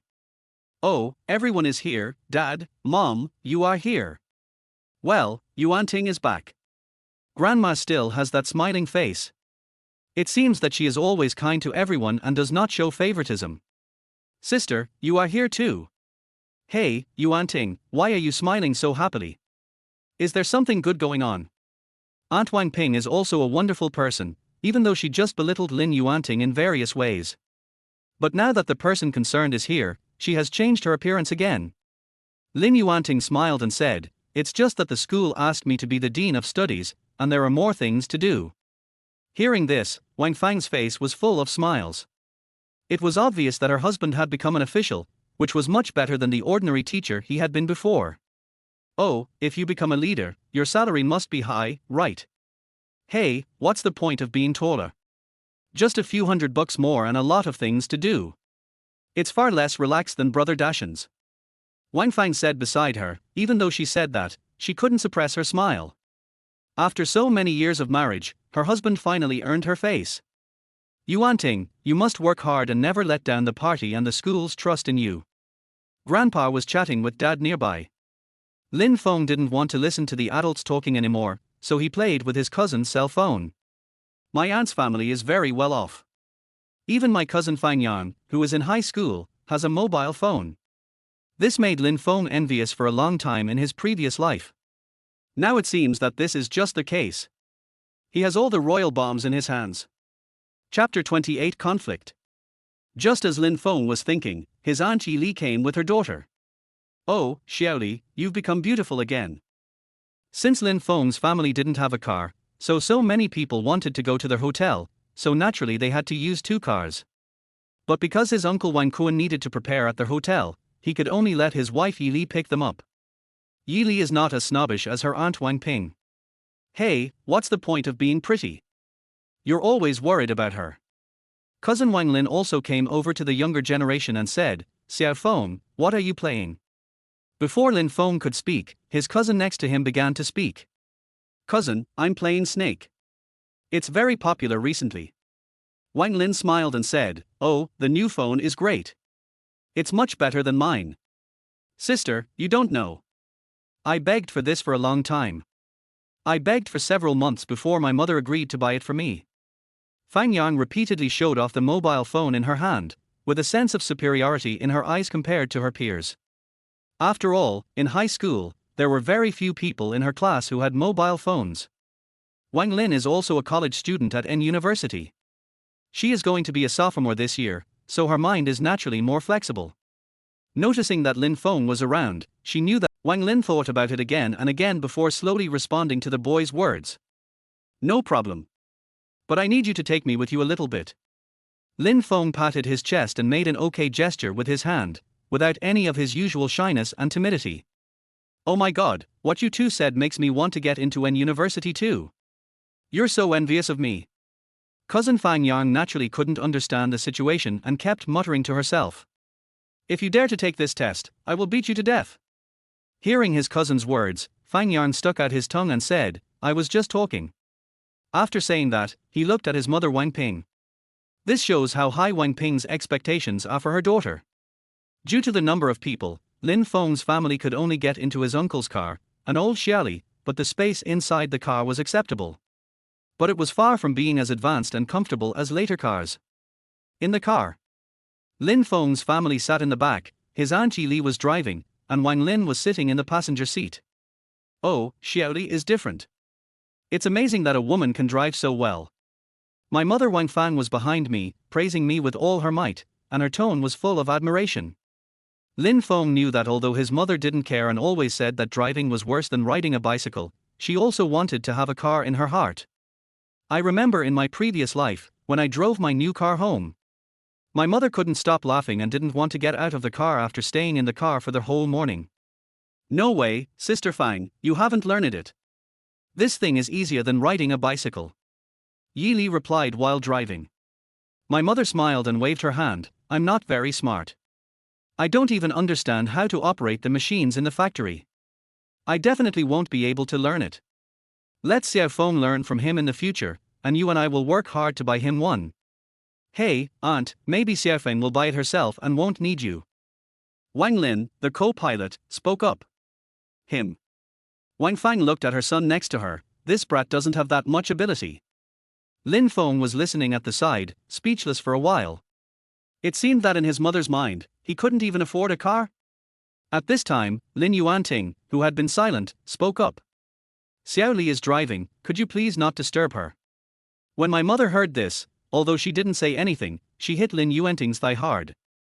The latter gasped. They soon arrived at the Zijin Palace Hotel. Before they even entered, the decoration outside attracted the attention of the two elders. The surroundings are decorated exactly like ancient buildings, especially the entrance which imitates the majestic gate of the Forbidden City, except there is a huge screen on top. Since it is daytime now, there is no specific content on it. But it still gives people a high-end feeling. It seems that my uncle has spent a lot of money this time. He actually came here to eat. Lin Feng sat in the back and said with a smile. "Little kid, stop talking. Your grandma's 70th birthday must be celebrated in a grand manner." In fact, the original plan was to have each family contribute a little and then pay together, but my uncle Wang Kuan didn't lack the money, so there was no need to do so. In his words, all he had to do was ask the other two families to buy some gifts. The money should be paid by him as the son.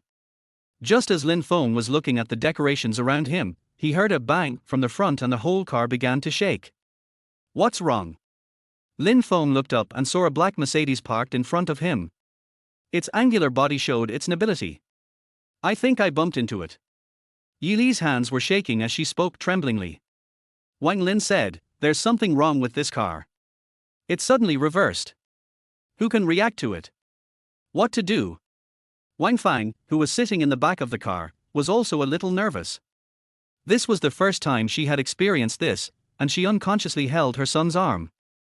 Just then, a bald man with a gold necklace around his neck got out of the Mercedes-Benz in front. He walked directly to the front of the Shirley car and patted the front hood of the car. "Damn it.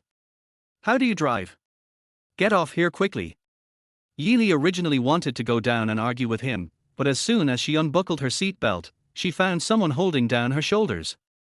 "Auntie, wait a moment, wait until uncle comes, don't be in a hurry."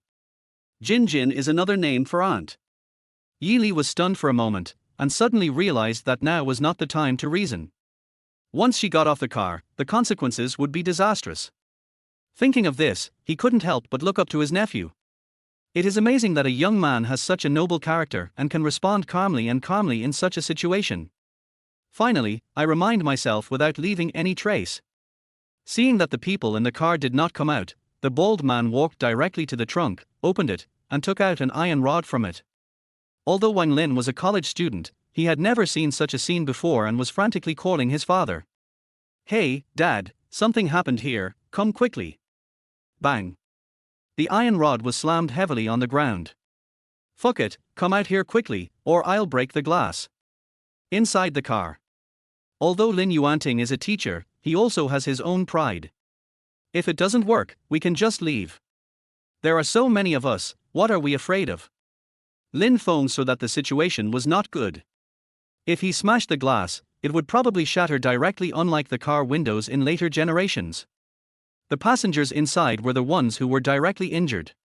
"Get off." Lin Feng reached out to open the car door. "What are you going to do? Are you going to die?" Wang Fang held her son. After all, her son was her dearest child. If anything happened to him, it would be. At this time, Wang Kuan also rushed over. Grandma and Grandpa didn't come, but his aunt and her family followed behind. "My friend, I am so sorry." As the boss of an advertising company, Wang Kuan is naturally well versed in the ways of the world. Looking at the man in front of him, it was obvious that he was not someone to be trifled with. "What are you?" The attitude was extremely bad, but Wang Kuan's expression did not change. "I'm really sorry, it's my wife who's in the car, and she's not a very good driver. If you don't have good driving skills, don't come out. How about this, compensate me 10,000 yuan. "What?" At this time, everyone in the car had already gotten out. Lin Feng was among them. When he heard this man's loud words, his heart turned cold. This is clearly extortion. Chapter 29. Mr. Lin, I was wrong. The scene was at a stalemate for a moment. The bald man in front of him seemed to want to blackmail Wang Kuan. He held the iron rod in his hand and looked at Wang Kuan viciously. "Aren't you blackmailing me? You reversed the car so suddenly that we couldn't react at all." Yi Li stood next to her husband and also refused to pay the money. Wang Kuan could naturally tell at a glance that the bald man in front of him with a gold necklace was not an ordinary person. Not to mention the expensive Mercedes-Benz car, just the ferocious look on his face was enough to make people feel a little chilly. But 10,000 yuan is really a bit too much. It is the savings of an ordinary family for several years. Lin Feng was watching from the side. In this situation, he could only wait and see what would happen. At worst, he could call the police and follow the normal procedures. Aunt Wang Ping and her husband Fang Dasan also rushed over at this time. "What's wrong? What's wrong? Who wants to blackmail me?" Wang Ping is usually arrogant, so when she hears someone bullying her family, she will naturally stand up to protect them. It can be said that she has a sharp tongue but a soft heart. When her family is invaded, she will stand up. Fang Yang and Wang Lin were also standing next to Lin Feng, while a few juniors stood aside, obviously unable to get a word in. Wang Fang and Lin Yuanting stood in front and didn't say anything because they had never experienced such a thing. The bald man looked arrogant, looked at Lin Feng's family, and spat on the ground. "What? You want to bully the minority with your numbers? Just wait, the boss of Zijin Palace is my big brother, wait." As he spoke, he took out his cell phone and said, "Hello." As if he was calling someone. Wang Kuan secretly said in his heart, "Not good." He naturally knew the boss behind Zijin Palace, he was a gangster.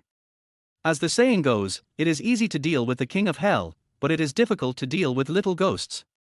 Although Wang Kuan is not afraid of people like this, he is afraid that these little devils will cause trouble behind his back. It's these little hooligans who are the most difficult to deal with, because they always walk at night and there's no guarantee that accidents won't happen. Wang Kuan was now in a dilemma, and was thinking whether he should call the police if the situation seemed to be wrong. Even if compensation is required in the end, at least the safety of the family is guaranteed. As the owner of Zijin Palace Hotel, Jing Lin is naturally very busy. Although he is the boss of Zijin Palace in name only, he actually has no power. All sources of funds and major decisions are still left to Zhu Jingwen to decide. As Zhu Jingwen's direct descendant, Zheng Lin naturally received countless benefits. Just from the Zijin Palace Hotel, there is countless money to be made, not to mention the others. What Zheng Lin is thinking about now is how to move up to the next level and become a member of Zhu Jingwen's core circle. That's right. Although the young man that day was Sister Wen's younger brother, many people in the club spread the rumor that he was Sister Wen's lover. Let us not talk about whether it is true or not, even if he is just my younger brother. If he could seize this opportunity and whisper some advice in Sister Wen's ear, he would be able to achieve success overnight. If nothing else, at least I can reach Wu Yuhu's level. He had long been unhappy with Wu Yuhu, a man with only one arm. How could he have become brother Hu if his father had not saved the life of Wen Jie's father, Zhu Xianzhong? Just as Jing Lin was planning, the phone in the office rang. The scene became tense for a while. Many security guards have rushed over, but it is obvious that the security guards also know this bold man. Wang Kuan went up to the security guard and handed him a few cigarettes, but he didn't expect the security guard to not take the cigarettes but waved his hand. They surrounded Lin Feng and his group in the center, as if they were afraid that they would escape. A few security guards were talking and laughing with the bold guy, and something seemed to be wrong. Yi Li was also frightened at this time. There was some fear on her charming face. She hurried to her husband's side and said, "Why don't we give it to him? I think something is wrong." Wang Kuan frowned and said in a low voice, "Let's see. If it doesn't work, call the police. You take my eldest sister and second sister in first." Among the younger generations here, Lin Feng stood aside, frowning slightly with his hands crossed. It was not that the matter was difficult, but he was wondering whether he should call Zhu Jingwen. Because of the ambiguity between the two in the box before, the relationship can be said to have reached a lifelike level. It can't be described as extremely intimate, but it can be said to be extremely ambiguous. However, both of them were shrewd foxes and neither of them broke their window paper. Maybe Zhu Jingwen also felt that something was wrong between the two of them, but even the domineering Zhu Jingwen could not resist the feelings between men and women, and Lin Feng was an interesting person besides. Another reason why Zhu Jingwen recognized Lin Feng as her foster brother might be to escape that relationship. There was some fear on the faces of my cousins Wang Lin and Fang Yang, a fear that comes from not being able to enter society. Fear of the unknown in society. Lin Feng was afraid that someone would attack them and hurt them, so he walked slowly and stood in front of the two girls. After a while, a thin middle-aged man in his 30s came over, followed by two security guards. "Brother Zheng, you're here, come and see what has happened to my new Mercedes after they hit it." When the bold man saw his savior coming, he threw the iron bar directly to the security guard and ran to the middle-aged man. On his way here, Zheng Lin already knew roughly what had happened. I didn't take it too seriously, as this kind of thing happens almost every once in a while. The only difference is that the bald guy in the Mercedes this time is a member of the society. Although he is not from his own faction, at least he can save face. I took a look at the rear of the Mercedes and saw that it just had some paint peeling off, nothing serious. Zheng Lin glanced at Wang Kuan and Yi Li beside him. He didn't know them. They shouldn't be important people. Because as a person in charge of a restaurant, knowing every important person in N City is a basic skill. You can't just arrange for the municipal party secretary to come to dinner in the lobby, right? It's not just Jin Lin. Everyone in the management of Zijin Palace Hotel, even the doorman, has to have this look. After understanding the basic situation, Zheng Lin had a rough idea in his mind and said, "Bold, what's wrong? What are you going to do?" This means asking him how much money he is willing to pay. When the bold guy saw that someone was backing him up, he shouted, "It's not much, just 10,000 yuan." At this time, Wang Kuan also came over and handed a cigarette to Zheng Lin. "Boss Zheng, long time no see." "It's me, Wang Kuan." Zheng Lin was a little confused and didn't seem to know him. Wang Kuan quickly said, "The billboard at the door was designed by our company. We even had a drink together last time. My uncle Wang Kuan's advertising company is not very big, so he designed some of the marginal parts. He also had dinner with Zheng Lin before as the decorator of Zijin Palace. It's just that at the banquet, Wang Kuan was just the one who poured the wine, and Zheng Lin didn't remember him." "Oh. Zheng Lin ignored him and didn't even take the cigarette. You guys handle it. I'm just a businessman. As soon as these words were spoken, Wang Kuan realized that things were not going well. It seemed that he was not helping anyone, but he had already leaned towards the other side. He has decided to pay the money and must not call the police, because once he does, it would be a slap in the face of Zheng Lin, and the company might not have a place to survive in the entire N city. Xiao Li, go to the bank and withdraw 10,000 yuan. After hearing this, Yi Li did not hesitate. Her years of business experience told her that this was the best way to solve the problem. The bald man also showed a satisfied smile on his face. Wouldn't it be better if we did this earlier? Wang Kuan also showed an apologetic expression on his face. I'm really sorry, my wife's driving skills are not very good. As he said this, he handed a cigarette to the bald man. The bald man took it and said with a low lewd laugh, hee, your wife is pretty good, hee. Naturally, there was a lewd and obscene smile on his face. The sound was not loud and only the two of them could hear it. My Aunt Yi Li herself came from a wealthy family. Her parents were both businessmen, and she and Wang Kuan founded an advertising company, so naturally she had never suffered any hardship. Although she is over 40, she has taken very good care of herself and her skin is as delicate as that of a young woman in her 30s. Wang Kuan clenched his fists, but then loosened them. He still had a family to take care of. Zheng Lin naturally had no interest in bickering, and was about to leave when the matter was resolved. However, when he turned around, he saw a familiar figure. No. Isn't he that sister Wen's adopted brother and secret lover? Is it him? Just when Zheng Lin was puzzled, Lin Feng suddenly showed him a weird smile. Fuck, that's the boy. Zheng Lin felt something was wrong. It looked like they were a family. What was he doing? Helping outsiders bully the family of Wen Jie's brother. Thinking of this, Zheng Lin's legs were already shaking and he wanted to slap himself. Suddenly he thought of a remedy. Well, let's give it a try. Mr. Lin. I am sorry for not welcoming you in person. I apologize here. Zheng Lin shouted as he walked towards Lin Feng, making the people around him a little confused. Zheng Lin, the boss of Zijin Palace, who was silent and low-key just now, why is he shouting so humbly now? Chapter 30 Mr. Lin is me. The scene suddenly became chaotic, and almost everyone was a little dazed. Yi Li, who was reversing to go to the bank, also slowly stopped and prepared to see what was going on. Mr. Lin? Who are you calling? Wang Kuan also frowned and looked at something not far away. What was going on? Aunt Wang Ping was confused and patted her husband Fang Dasan on the back of his hand. Dasan, why is he running towards us? Fang Dasan was also somewhat puzzled. Mr. Lin? Could it be that he knew Lin Yuanting's brother-in-law? Not only him, Wang Kuan was also confused. Logically speaking, how could his brother-in-law Lin Yuanting know someone he couldn't even talk to? To be precise, Zheng Lin was running towards Lin Feng's family on Wang Ping's right, and he seemed to be calling Mr. Lin. Lin Feng didn't expect that he would meet Zheng Lin here. Last time at the Blue Moon Bar, he also had several drinks with him. He mainly drank it himself, probably because he wanted to ask himself to say something good to Zhu Jingguan, right? Did you really think Lin Feng was Lao Ari, the old man who caused chaos in the palace? Mr. Lin, why are you here? What is that? Zheng Lin walked up to Lin Feng's family with sweat all over his forehead, nodding and bowing continuously, with a flattering look on his face. Lin Yuanting was already confused. He was just an ordinary teacher. Usually, teachers had dinner together in small restaurants. He had never been here before. How did this boss know him? Even though he had just been promoted to Dean of Studies, it was still not a relationship that could possibly be related to him. Could it be that I recognized the wrong person? Wang Fang was also confused.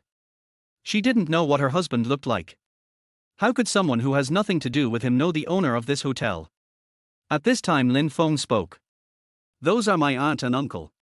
He began to gesture with his eyes, looking in the direction of his father Lin Yuanting.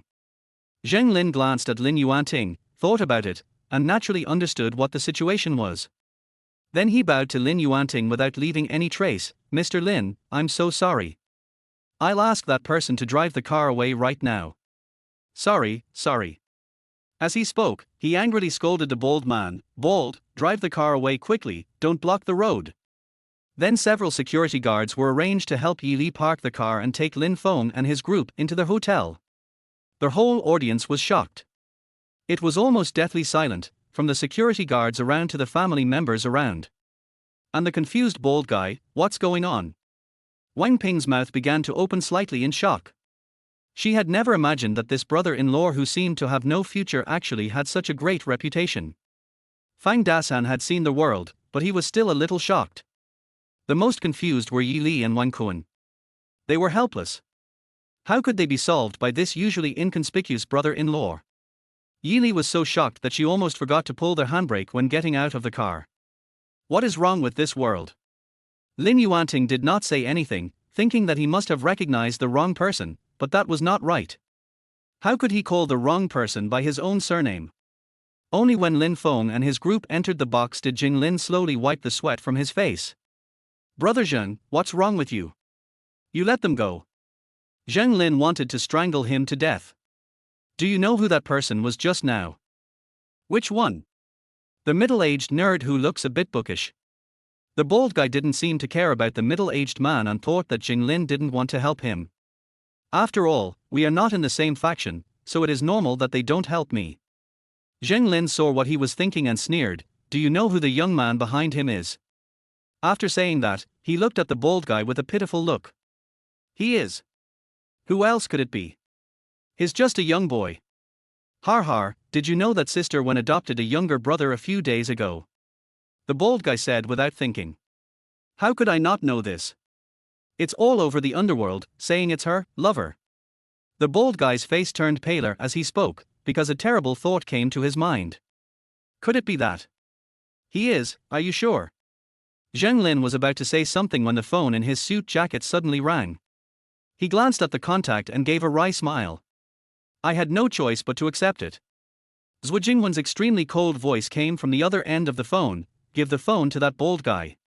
Their voice was so cold that Jing Lin felt as if he was in an ice cave. He was cold from head to toe and felt weak all over. Thinking of Zhu Jingwen's cold and cruel methods, he began to tremble all over. He quickly handed the phone in his hand to the bald man like a hot potato. The latter was so scared that he almost fell to the ground. In the box. The entire family has not yet recovered from what happened and is still talking about it. Lin Feng sat among the younger generation and started eating without restraint. It was not because he did not know the etiquette, but because he was too hungry. On the other hand, why pretend in front of your family? That would be boring. Grandma and Grandpa were also listening to Aunt Wang Ping telling about what had just happened. Why did I wonder why you took so long to come in? So this is the case. Then this meaning is largely thanks to Yuan Ting. Upon hearing this, Lin Yuanting quickly said. Maybe I recognized the wrong person. I really don't know what happened. I don't even know that person named Jing Lin. Wang Kuan and Fang Dasan looked at each other, both of them were full of doubts. These two people were different from Lin Yuan. They had all been in the underworld for many years and could tell at a glance that Jing Lin was really scared. And Lin Yuanting really didn't know what was going on. Is this weird? Wang Ping didn't know what was going on and continued to talk to herself. Oh, it must be Yuan Ting who became the dean of studies and got to know the owner of this purple gold palace. Wang Ping is extremely hypocritical. She used to often mock and ridicule Lin Yuanting, but now she has changed her attitude. At this time, Wang Fang said. Maybe I really recognized the wrong person. After all, my Yuan Tingjong has a common face. As soon as these words were spoken, the whole audience burst into laughter. Har har, aunt, you are so funny. Wang Lin covered her stomach and could hardly hold the chopsticks in her hand. Fang Yang also chuckled. It turned out that this is how his uncle felt in his aunt's heart. The dull atmosphere at the dinner table became lively again. At this time, Lin Feng picked up a piece of braised beef and put it in his mouth. Is there a possibility that Mr. Lin is me? The whole audience was silent for 3 seconds, then burst into laughter. Even Grandma and Grandpa laughed out loud. Chapter 31 Kneeling? I thought Wang Fang was here to liven up the atmosphere, but after a while it turned out that Lin Feng was the one who created the atmosphere. When he said this, everyone in the audience laughed. My cousin Fang Yang covered her mouth with her hand, her oval face full of smiles. Brother, you are so funny. If you are Mr. Lin, then I am Ms. Fang. That's good, then I am Ms. Wang. Wang Lin next to him was also watching the fun and talking without minding the trouble. The expression on his face was even more interesting. Wang Fang pinched her son's ear and said, "You can't even eat honestly. If you don't speak, no one will think you are dumb. You kid, you're still Mr. Lin. You can't even cook. Are you still Mr. Lin?" As soon as Wang Fang finished speaking, there was another round of laughter from those around her. Seeing that his mother was serious, Lin Feng begged for mercy. "Oh, Mom, there are so many people here, please give me some face, please give me some face. Why do you want to be ashamed now?" Wang Kuan also laughed. "Alas, you can't say that. With Xiao Feng's conditions, he can be a successful person even if he wears a suit and a tie." Grandma also smiled and said, "I've always thought Xiao Feng was extraordinary since he was young. Don't laugh, maybe Xiao Feng will really be that amazing in the future." This was just the old man's expectation for the younger generation, but it also made Lin Feng very moved. "My grandparents passed away a long time ago, and I grew up in my grandma's house. No matter how much of a failure I had in my previous life, my grandparents were always the ones standing by my side." The dinner was over quickly, and of course almost no one mentioned the unpleasantness that occurred before the meal. Thanks to Lin Feng and his mother's words, the family finished their meal in laughter. After dinner. Entrance of Zijin Palace Hotel. Several families were still talking. My uncle Wang Kuan was paying the bill at the front desk, and several younger generations were chatting and laughing beside them. "Xiao Feng, remember, don't join the club yet. I will directly pull you into our literature club when the time comes. Hey, Sister Lin, you didn't even ask our Mr. Lin which club he wanted to join. Aren't you too overbearing?" Although Fang Yang is usually a quiet girl, she is also very lively among her family members, especially the younger generations. "Yarn Yan, no? Do you dare to make fun of your brother now?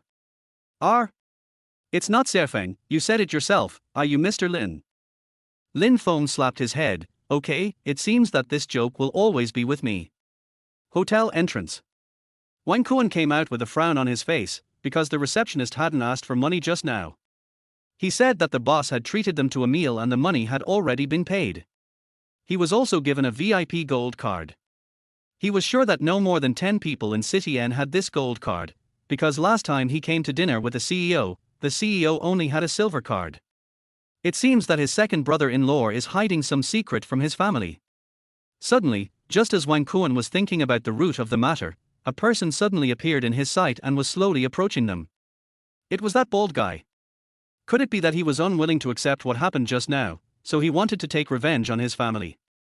It is difficult for ordinary people to understand the thoughts of this group of hooligans. What if he suddenly takes out a knife and stabs his family twice? Wang Kuan didn't dare to think any further and could only shout out, "Xiaolin, be careful, go quickly." My aunt Wang Ping and her husband, as well as my mother Wang Fang, also saw this scene. They were all shouting for the younger generations to leave. Lin Feng and the other two who were chatting and laughing saw the bald guy rushing towards them. Wang Lin and Fang Yang were frightened and didn't know what to do for a moment. They are all students who have not yet entered society. How could they have experienced such a thing? Lin Feng frowned tightly. He didn't expect that this bald guy would still cause trouble, so without thinking, he stood in front of the two girls. He quickly clenched his hands into fists and took a firm step. His eyes were like a tiger's, staring closely at the bald man in front of him, as if he wanted to capture every move in his heart. In his previous life, Lin Feng also followed a Tai Chi master and practiced for many years, but because he was too old at the time, he had no foundation and only had a frame. When Mother Wang Fang saw this scene, she felt both relieved and worried. In addition, Wang Ping and Yi Li had tears on their faces as they watched this scene. Grandma and Grandpa were also shouting at them to run quickly. The surrounding security guards also quickly gathered around because it was obvious that someone was causing trouble. Zheng Lin, who was not far away, sighed, "Bold, I can only help you up to this point. It all depends on your luck from now on." 10 meters, 5 meters, 1 meter, the bald man was moving very fast, as if he was afraid that Lin Feng and his group would run away. Yi Li shouted, "Lin Feng, get out of the way. It's dangerous." Wang Ping also let go of her grudges and shouted loudly, "Xiao Feng, get out of the way. Lin Feng knew that there were two powerless girls behind him, and if he gave way, the consequences would be disastrous. Looking at the bald man who was close to him, Lin Feng slowly moved his body. Just when Lin Feng was about to punch him, he heard a plop, and the bald guy disappeared in an instant. To be precise, he knelt down, and then there was another bang, and he hit the ground heavily. Silence, deathly silence. Wang Kuan, no. What happened? Xiao Feng's move was so fast that he was knocked to his knees. Wang Lin, did Xiao Feng take action? Why is he kneeling? Mother Wang Fang didn't think too much and ran over to see if her son was injured. Everyone around was basically in shock. I thought I was going to see some bloody and violent scene, but how come I was kneeling in the blink of an eye? Their whole family rushed over and dragged Wang Lin and Fang Yang back. Are you okay? Are you okay? I'm fine. Xiao Feng was standing in front of us just now, blocking us. Lin Yuanting, Wang Kuan, Fang Dasan and several other men hurriedly walked up to Lin Feng. Just as they were about to say something, the bald man in front of them grabbed Lin Feng's trouser leg. Mr. Lin, please let me go. I was wrong just now. I was really wrong. Just now, Zhuo Jingwen called Jing Lin directly and let the bald guy answer the phone. There was only one sentence in it, do as you wish, he is me.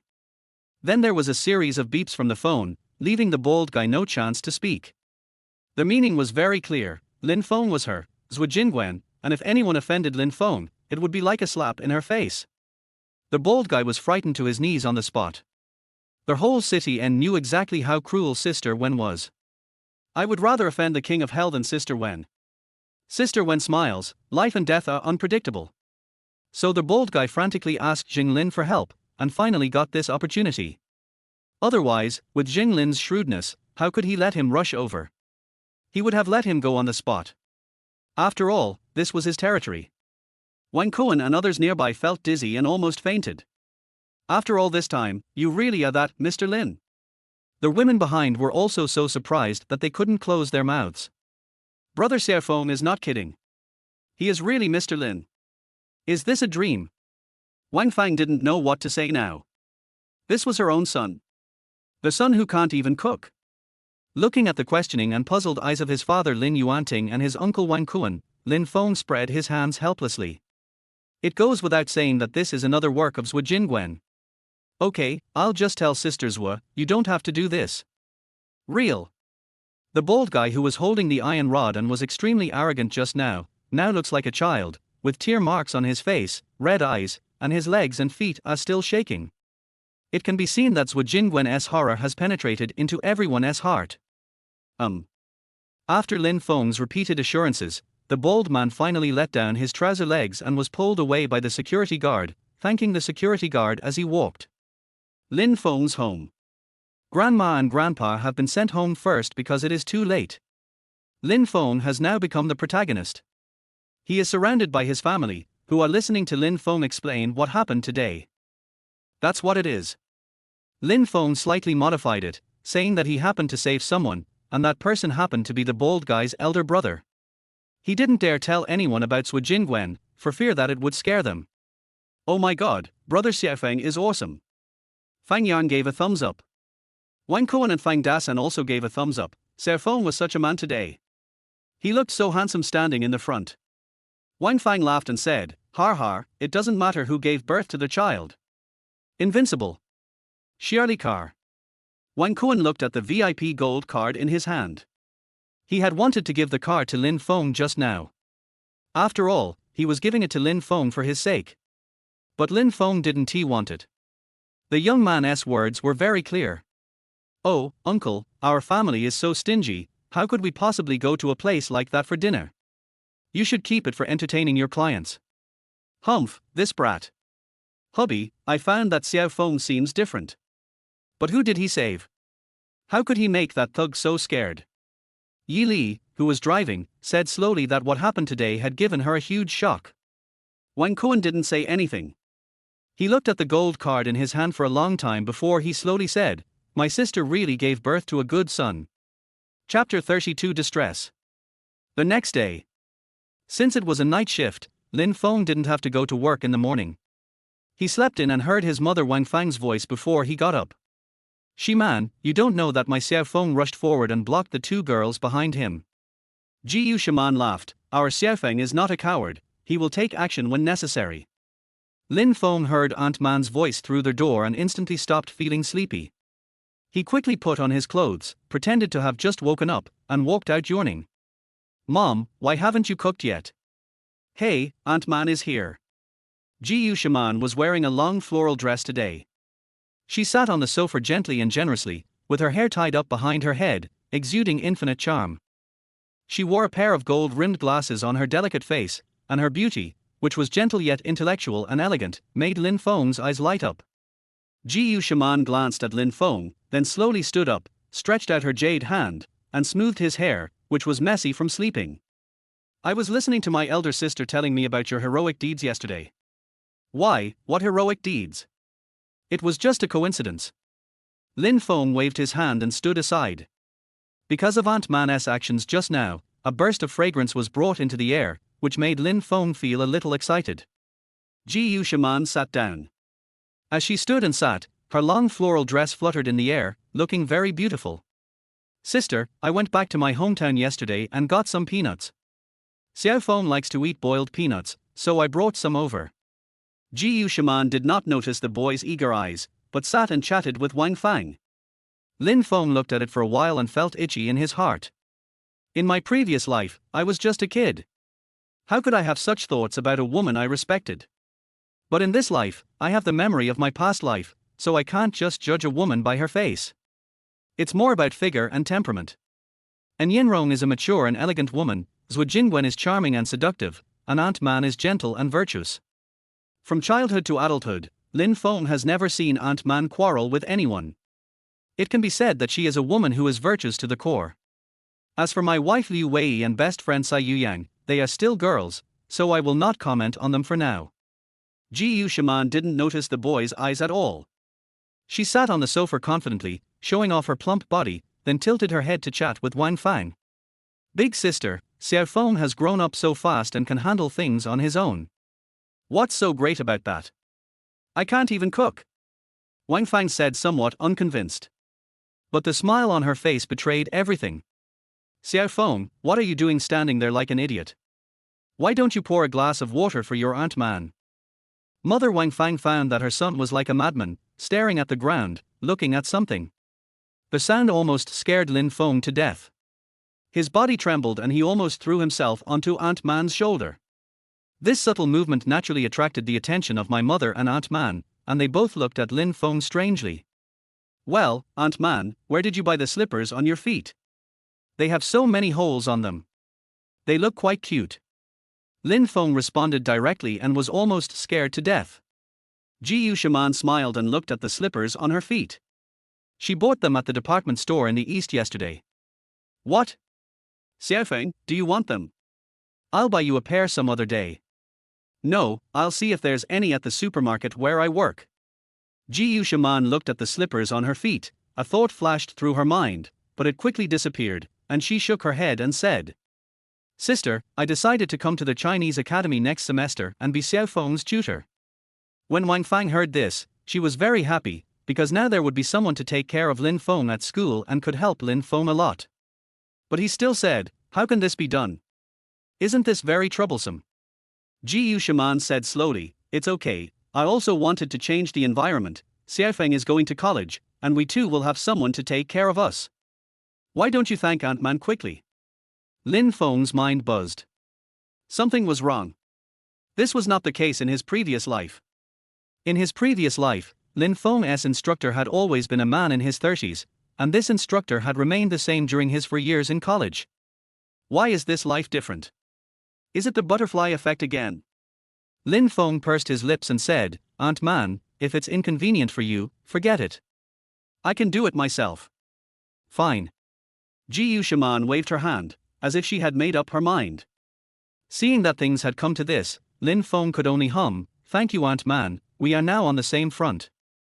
Har har, okay. But what Lin Feng didn't notice was that there was an elusive meaning in the corners of the woman's eyes.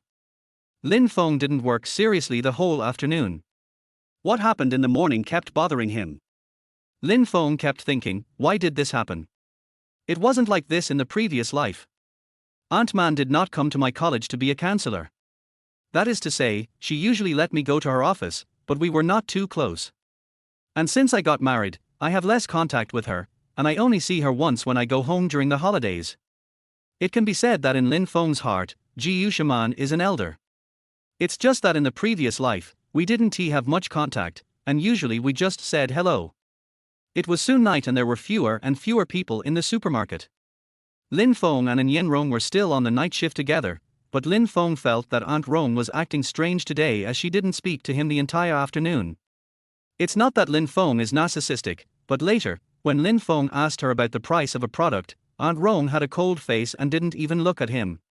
She just said coldly, "I don't know, go ask someone else." After saying that, she turned around and left, as if she didn't want to talk to him anymore. This made Lin Feng a little overwhelmed, and he could only take the goods to ask other people. Looking at Aunt Rong mopping the floor in the store, Lin Feng wanted to ask directly several times, but he held back. It was soon time to get off work. And Yen Rong packed up her things and then slowly lingered around Lin Feng, seeming to make the air fragrant. The elegant figure was standing nearby, with a hesitant look on the beautiful face, and it was unclear what she wanted to say. "Aunt Rong, if you have nothing else, you can go first," Lin Feng said. As soon as Yen Rong walked out of the door, Lin Feng was puzzled. How come Aunt Rong, who was usually very nice to him, was like a different person today? It was really strange. Why were they all so weird? Lin Feng had just put down the account book in his hand when he heard a shout from the door. "What do you want to do? Don't come over here." "Oh no." It was Aunt Rong's voice. Lin Feng stood up quickly, grabbed an empty wine bottle next to him and rushed out. And Yen Rong was very melancholy today. That night, she actually saw her daughter and Lin Feng together, right at the entrance of the community. They looked so familiar and close. Could it be that they were in love? I saw it clearly from the balcony. My daughter, who has always disliked boys, actually hid it from me and did this with a boy. Thinking of her daughter Liu Wei and Lin Feng's secret tryst, and Yen Rong felt a pang of anxiety in her heart. I just don't know if it was because my daughter lied or for some other reason that made her feel so upset that she was so angry that she didn't say a word to the boy for the whole afternoon. There was no last bus at this time, so Yen Rong wanted to walk to the main road and take a taxi. But after taking only 2 steps, he felt someone following him, so he was startled and quickly walked away. 2 thugs rushed out from the side. "Hey, little beauty, what are you doing here alone?" And Yen Rong knew at a glance that they were the gangsters who were collecting debts. "I told you, wait a few months and I will definitely return the money to you." One of the thugs laughed obscenely. "Oh, don't worry, we don't want money this time. How about having a drink with us and paying 10,000 less?" Another thug looked at Yen Rong with lustful eyes and said, "Little widow, it must be hard to be unloved, right? Come on, have a drink with us 2 brothers, and we'll let this matter go." When Yen Rong heard this, she said angrily, "You have no shame." As a housewife, when had Yen Rong ever heard such nonsense? Faced with the 2 hooligans who were approaching, Yen Rong threw her handbag at them and then ran towards the supermarket. Even Yen Rong herself didn't know that when she was in danger, the first person she thought of was that boy. Chapter 33 in Yen Rong's bottom line. The 2 thugs in front of him were approaching step by step, with obscene expressions on their faces. And Yen Rong finally ran to the door of the supermarket, but her heart sank because the lights in the supermarket had been turned off. The entire street was terribly dark, and the usual sounds of crickets had now disappeared without a trace. "Don't run away. Drinking once will save you 10,000 yuan. It's not a loss for you." The 2 hooligans were approaching step by step, and seemed to be impatient, rubbing their fists and hands. And Yen Rong's beautiful eyes were filled with despair. She stepped back step by step, gritted her teeth, and decided that if anything unexpected happened, she would be the first to commit suicide. This mature and elegant woman attaches great importance to her chastity. She believed that if she did that kind of thing with someone she didn't love, it would be like being no different from a corpse. This was also the reason why she would rather commit suicide than give herself to someone else in her previous life. And Yen Rong was retreating step by step, her hurried steps were a little laborious, and suddenly her whole body bumped into a warm place. A youthful smell that belonged to a teenager slowly came over her, making Yen Rong feel at ease. "What do you want to do?" The boy patted the woman's shoulder and slowly stood in front of her. Although his body was a little thin, the feeling of dependence rose involuntarily from the bottom of the woman's heart. The thug standing in front laughed and said, "Kid, get away from me. You haven't even grown all your hair yet, and you want to be a hero saving a beautiful girl." The other gangster looked at the beer bottle in the boy's hand, weighed it in his mind, and then glanced at the boy's face. Just one glance and I was so shocked that I almost fell to my knees. He quickly walked to the other gangster's ear and whispered a few words. The two men turned pale in an instant, with uncontrollable fear in their eyes, as well as fear of Lin Feng. Seeing this, Lin Feng seemed to understand something. "Well, you guys hurry up and get out of here, or we'll both die together." The two thugs ran away quickly without even thinking about it. Lin Feng breathed a sigh of relief. It was obvious that the two thugs should know him. It seemed that drinking in the bar before was of some use. "At least you can show your face." "In the supermarket." "Aunt Rome, it's okay, I." Before Lin Feng could finish his words, the mature and elegant woman in front of him actually walked over to him, clasped her two white arms across her chest, and began to sob continuously. "Xiao Feng, thank you. If it weren't for you, I would have almost." This woman was originally mature and elegant, but after crying like this, Lin Feng was a little at a loss. She sighed in her heart, "Thank goodness for me, so she didn't have to suffer so much. I don't know what kind of difficulties and pain she endured in her previous life. Even if I die in the end, I will not back down from the evil forces." Thinking of this, Lin Feng took the initiative to stretch out a hand and gently patted Aunt Rome's shoulder, looking like he was comforting a child. After about 3 minutes, the sobbing in my arms gradually subsided and seemed to have stopped. And Yinrong was very embarrassed now. She didn't know what happened to her just now and she started crying. The most important thing is that she actually started crying. You know, when Chen Yang threatened her at home before, she didn't even shed a tear, but now she was crying in front of a little kid. Moreover, this child seemed to have some unclear relationship with his daughter. Lin Feng also understood Aunt Rong's thoughts and coughed lightly. "Aunt Rong, stop crying. Your eyes will get swollen if you cry any more." The beauty in front of him twitched, chuckled, and then slowly sat up. The woman's eyes were slightly red, and there were traces of tears on her delicate face. The usual mature and capable look was gone, and all that was left was pitiful and weak. Maybe this is what this mature woman really looks like. "Xiao Feng, I'm sorry, Aunt Rong made a fool of yourself." And Yinrong, with a slightly red face, was a little afraid to look into Lin Feng's eyes. "What's a joke? You're my elder, what kind of joke can I expect of you?" And Yinrong's expression eased a lot after listening to the boy's words, but when she thought of the unclear relationship between him and her daughter, her brows furrowed again. "Aunt Rong, what do they mean by pay back? Do you owe them money?" Lin Feng did not continue talking along the lines of Aunt Rong, but changed the subject.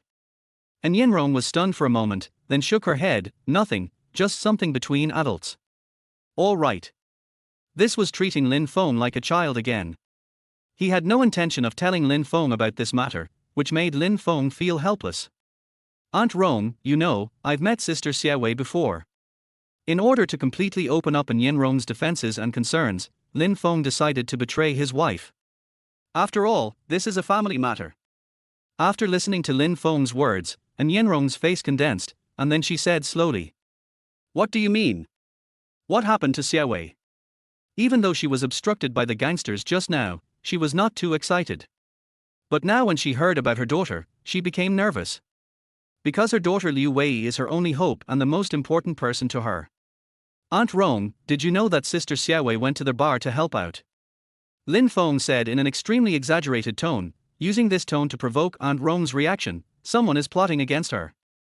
And Yinrong's heart broke when she heard what the young man said. When Yinrong thought of her innocent and lovely daughter Liu Wei being harassed by a group of thugs in a chaotic bar, she felt her heart was broken. "What? What did you say?" And Yinrong changed her previous elegant and graceful appearance, even letting go of the last bit of reserve, and asked while holding Lin Feng's shoulders. "People like Sister Liu Wei would attract attention wherever they go, let alone in a smoky place like a bar," Lin Feng said as a matter of course.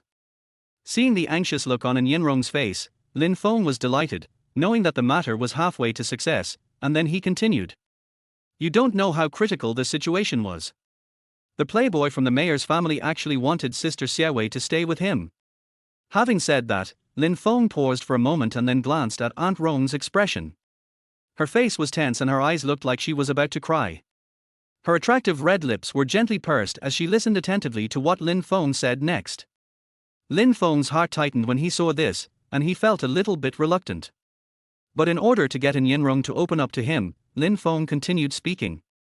But what he didn't know was that it was what he did tonight that created one of the best business empires in China in the future. And I went downstairs to your house last night, and Sister Xiaowei wouldn't let me tell you the truth because she was afraid you would worry. After hearing this, Yanrong realized that she had misunderstood him. It turns out there was nothing wrong. Chapter 34 Coincidence? Trick. It was already very late and the lights in the supermarket had been turned off, with only one light left on. If someone passed by, they would definitely be surprised. Because there were only two people inside, one looked like a handsome young man, as bright as the sun, and the other was a beautiful woman, whose every move was full of elegance. These are two characters with huge differences, but now they are talking to each other. The woman's delicate hands were tightly grasping the boy's shoulders, and tears were flashing in her charming eyes. If someone who doesn't understand the situation saw it, it was definitely the boy's fault that made the woman cry. Lin Feng did not show any mercy, but slowly pushed the woman's hand away and said softly, "I saw it later. Of course I didn't just stand by and watch. I hit that young man directly and split his head open." Only after hearing this did Yanrong calm down. Knowing that her daughter was fine, Yanrong took her hand off Lin Feng's arm, and she still had the same expression. It seemed like he was going to say nothing. "Then are you okay? That young master." And Yanrong didn't finish her words because she knew that he was the mayor's son. This matter is definitely not something that can be resolved so easily, and those responsible will definitely be held accountable. Seeing this situation, Lin Feng secretly said in his heart, "It seems that something shocking is going to happen." Looking at the woman's red face due to excitement, he laughed. "Afterwards, I asked Sister Xiaowei, and she already knew that your family owed a lot of money. The reason I want to work in the bar is because of you, to pay off your debts." When Yanrong heard this, her heart trembled, and her whole body began to shake uncontrollably, as if she was about to cry again. She didn't expect that her daughter was so sensible. "It turned out that there was nothing going on between my daughter and Lin Feng. I was just imagining things." For a moment, emotions of being moved, ashamed, and regretful mixed together, making Yanrong unable to breathe. Seeing that this method was effective, Lin Feng quickly continued. "Your current situation is not only disappointing to Sister Xiaowei, but I am also extremely disappointed in you." Lin Feng admitted that this was indeed a bit too much, but for a mature and steady woman like Yanrong, only by completely breaking her psychology can she completely let down her guard against you. "You, what gives you the right to say that to me?" Under the pressure of various emotions, Yanrong is on the verge of collapse. Lin Feng's words were like the last straw that broke the camel's back, completely shattering Yanrong's last bit of defense and exposing the softest part of her heart. For a moment, Yanrong punched and kicked Lin Feng like a child. "Why do you say that to me? Do you know what it feels like to be helpless? Do you know how it feels to have no water or electricity at home? Do you know how it feels to be insulted by those people and be called a jinx? You know how it feels to be stared at by some stinky men all the time, and then talked about and criticized? Do you understand how much it costs to drink once? Do you understand how shameful it is to be his lover and be free from worry?" Although Yanrong is a mature woman, she always speaks and acts in a steady manner. But in fact, she is a soft-hearted girl at heart, and she longs for someone to love her and to support her family. The woman seemed to have vented enough. She punched Lin Feng's chest a few times with her pink fist and then fell silent. As if realizing her own gaffe, Yanrong buried her head in her chest and fell silent. Time seemed to stand still, and the supermarket suddenly became quiet. All that was heard was the labored breathing sounds of a woman who got angry. When Lin Feng saw this situation, he smiled faintly in his heart. He already knew that the matter was half successful. "Aunt Rong, tell me about it. Maybe I can help you. You don't want Sister Xiaowei to be in this situation again, do you?" And Yanrong was stunned for a moment before she slowly said, "Really?" Before she finished her words, Yanrong burst out laughing, and in her heart she began to laugh at herself. "He's just a child, and I still want him to help me. Really? I will protect you no matter what." Lin Feng suddenly stood up and said with a firm look in his eyes that this was also his biggest goal since his rebirth. He didn't have the strength and opportunity in his previous life, but in this life he will definitely protect them and make them worry-free forever. And Yinrong was moved by the boy's words. Her eyes were full of excitement, but she finally sighed. Then do you know why I came here to work? Lin Feng said, well, Sister Xiaowei said that your family owes a lot of money, so. That's right, Xiaowei's father, he embezzled and borrowed a lot of money, and then committed suicide in prison. Lin Feng looked up at her eyes, then motioned for her to continue. Then his boss took out an IOU for 500,000 yuan and asked us to pay it back. If we didn't, he would mortgage our house. And Yinrong said slowly, without much sadness in her tone. When things become so sad that you can no longer express them in words.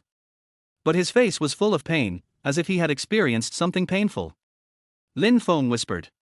So the mistress Aunt Rome just mentioned is about this boss, right? The young man spoke calmly, causing Yinrong to blush. How could he take those words and these two words so for granted?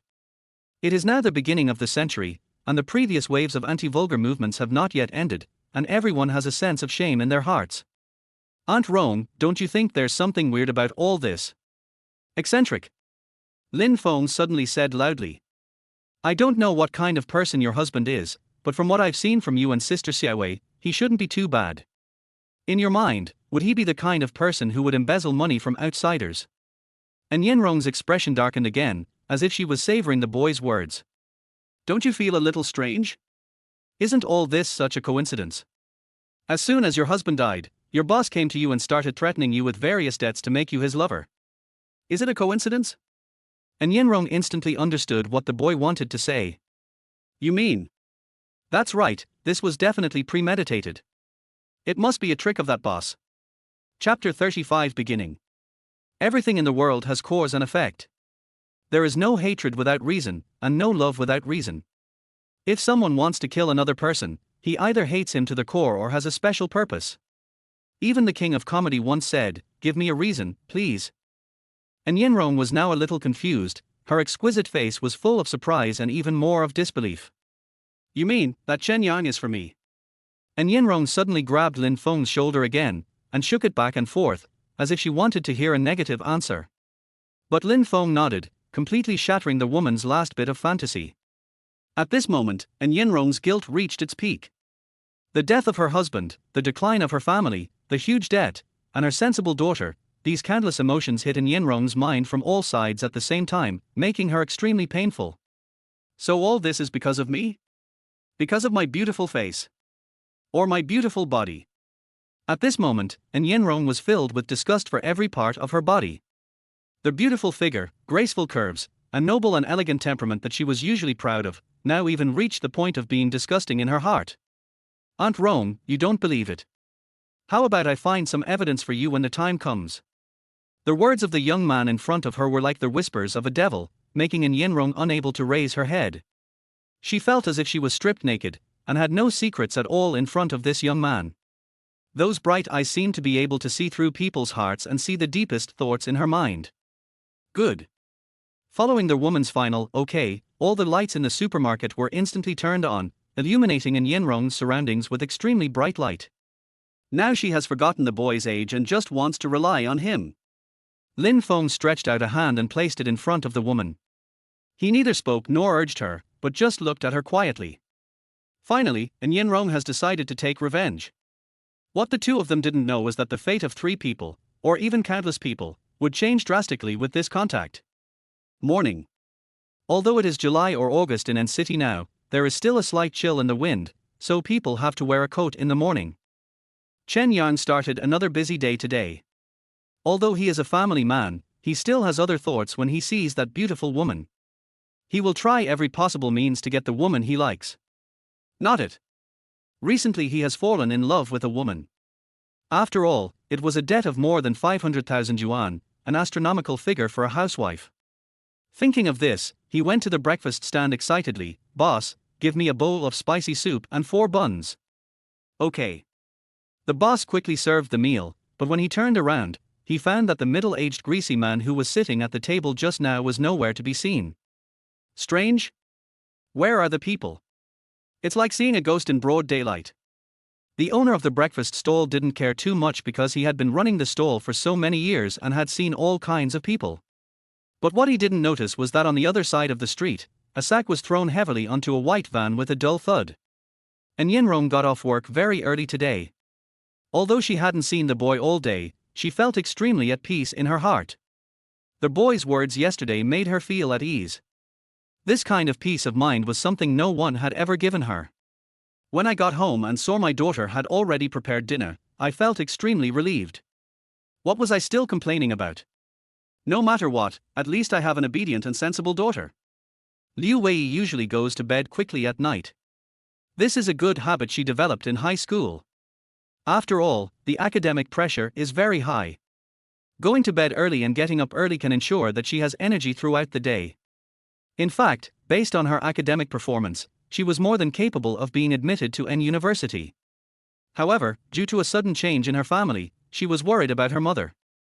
So she changed her choice of university to an university, which was closest to home, so that she and her daughter could take care of each other. Wearing a somewhat childish pink pajamas, Liu Wei lay on the bed with her eyes closed, recalling the conversations she had with the boy over the past 2 days. She began to feel a little uneasy, which was something she had never experienced before. Liu Wei felt her mood fluctuating and her whole body was itching. Looking at the chat records with him, she secretly wondered if she was in love. Thinking of this, Liu Wei suddenly sat up, then slowly lay down again. For a moment, it seemed as if he couldn't control his hands and he switched to Lin Feng's text message interface. "What are you doing?" With the last tap, the message was edited and sent successfully. Looking at the words sent, Liu Wei suddenly blushed. He stuffed the phone under the pillow and buried his head in the quilt, looking as if he was too embarrassed to face anyone. Feeling the heat on her face, the quilt continued to heat up with her breathing, but even so, she did not dare to look at the contents of her phone. Finally, the girl seemed to have made some important decision. "Just take a look." Then he carefully took out the phone from under the pillow, and without raising his head from the quilt, he took the phone inside the quilt. "What are you doing?" "Hey, Sister Xiaowei, you just finished checking the accounts and are heading home." Capitalist exploitation. "Sister Xiaowei, what are you doing? Are you asleep? Why don't you reply?" "Sister Xiaowei, good night." Liu Wei buried her head in the quilt, staring at the screen of her mobile phone without blinking, an unstoppable smile on her lips. In less than a minute, the boy had sent so many messages. She felt so sweet watching this, as if only then she had truly gotten rid of all her troubles and become a real girl. Sleep. Liu Wei had just sent these 2 words when she felt something was wrong. "How can I send a message when I'm already asleep?" He added 2 more sentences. "I just fell asleep, and now I'm awake again. That's not right. They have already sent me a good night message, so what else do I need to explain?" The inexperienced Liu Wei was now like an ant on a hot pan, running around in a hurry, staring at her phone with a frown. Finally, Lin Feng did not reply. 2 slender fingers quickly typed on the phone keys, "Good night, we'll talk tomorrow." After saying that, Liu Wei stopped looking at the content on her phone and buried her head in the quilt again. She felt a little trembling in her heart, but more of it was the excitement that went straight to her cheeks. "I think I am sick." When Yinrong arrived at their hotel, it was already 9 o'clock in the evening. Vienna Hotels. The front is the dining area, and the back is the accommodation. As one of the best hotels in N City, Vienna Hotel is the first choice for all out-of-town elites and also the highest standard for locals to book a room for dates. It's just that it's the beginning of the century now, and people's thinking is still in the previous abstinence period, so it's almost conservative. The relationship between men and women had not yet reached the level of later times, where they could just meet once, have a meal, and then go straight to a hotel and sleep together. Nowadays, even if they are boyfriend and girlfriend, it is not so easy to book a room. So many of the people who booked rooms are like that.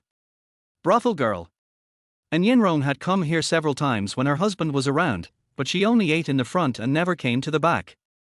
As soon as I walked to the front desk, before I had time to say anything, a girl wearing a waitress vest came over. "Are you Mizzen? Mr. Lin is waiting for you in room 808. There was nothing unusual on the girl's face, because she had worked here for a long time and had seen all kinds of situations. Combinations like this are not uncommon. To put it bluntly, no matter how exaggerated it is, the waiter has seen it. How do you know it was me? Mr. Lin just said that a noble, elegant, and very beautiful woman will be coming over soon. And Yinrong was helpless after hearing the waiter's words. She ignored the waiter behind her and quickly ran into the elevator that had just opened. She came here today without telling her daughter, and didn't feel anything strange at first. Because she couldn't let her daughter know about these disgusting things. After listening to what the waiter said just now and seeing the ambiguous and strange look in his eyes, even though she is so sensitive, she feels something is wrong no matter how she thinks about it. But she knew that what she did was right and made some people pay the price. Chapter 36, Being Beautiful is a Beautiful Mistake. Vienna Hotels. Elevator entrance. Lin Feng stood there alone. For this matter, he did a lot of things in the past 2 days just to fulfill his promise. The elevator door slowly opened, and inside stood an exquisite woman. I don't know why, but Yinrong was dressed very beautifully tonight.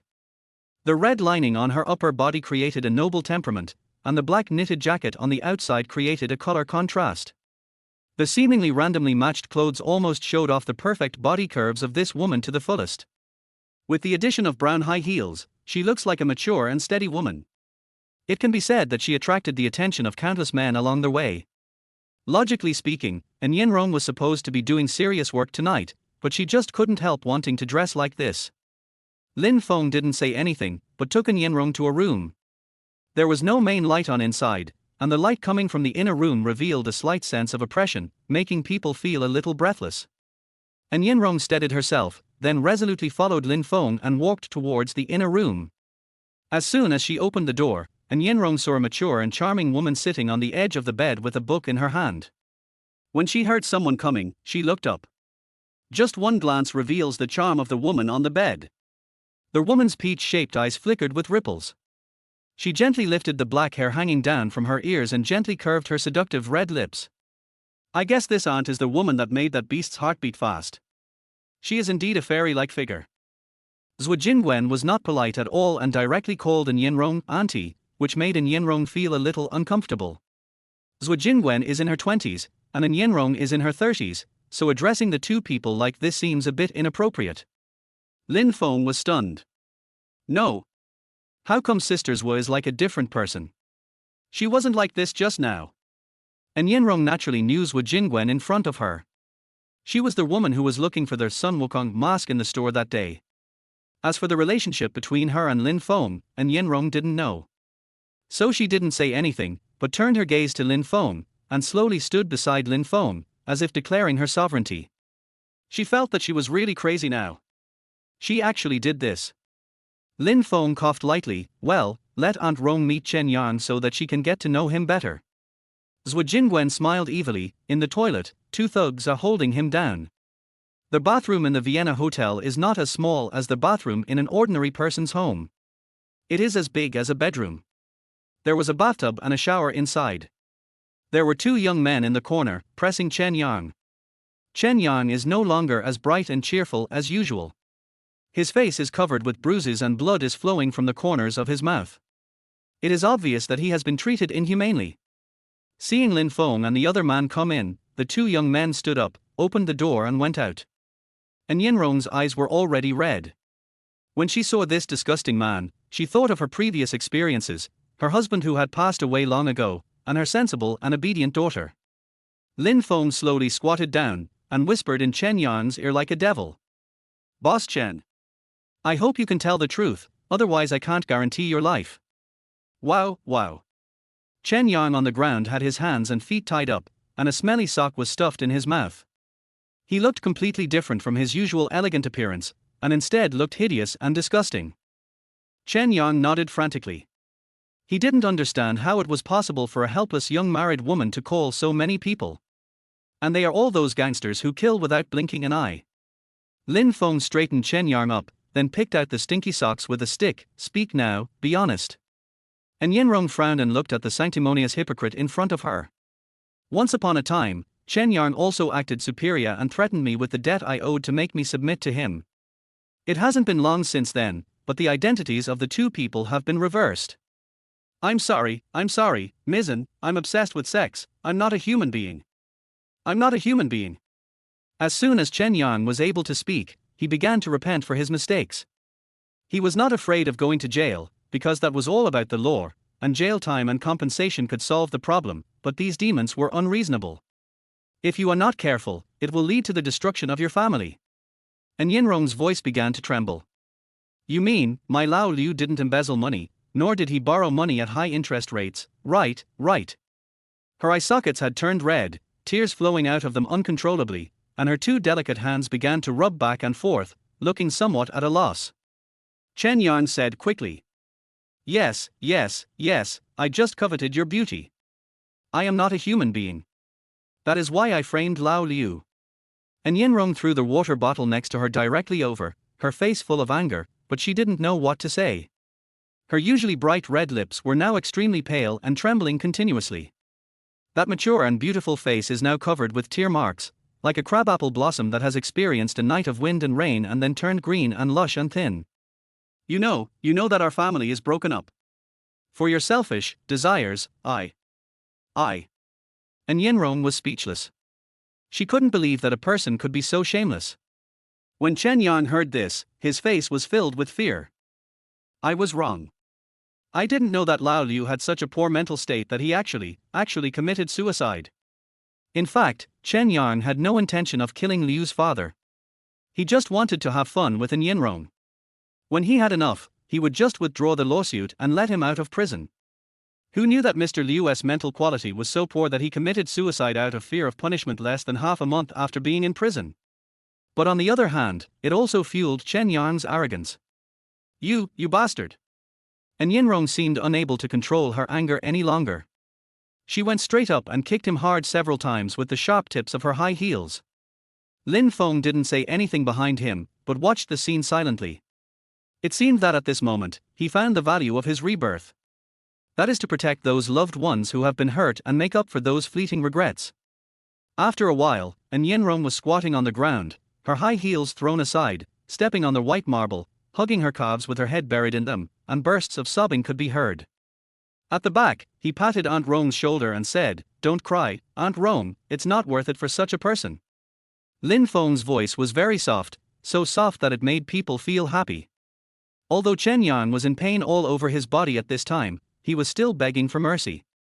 Little brother, we just agreed that as long as I tell you everything, you won't kill me. I've told you everything.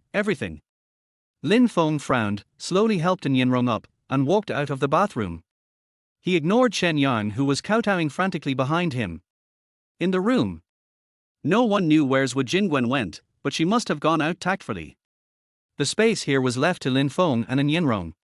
Lin Feng picked up the document on the transparent glass table and said in a low voice, Aunt Rong, this is the evidence that Chen Yang framed Sister Xiaowei's father, as well as related materials, and the 100,000 yuan you paid back in the early stage. And Yinrong slowly raised her head, revealing a pitiful face that made people pity her. Yeah. Lin Feng continued. Aunt Rong, it's up to you from now on. If you want to take legal action, call the police to arrest him. These materials are enough to give him a hard time. Lin Feng paused, looked at the expression on Aunt Rong's face, and then continued. If you want him to disappear, or his family to be destroyed, that's fine. That's enough. That's all. Thank you, Xiao Feng. Before Lin Feng could finish his words, Yinrong interrupted him. She knew what the boy meant, but she could not harm him anymore. He is only 18 or 19 years old, but he is so mature in character. His world is definitely not limited to the small city of N, so he cannot be left with any hidden dangers. Thank you, Xiaofeng. Aunt Rong is already like this. I am a disaster. I killed my husband and destroyed this family. I can't harm you no matter what. As Yinrong spoke, she became excited and stretched out her jade hand to grab her own beautiful and attractive face. Women's nails are sharp. If they scratch you, it will be disfigured. In a flash, Lin Feng reached out and grabbed the woman's arm, which was as white and tender as a lotus root. Aunt Rong, what are you doing? Lin Feng shouted loudly, his tone full of concern and anger. Yinrong burst into tears again. In the final analysis, it's all the fault of this face. If I didn't have this face, perhaps none of this would have happened, and Xiaowei's father might not have died. Xiao Feng, let go and let me ruin this face. As she spoke, An Yinrong raised her other hand again and grabbed at her face. Chapter 37 5 million. Seeing that An Yinrong was too excited, Lin Feng had to use his hand to control her other hand again. Aunt Rong, calm down. This is not your fault. Lin Feng almost shouted in a roaring tone, which stunned An Yinrong, who remained like that for a few seconds. Then his brows began to frown again, and his straight nose began to wrinkle slightly. Even you are mean to me, I. Before she could finish her words, she started crying again, and her appearance was completely different from her usual self. The character of this mature and steady aunt has completely collapsed. Lin Feng knew that at this time, An Yinrong was no longer a married woman whose husband had passed away, nor was she a beautiful mother raising a child alone, nor was she a mature and noble beautiful aunt. Now she is just a girl who longs for comfort. Auntin, why do you have to blame yourself? No one understands you. Yes, no one understands her. Does Father Liu understand her? No. Because if he had understood a little, he would not have committed suicide in prison to evade responsibility and push all the debts onto An Yinrong alone. Does Chen Yang understand her? No. He always thought that An Yinrong was an ordinary wife who could be controlled, but he didn't know that Aunt Rong had an unyielding character. If Chen Yang had changed his approach, pretended to help her, and then took a gentle approach, perhaps everything would have been different. It's not that An Yinrong was so promiscuous, but in this era, she was a widow with a child and a huge debt. You can imagine how difficult this is, it's just human nature. An Yinrong seemed to be moved by Lin Feng's words. She raised her face slightly and looked at the boy in front of her who was unfathomable to her. Aunt Rong, Sister Xiaowei's father is a coward. He doesn't deserve you to treat him like this. Lin Feng then struck while the iron was hot and said that although this was true, he didn't know why he said such a thing. Maybe it's just because of sympathy for An Yinrong. Stop talking. I won't get excited anymore. An Yinrong stood up slowly and looked at the file bag at hand. In a way, she also agreed with what Lin Feng said. But in her heart she was just avoiding the facts. Looking at the file in her hand, An Yinrong chuckled softly, like a plum blossom blooming in winter, covered with frost but still gorgeous. It's better to hand it over to the relevant department and call the police. An Yinrong was ultimately kind enough to make people feel pity for her. Of course, this was also due to Lin Feng's reasons. She didn't want the young man to be too involved. Lin Feng spoke after a while. Let's report it tomorrow, and let's do whatever needs to be done. In fact, Lin Feng originally wanted to cut the weeds completely, because his wife in the previous life was awakened by this incident countless times, and hid in his arms countless times missing her mother, all because of that beast. However, now that Aunt Rong has said so, I naturally shouldn't go too far. At this moment, the door was suddenly opened and Zhuo Jingwen walked in with a smile on her face. Finished. There was a hint of ambiguity in his tone, but more of it was jealousy. Lin Feng then felt that the situation between him and Aunt Rong was a little awkward. He had just done this to prevent Aunt Rong from hurting herself. Lin Feng held his shoulder with one hand, and the other hand was suspended in the air. Oh, Aunt Rong wants to call the police. Let's do that tomorrow. Zhuo Jingwen smiled slightly, then sat next to him and handed him a tissue. Well, it's okay. I know someone in the police station. I can just go and take the statement tomorrow. Excuse me, Miss Zhuo. Har, what kind of lady am I, Aunt Rong? If you don't mind, just call me Wen.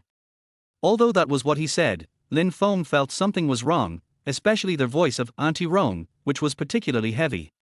An Yinrong was a smart woman and of course she understood what the woman in front of her meant. Well, thank you very much anyway. Lin Feng glanced at Zhuo Jingwen, then said. Aunt Rong, what are your plans next? Intend. An Yinrong didn't know what Lin Feng meant. She looked at the boy in front of her with a puzzled look, thinking about what he had just said. Lin Feng said again. Are you really willing to stay in this supermarket for the rest of your life? Being a small salesperson. The boy's words seemed like a thorn, piercing An Yinrong's heart. She was speechless for a long time. Yes. How could she be willing? She is also a woman who has attended college and has experienced higher education. She used to think that she just needed to be a good wife and mother, but then something unexpected happened at home and she just wanted to make ends meet. Now what? What does she want? At this time, Zhu Jingwen next to her couldn't help laughing. Aunt Rong, this guy wants to do business with you, but he's afraid you won't agree. Business? And Yinrong felt confused again. What happened tonight made her feel dizzy. Vienna hotels. In a tea room. I have to say that the environment of Vienna Hotel is really good. Not only are there places to eat and sleep, but there is even a tea room at the bottom. Zhu Jingwen stood by without saying anything. The kettle next to her was bubbling with steam. She picked it up with her delicate hands and then used boiling water to slowly scald the teacup, fairness cup, and covered bowl. Then Wei Wei paused, stretched out his other hand to pick up the wooden spoon, scooped out tea leaves from the wooden box next to him, and put them into the cup. After a while, pour it all out and repeat the previous steps. Finally, filter it with a strainer and place it on a wooden tea tray in front of the two people. You mean, you want to open a supermarket? And Yinrong said to Lin Feng opposite her. Yes and no. Isn't this the kind of supermarket we work in? And Yinrong was already confused. Could a supermarket look anything else? Aunt Rong, I want to open a large comprehensive supermarket. Lin Feng certainly knew how influential this kind of supermarket was. Like Wander, Donglai, and Dennis in later generations, it was simply a tool for getting rich quickly. Forget it, Aunt Rong, I'm just a housewife, I don't know how to do anything. And Yinrong didn't think it was unreliable at first, but felt that she was not competent for the job. Lin Feng continued. I heard from Sister Xiaowei that you studied management in college. I think you can do it. And Yinrong looked at the situation and smiled. Well, the main thing is that I don't have much money, so let's just forget it. Lin Feng smiled, then picked up the teacup in front of him and took a sip. The fragrance of tea filled his face and he felt relaxed instantly. I can pay, but I want 10% of the shares. Zhu Jingwen, who had been silent nearby, spoke up. In fact, earlier this morning, Lin Feng had already discussed with Zhu Jingwen about borrowing 5 million from her first and then paying it back in a year. 5 million. And Yinrong seemed to be listening to a myth. Is this woman crazy? How dare she give a teenager 5 million directly? Even if it was for business, wasn't she afraid of losing it all? She felt as if she was dreaming, a beautiful dream from which she never wanted to wake up. Chapter 38 Ignore Lin Feng. At the beginning of the century, a family with an annual income of 10,000 yuan was considered very powerful. In the village, if a family had an annual income of 10,000 yuan, they could almost do whatever they wanted. For example, the families of Lin Feng's aunt and uncle are already considered middle class in society. It can be said that it is not a problem to squeeze out a few 100,000, but this is 5 million. What is the concept of 5 million? Even in later times, 5 million is a sum of money that an ordinary person cannot earn even if they don't eat or drink for a lifetime. But now, Zhu Jingwen actually took it out directly. And just 10% of the shares is already a free gift to Lin Feng. And Yinrong knew that if it weren't for Lin Feng's face, Zhu Jingwen would never help her, whether it was to capture Chen Yang or the current 5 million. Why choose me? This was in Yinrong's last question, because no matter who it is, with the 5 million, they can achieve certain achievements. But this young man only invited himself. And Yinrong is not so narcissistic as to think that she can please people of all ages, and he is not the kind of person who forgets his original intention when he sees a beautiful woman. Of course, after getting familiar with the situation, and Yinrong realized how ridiculous her current thoughts were. Because you shouldn't spend your life in a place like that. Lin Feng was silent for a long time before he uttered such an incongruous sentence, which made people a little confused. Well, I can try. Now that things have come to this, it would be bad for Yinrong to refuse. The main reason is that she also wants to prove that she is not just a housewife. Well, let's do this. After reporting to the police tomorrow, we'll go to the industrial and commercial department to register. Lin Feng said directly, with an inexplicable smile on his face. And Yinrong felt like she was on a pirate ship. Someone was arranged to send Yinrong home, and only Lin Feng and Zhu Jingwen were left in the box. Zhu Jingwen was wearing all black today, with a white lining on the upper body, a black leather jacket on the outside, black flared pants on the lower body, and a pair of women's leather shoes on her feet. She looks like a big sister, which makes people feel very cool. Are you satisfied? What a happy ending. Zhu Jingwen said sarcastically, holding up the teacup. It was obvious that Zhu Jingwen was jealous, but she didn't seem like a little girl who cherished her toys. Seeing this, Lin Feng quickly stood up, walked behind Sister Zhua, stretched out his hand and pinched her shoulder. "Oh, Sister Zhua, you are so good to me. Don't worry, you will definitely make money, at least several times more." Zhua Jingwen shook her head. In fact, she didn't think so in her heart, but her lips were still curled up. "That's the best. This is all my belongings." Zhua Jingwen did not lie about this. The 5 million already included the inheritance left by her father and all the monies Zhua Jingwen earned in the past few years. Of course, the money from the society does not count, as the money there is used to maintain the daily operations of the society. Otherwise, how could so many people follow you and risk their lives if there is no sweetness in it? The young man behind her didn't say anything. He moved his hand that was pinching her shoulder gradually downwards, and then pulled up the woman's hand. "Trust me, it's possible." Zhua Jingwen raised her head slightly, looked at Lin Feng's determined eyes, and a smile appeared on the corner of her mouth. "Seriously, he looks pretty." The next day, Lin Feng worked in the supermarket for a whole day. He had thought about it long ago and decided to open his own supermarket as soon as possible. This summer job, he can't even do it at all, it's simply not a job for a human being. He was clearly applying for a cashier position, but he had to do all kinds of jobs. Even if the supermarket toilet was clogged, he was asked to clear it. "I can't continue this shift." At dusk, Zhua Jingwen's black Mercedes slowly approached, surprising everyone in the supermarket because Mercedes-Benz were not common. But the next person who came down from inside startled the men in the store again. Especially those who listened to the story told by the man with glasses last time, almost lowered their heads to their belts. They all turned away, not daring to look at the woman's face. "I'm afraid that something I do will make the other person unhappy and cause my family to be broken up." Zhua Jingwen got down from the driver's seat, wearing a pair of huge frog-eye glasses that roughly covered her charming face. But the brown hip skirt and black tights perfectly showed off her graceful figure. The most eye-catching thing was the milky white high heels on her feet, which simply dazzled everyone's eyes. From a distance, she is simply a fashionable urban beauty. Then the passenger door opened, and an even more beautiful woman came down. Lin Feng didn't recognize who it was at first glance, but when he looked carefully, it turned out to be Aunt Rome. "Oh my God! Is this Aunt Rome?" The woman in front of me had long wavy hair, and was wearing a black cotton dress with flesh-colored stockings, which made her skin look fair and bright. Her mature and beautiful face had beautiful red lips. She has a tall and plump figure, especially the crystal high-heeled sandals on her perfect jade feet, which make her look extremely noble. Before anyone came over, there was already a lot of discussion around.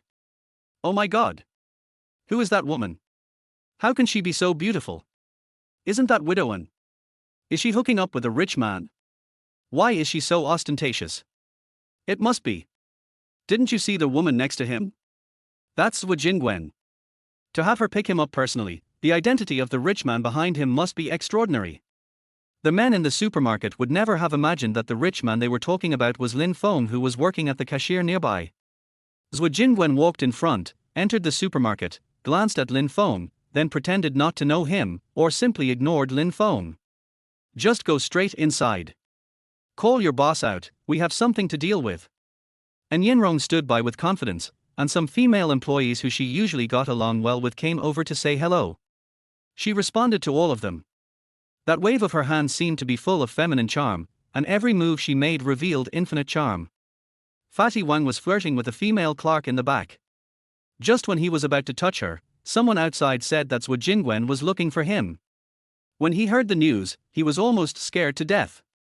He quickly put his clothes in order, then ignored the female clerk and ran out. Before I saw Fatty Wang, I heard his obscene voice. "Hey, Sister Wen, why did you come here without notifying me?" Zhua Jingwen didn't have the time to listen to his nonsense. She held the cash register with one hand and waved the other. "Maison wants to resign. Please pay her this month's and last month's wages. It's that simple." After saying that, she took a step back, and the hand that was on the cash register was tapping gently on it, as if following some pattern. Lin Feng raised the corner of his mouth slightly and glanced at Zhua Jingwen. She took out 2 pieces of chewing gum from the cash register, put them in her hand that was tapping the table, and poked them hard, causing the charming face in the toad mirror to wrinkle slightly. "Sister Zhua, eat bubble gum. It's my treat," the young man said with a slightly red face, looking embarrassed to see the beautiful sister. Seeing Zhu Jingwen's embarrassing look, Lin Feng was so happy in his heart. I told you to ignore me. While Lin Feng and Zhu Jingwen were fighting secretly, Fatty Wan was already calculating in Yinrong's salary. Under normal circumstances, Fatty Wan would not want Yinrong to leave because he had other ideas. But today's Zhu Jingwen came in person, so even if he had 10 times the courage, he would not dare to have any evil thoughts. I can only look at Yinrong with pity on my face. Hey! I wonder which boss this woman hooked. After a while, the debt was settled. Yinrong thanked him and left with Zhu Jingwen. During this time, the two women didn't even look at Lin Feng, which made Lin Feng very uncomfortable. Chapter 39 Game. Night. Purple Palace Hotel. Inside Ling Xue Pavilion. The air conditioner was whirring, and Lin Feng was hugging his arms, looking very cold. However, the two women in front of him acted as if they saw nothing and were only focused on talking to a middle-aged man. Xing Yuan is the boss of Longyuan department store in City N and also the owner of the building. This building has a long history. It has been doing department store business since the Republic of China. Later, it underwent several reconstructions and renovations after the reforms, and it has become what it is today. Today, it has 5 floors, each floor is over 1,000 square meters, which is enough to serve as the headquarters of a supermarket. Lin Feng knew this person. The first large supermarket in N City in his previous life was built here. This Xing Yuan sold the building to a foreign businessman, and then he took the money and went abroad. So Lin Feng was 100% sure that this middle-aged man definitely wanted to take action. After some simple politeness, Zhu Jingwen went straight to the point. Boss Xing, let's be frank. This Mizan wants to buy your department store. Xing Yuan nodded, then looked at Yinrong, who was as beautiful as a fairy next to him. The first time he saw this woman, Xing Yuan felt that this woman was extraordinary. Be it the extremely beautiful appearance or their way and means of speaking, they are all displayed to the fullest by the top mature woman in front of him. In fact, Yinrong didn't say much, most of the words were said by Zhu Jingwen. But this is precisely the cleverness of Yinrong, because she knows that the reason why the man in front of her can sit here and listen to her is definitely not because of how good looking he is, but because Zhu Jingwen invited him. Xing Yuan took a bite of food with chopsticks, and then said slowly, I wonder what Mizan wants to use it for. Yinrong also smiled and said, do some small business, prepare to open a supermarket or something like that. Supermarket? Xing Yuan frowned. He had thought about this idea before, but after investigation, he quickly gave up the idea. He believes in market research very much. According to market research, many citizens don't want to go to large supermarkets to shop. Because in the traditional concept, the things in big supermarkets are expensive and only capitalists can afford them. Compared with large shopping malls, people still prefer to shop in small supermarkets near their homes. That's fine. After all, current policies encourage it. Xing Yuan replied slowly. Lin Feng, who was standing next to him, sneered in his heart, har, what policy are you talking about? The policy to encourage the development of the market economy will probably not come out until next year. That is, when the country was cracking down, that policy was implemented because the economy was sluggish. Now Xing Yuan is just talking nonsense. Then Mizan, with all due respect, how much money can you afford to buy this building? Although he was introduced by Zhu Jingwen, Xing Yuan was not too polite, because everyone familiar with the Zhu family society knew it. There is no unity within the group. Ever since the death of Zhu Jingwen's father, Zhu Xinzhong, the entire group has become even more chaotic, and there seems to be a situation on the verge of splitting up. As one of the most influential figures in N City, Xing Yuan naturally knew many big names in the community, so there was no need for him to be afraid of Zhu Jingwen. Yinrong didn't say anything, because the little guy had reminded her before coming that anything involving money had to be negotiated by Zhu Jingwen. Boss Xing, this is meaningless. Our Mizan is just a rookie who doesn't know anything. If you say too little, it will hurt the relationship. You should just give me a number. Although the words were very respectful, the tone was not too gentle, and was even a little cold. Lin Feng, who was standing beside her, couldn't help but shiver. Sister Zhui is so mighty. Xing Yuan, being a smart man, naturally understood what she meant, but he did not take her seriously. After all, when your father was alive, you had to respect me. How about this, for good luck, 6 million. Hearing this number, and Yenrong's heart skipped a beat. 6 million was already far beyond the budget, and she only had 5 million in her hands. Adding the 100,000 she had retired before, it was still far from enough. Xing Yuan actually knew that the economy was in recession and the country had not taken any major actions in the near future, so even if he bought it, he would just be buying a building. It is of no use at all.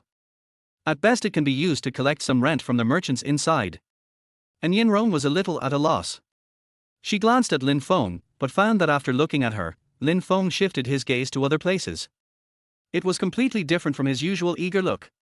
She knew that the boy must be angry with her for ignoring him just now. Har har, he's just a young boy. With a clanged sound, the spoon hit the bowl, which seemed a bit harsh in the box. Lin Feng scratched his head and said with embarrassment, "I was careless. Please continue." Xing Yuan glanced at Lin Feng and smiled back. After all, he was just a child. Zhuo Jingwen immediately understood and said, "Boss Xing, you are really not kind. This price is not enough to cover the cost." Xing Yuan responded immediately, just as he had expected Zhuo Jingwen to say. "Hey, it's not easy to do anything these days. This is already the lowest. A few days ago, a boss from Hong Kong offered 8 million. The meaning of the words is very clear, directly indicating that this price is only available because you, Zhuo Jingwen, came here, otherwise it would be 8 million. Lin Feng sneered in his heart again. This was obviously nonsense. If the businessman offered 8 million, he would have sold it long ago, right? Lin Feng guessed that the boss would probably offer a maximum of 5 million. Hearing this, Zhuo Jingwen narrowed her peach blossom eyes slightly. Without saying anything, she picked up the silver lighter on the table, lit a cigarette, and started smoking. He threw the silver lighter casually, and it hit the table with a crisp sound. Then Zhuo Jingwen crossed her legs and looked at Xing Yuan like a big sister. An inexplicable sense of oppression came over her. The atmosphere in the box suddenly became tense. And Yenrong felt that even her breathing became faster, but she did not choose to escape. Instead, she raised her head and observed the two people. Because she knew that she would have to face these things alone in the future. Although Xing Yuan was not afraid in his heart, he now had a layer of sweat on his forehead. The aura of the woman in front of him was really terrifying. How about this, 5.6 million, let's each take a step back. Zhuo Jingwen's heart moved slightly, but she didn't say anything because it was not enough. Xing Yuan continued. How about this, 200,000 less, 5,400,000. This is indeed the lowest price Xing Yuan can accept. He has already decided that if it doesn't work out, he will just leave and not sell it. Isn't this forced buying and selling? Zhuo Jingwen didn't say anything. She placed the white cigarette holder on the table with her jade hand. The cigarette was not finished yet, and the smoke gradually floated above it. Then she placed her jade hands on the table and tapped it gently. Their dong dong dong sound made people's hearts beat faster. Forget it then. I dare not sell my ancestral property at a low price. Goodbye. Xing Yuan bowed to Zhuo Jingwen, and then he had done his best. Just as he was about to turn around and leave, he heard a voice in his ear, "Boss Xing, wait a moment, there is still something to discuss." Xing Yuan was stunned for a moment when he heard this, and stopped walking. Because the owner of this voice was actually the young man who had been sitting next to him. Oh. Xing Yuan frowned, then turned to look at Lin Feng, with a strange look in his eyes. "Boss Xing, please sit down. We can discuss this matter."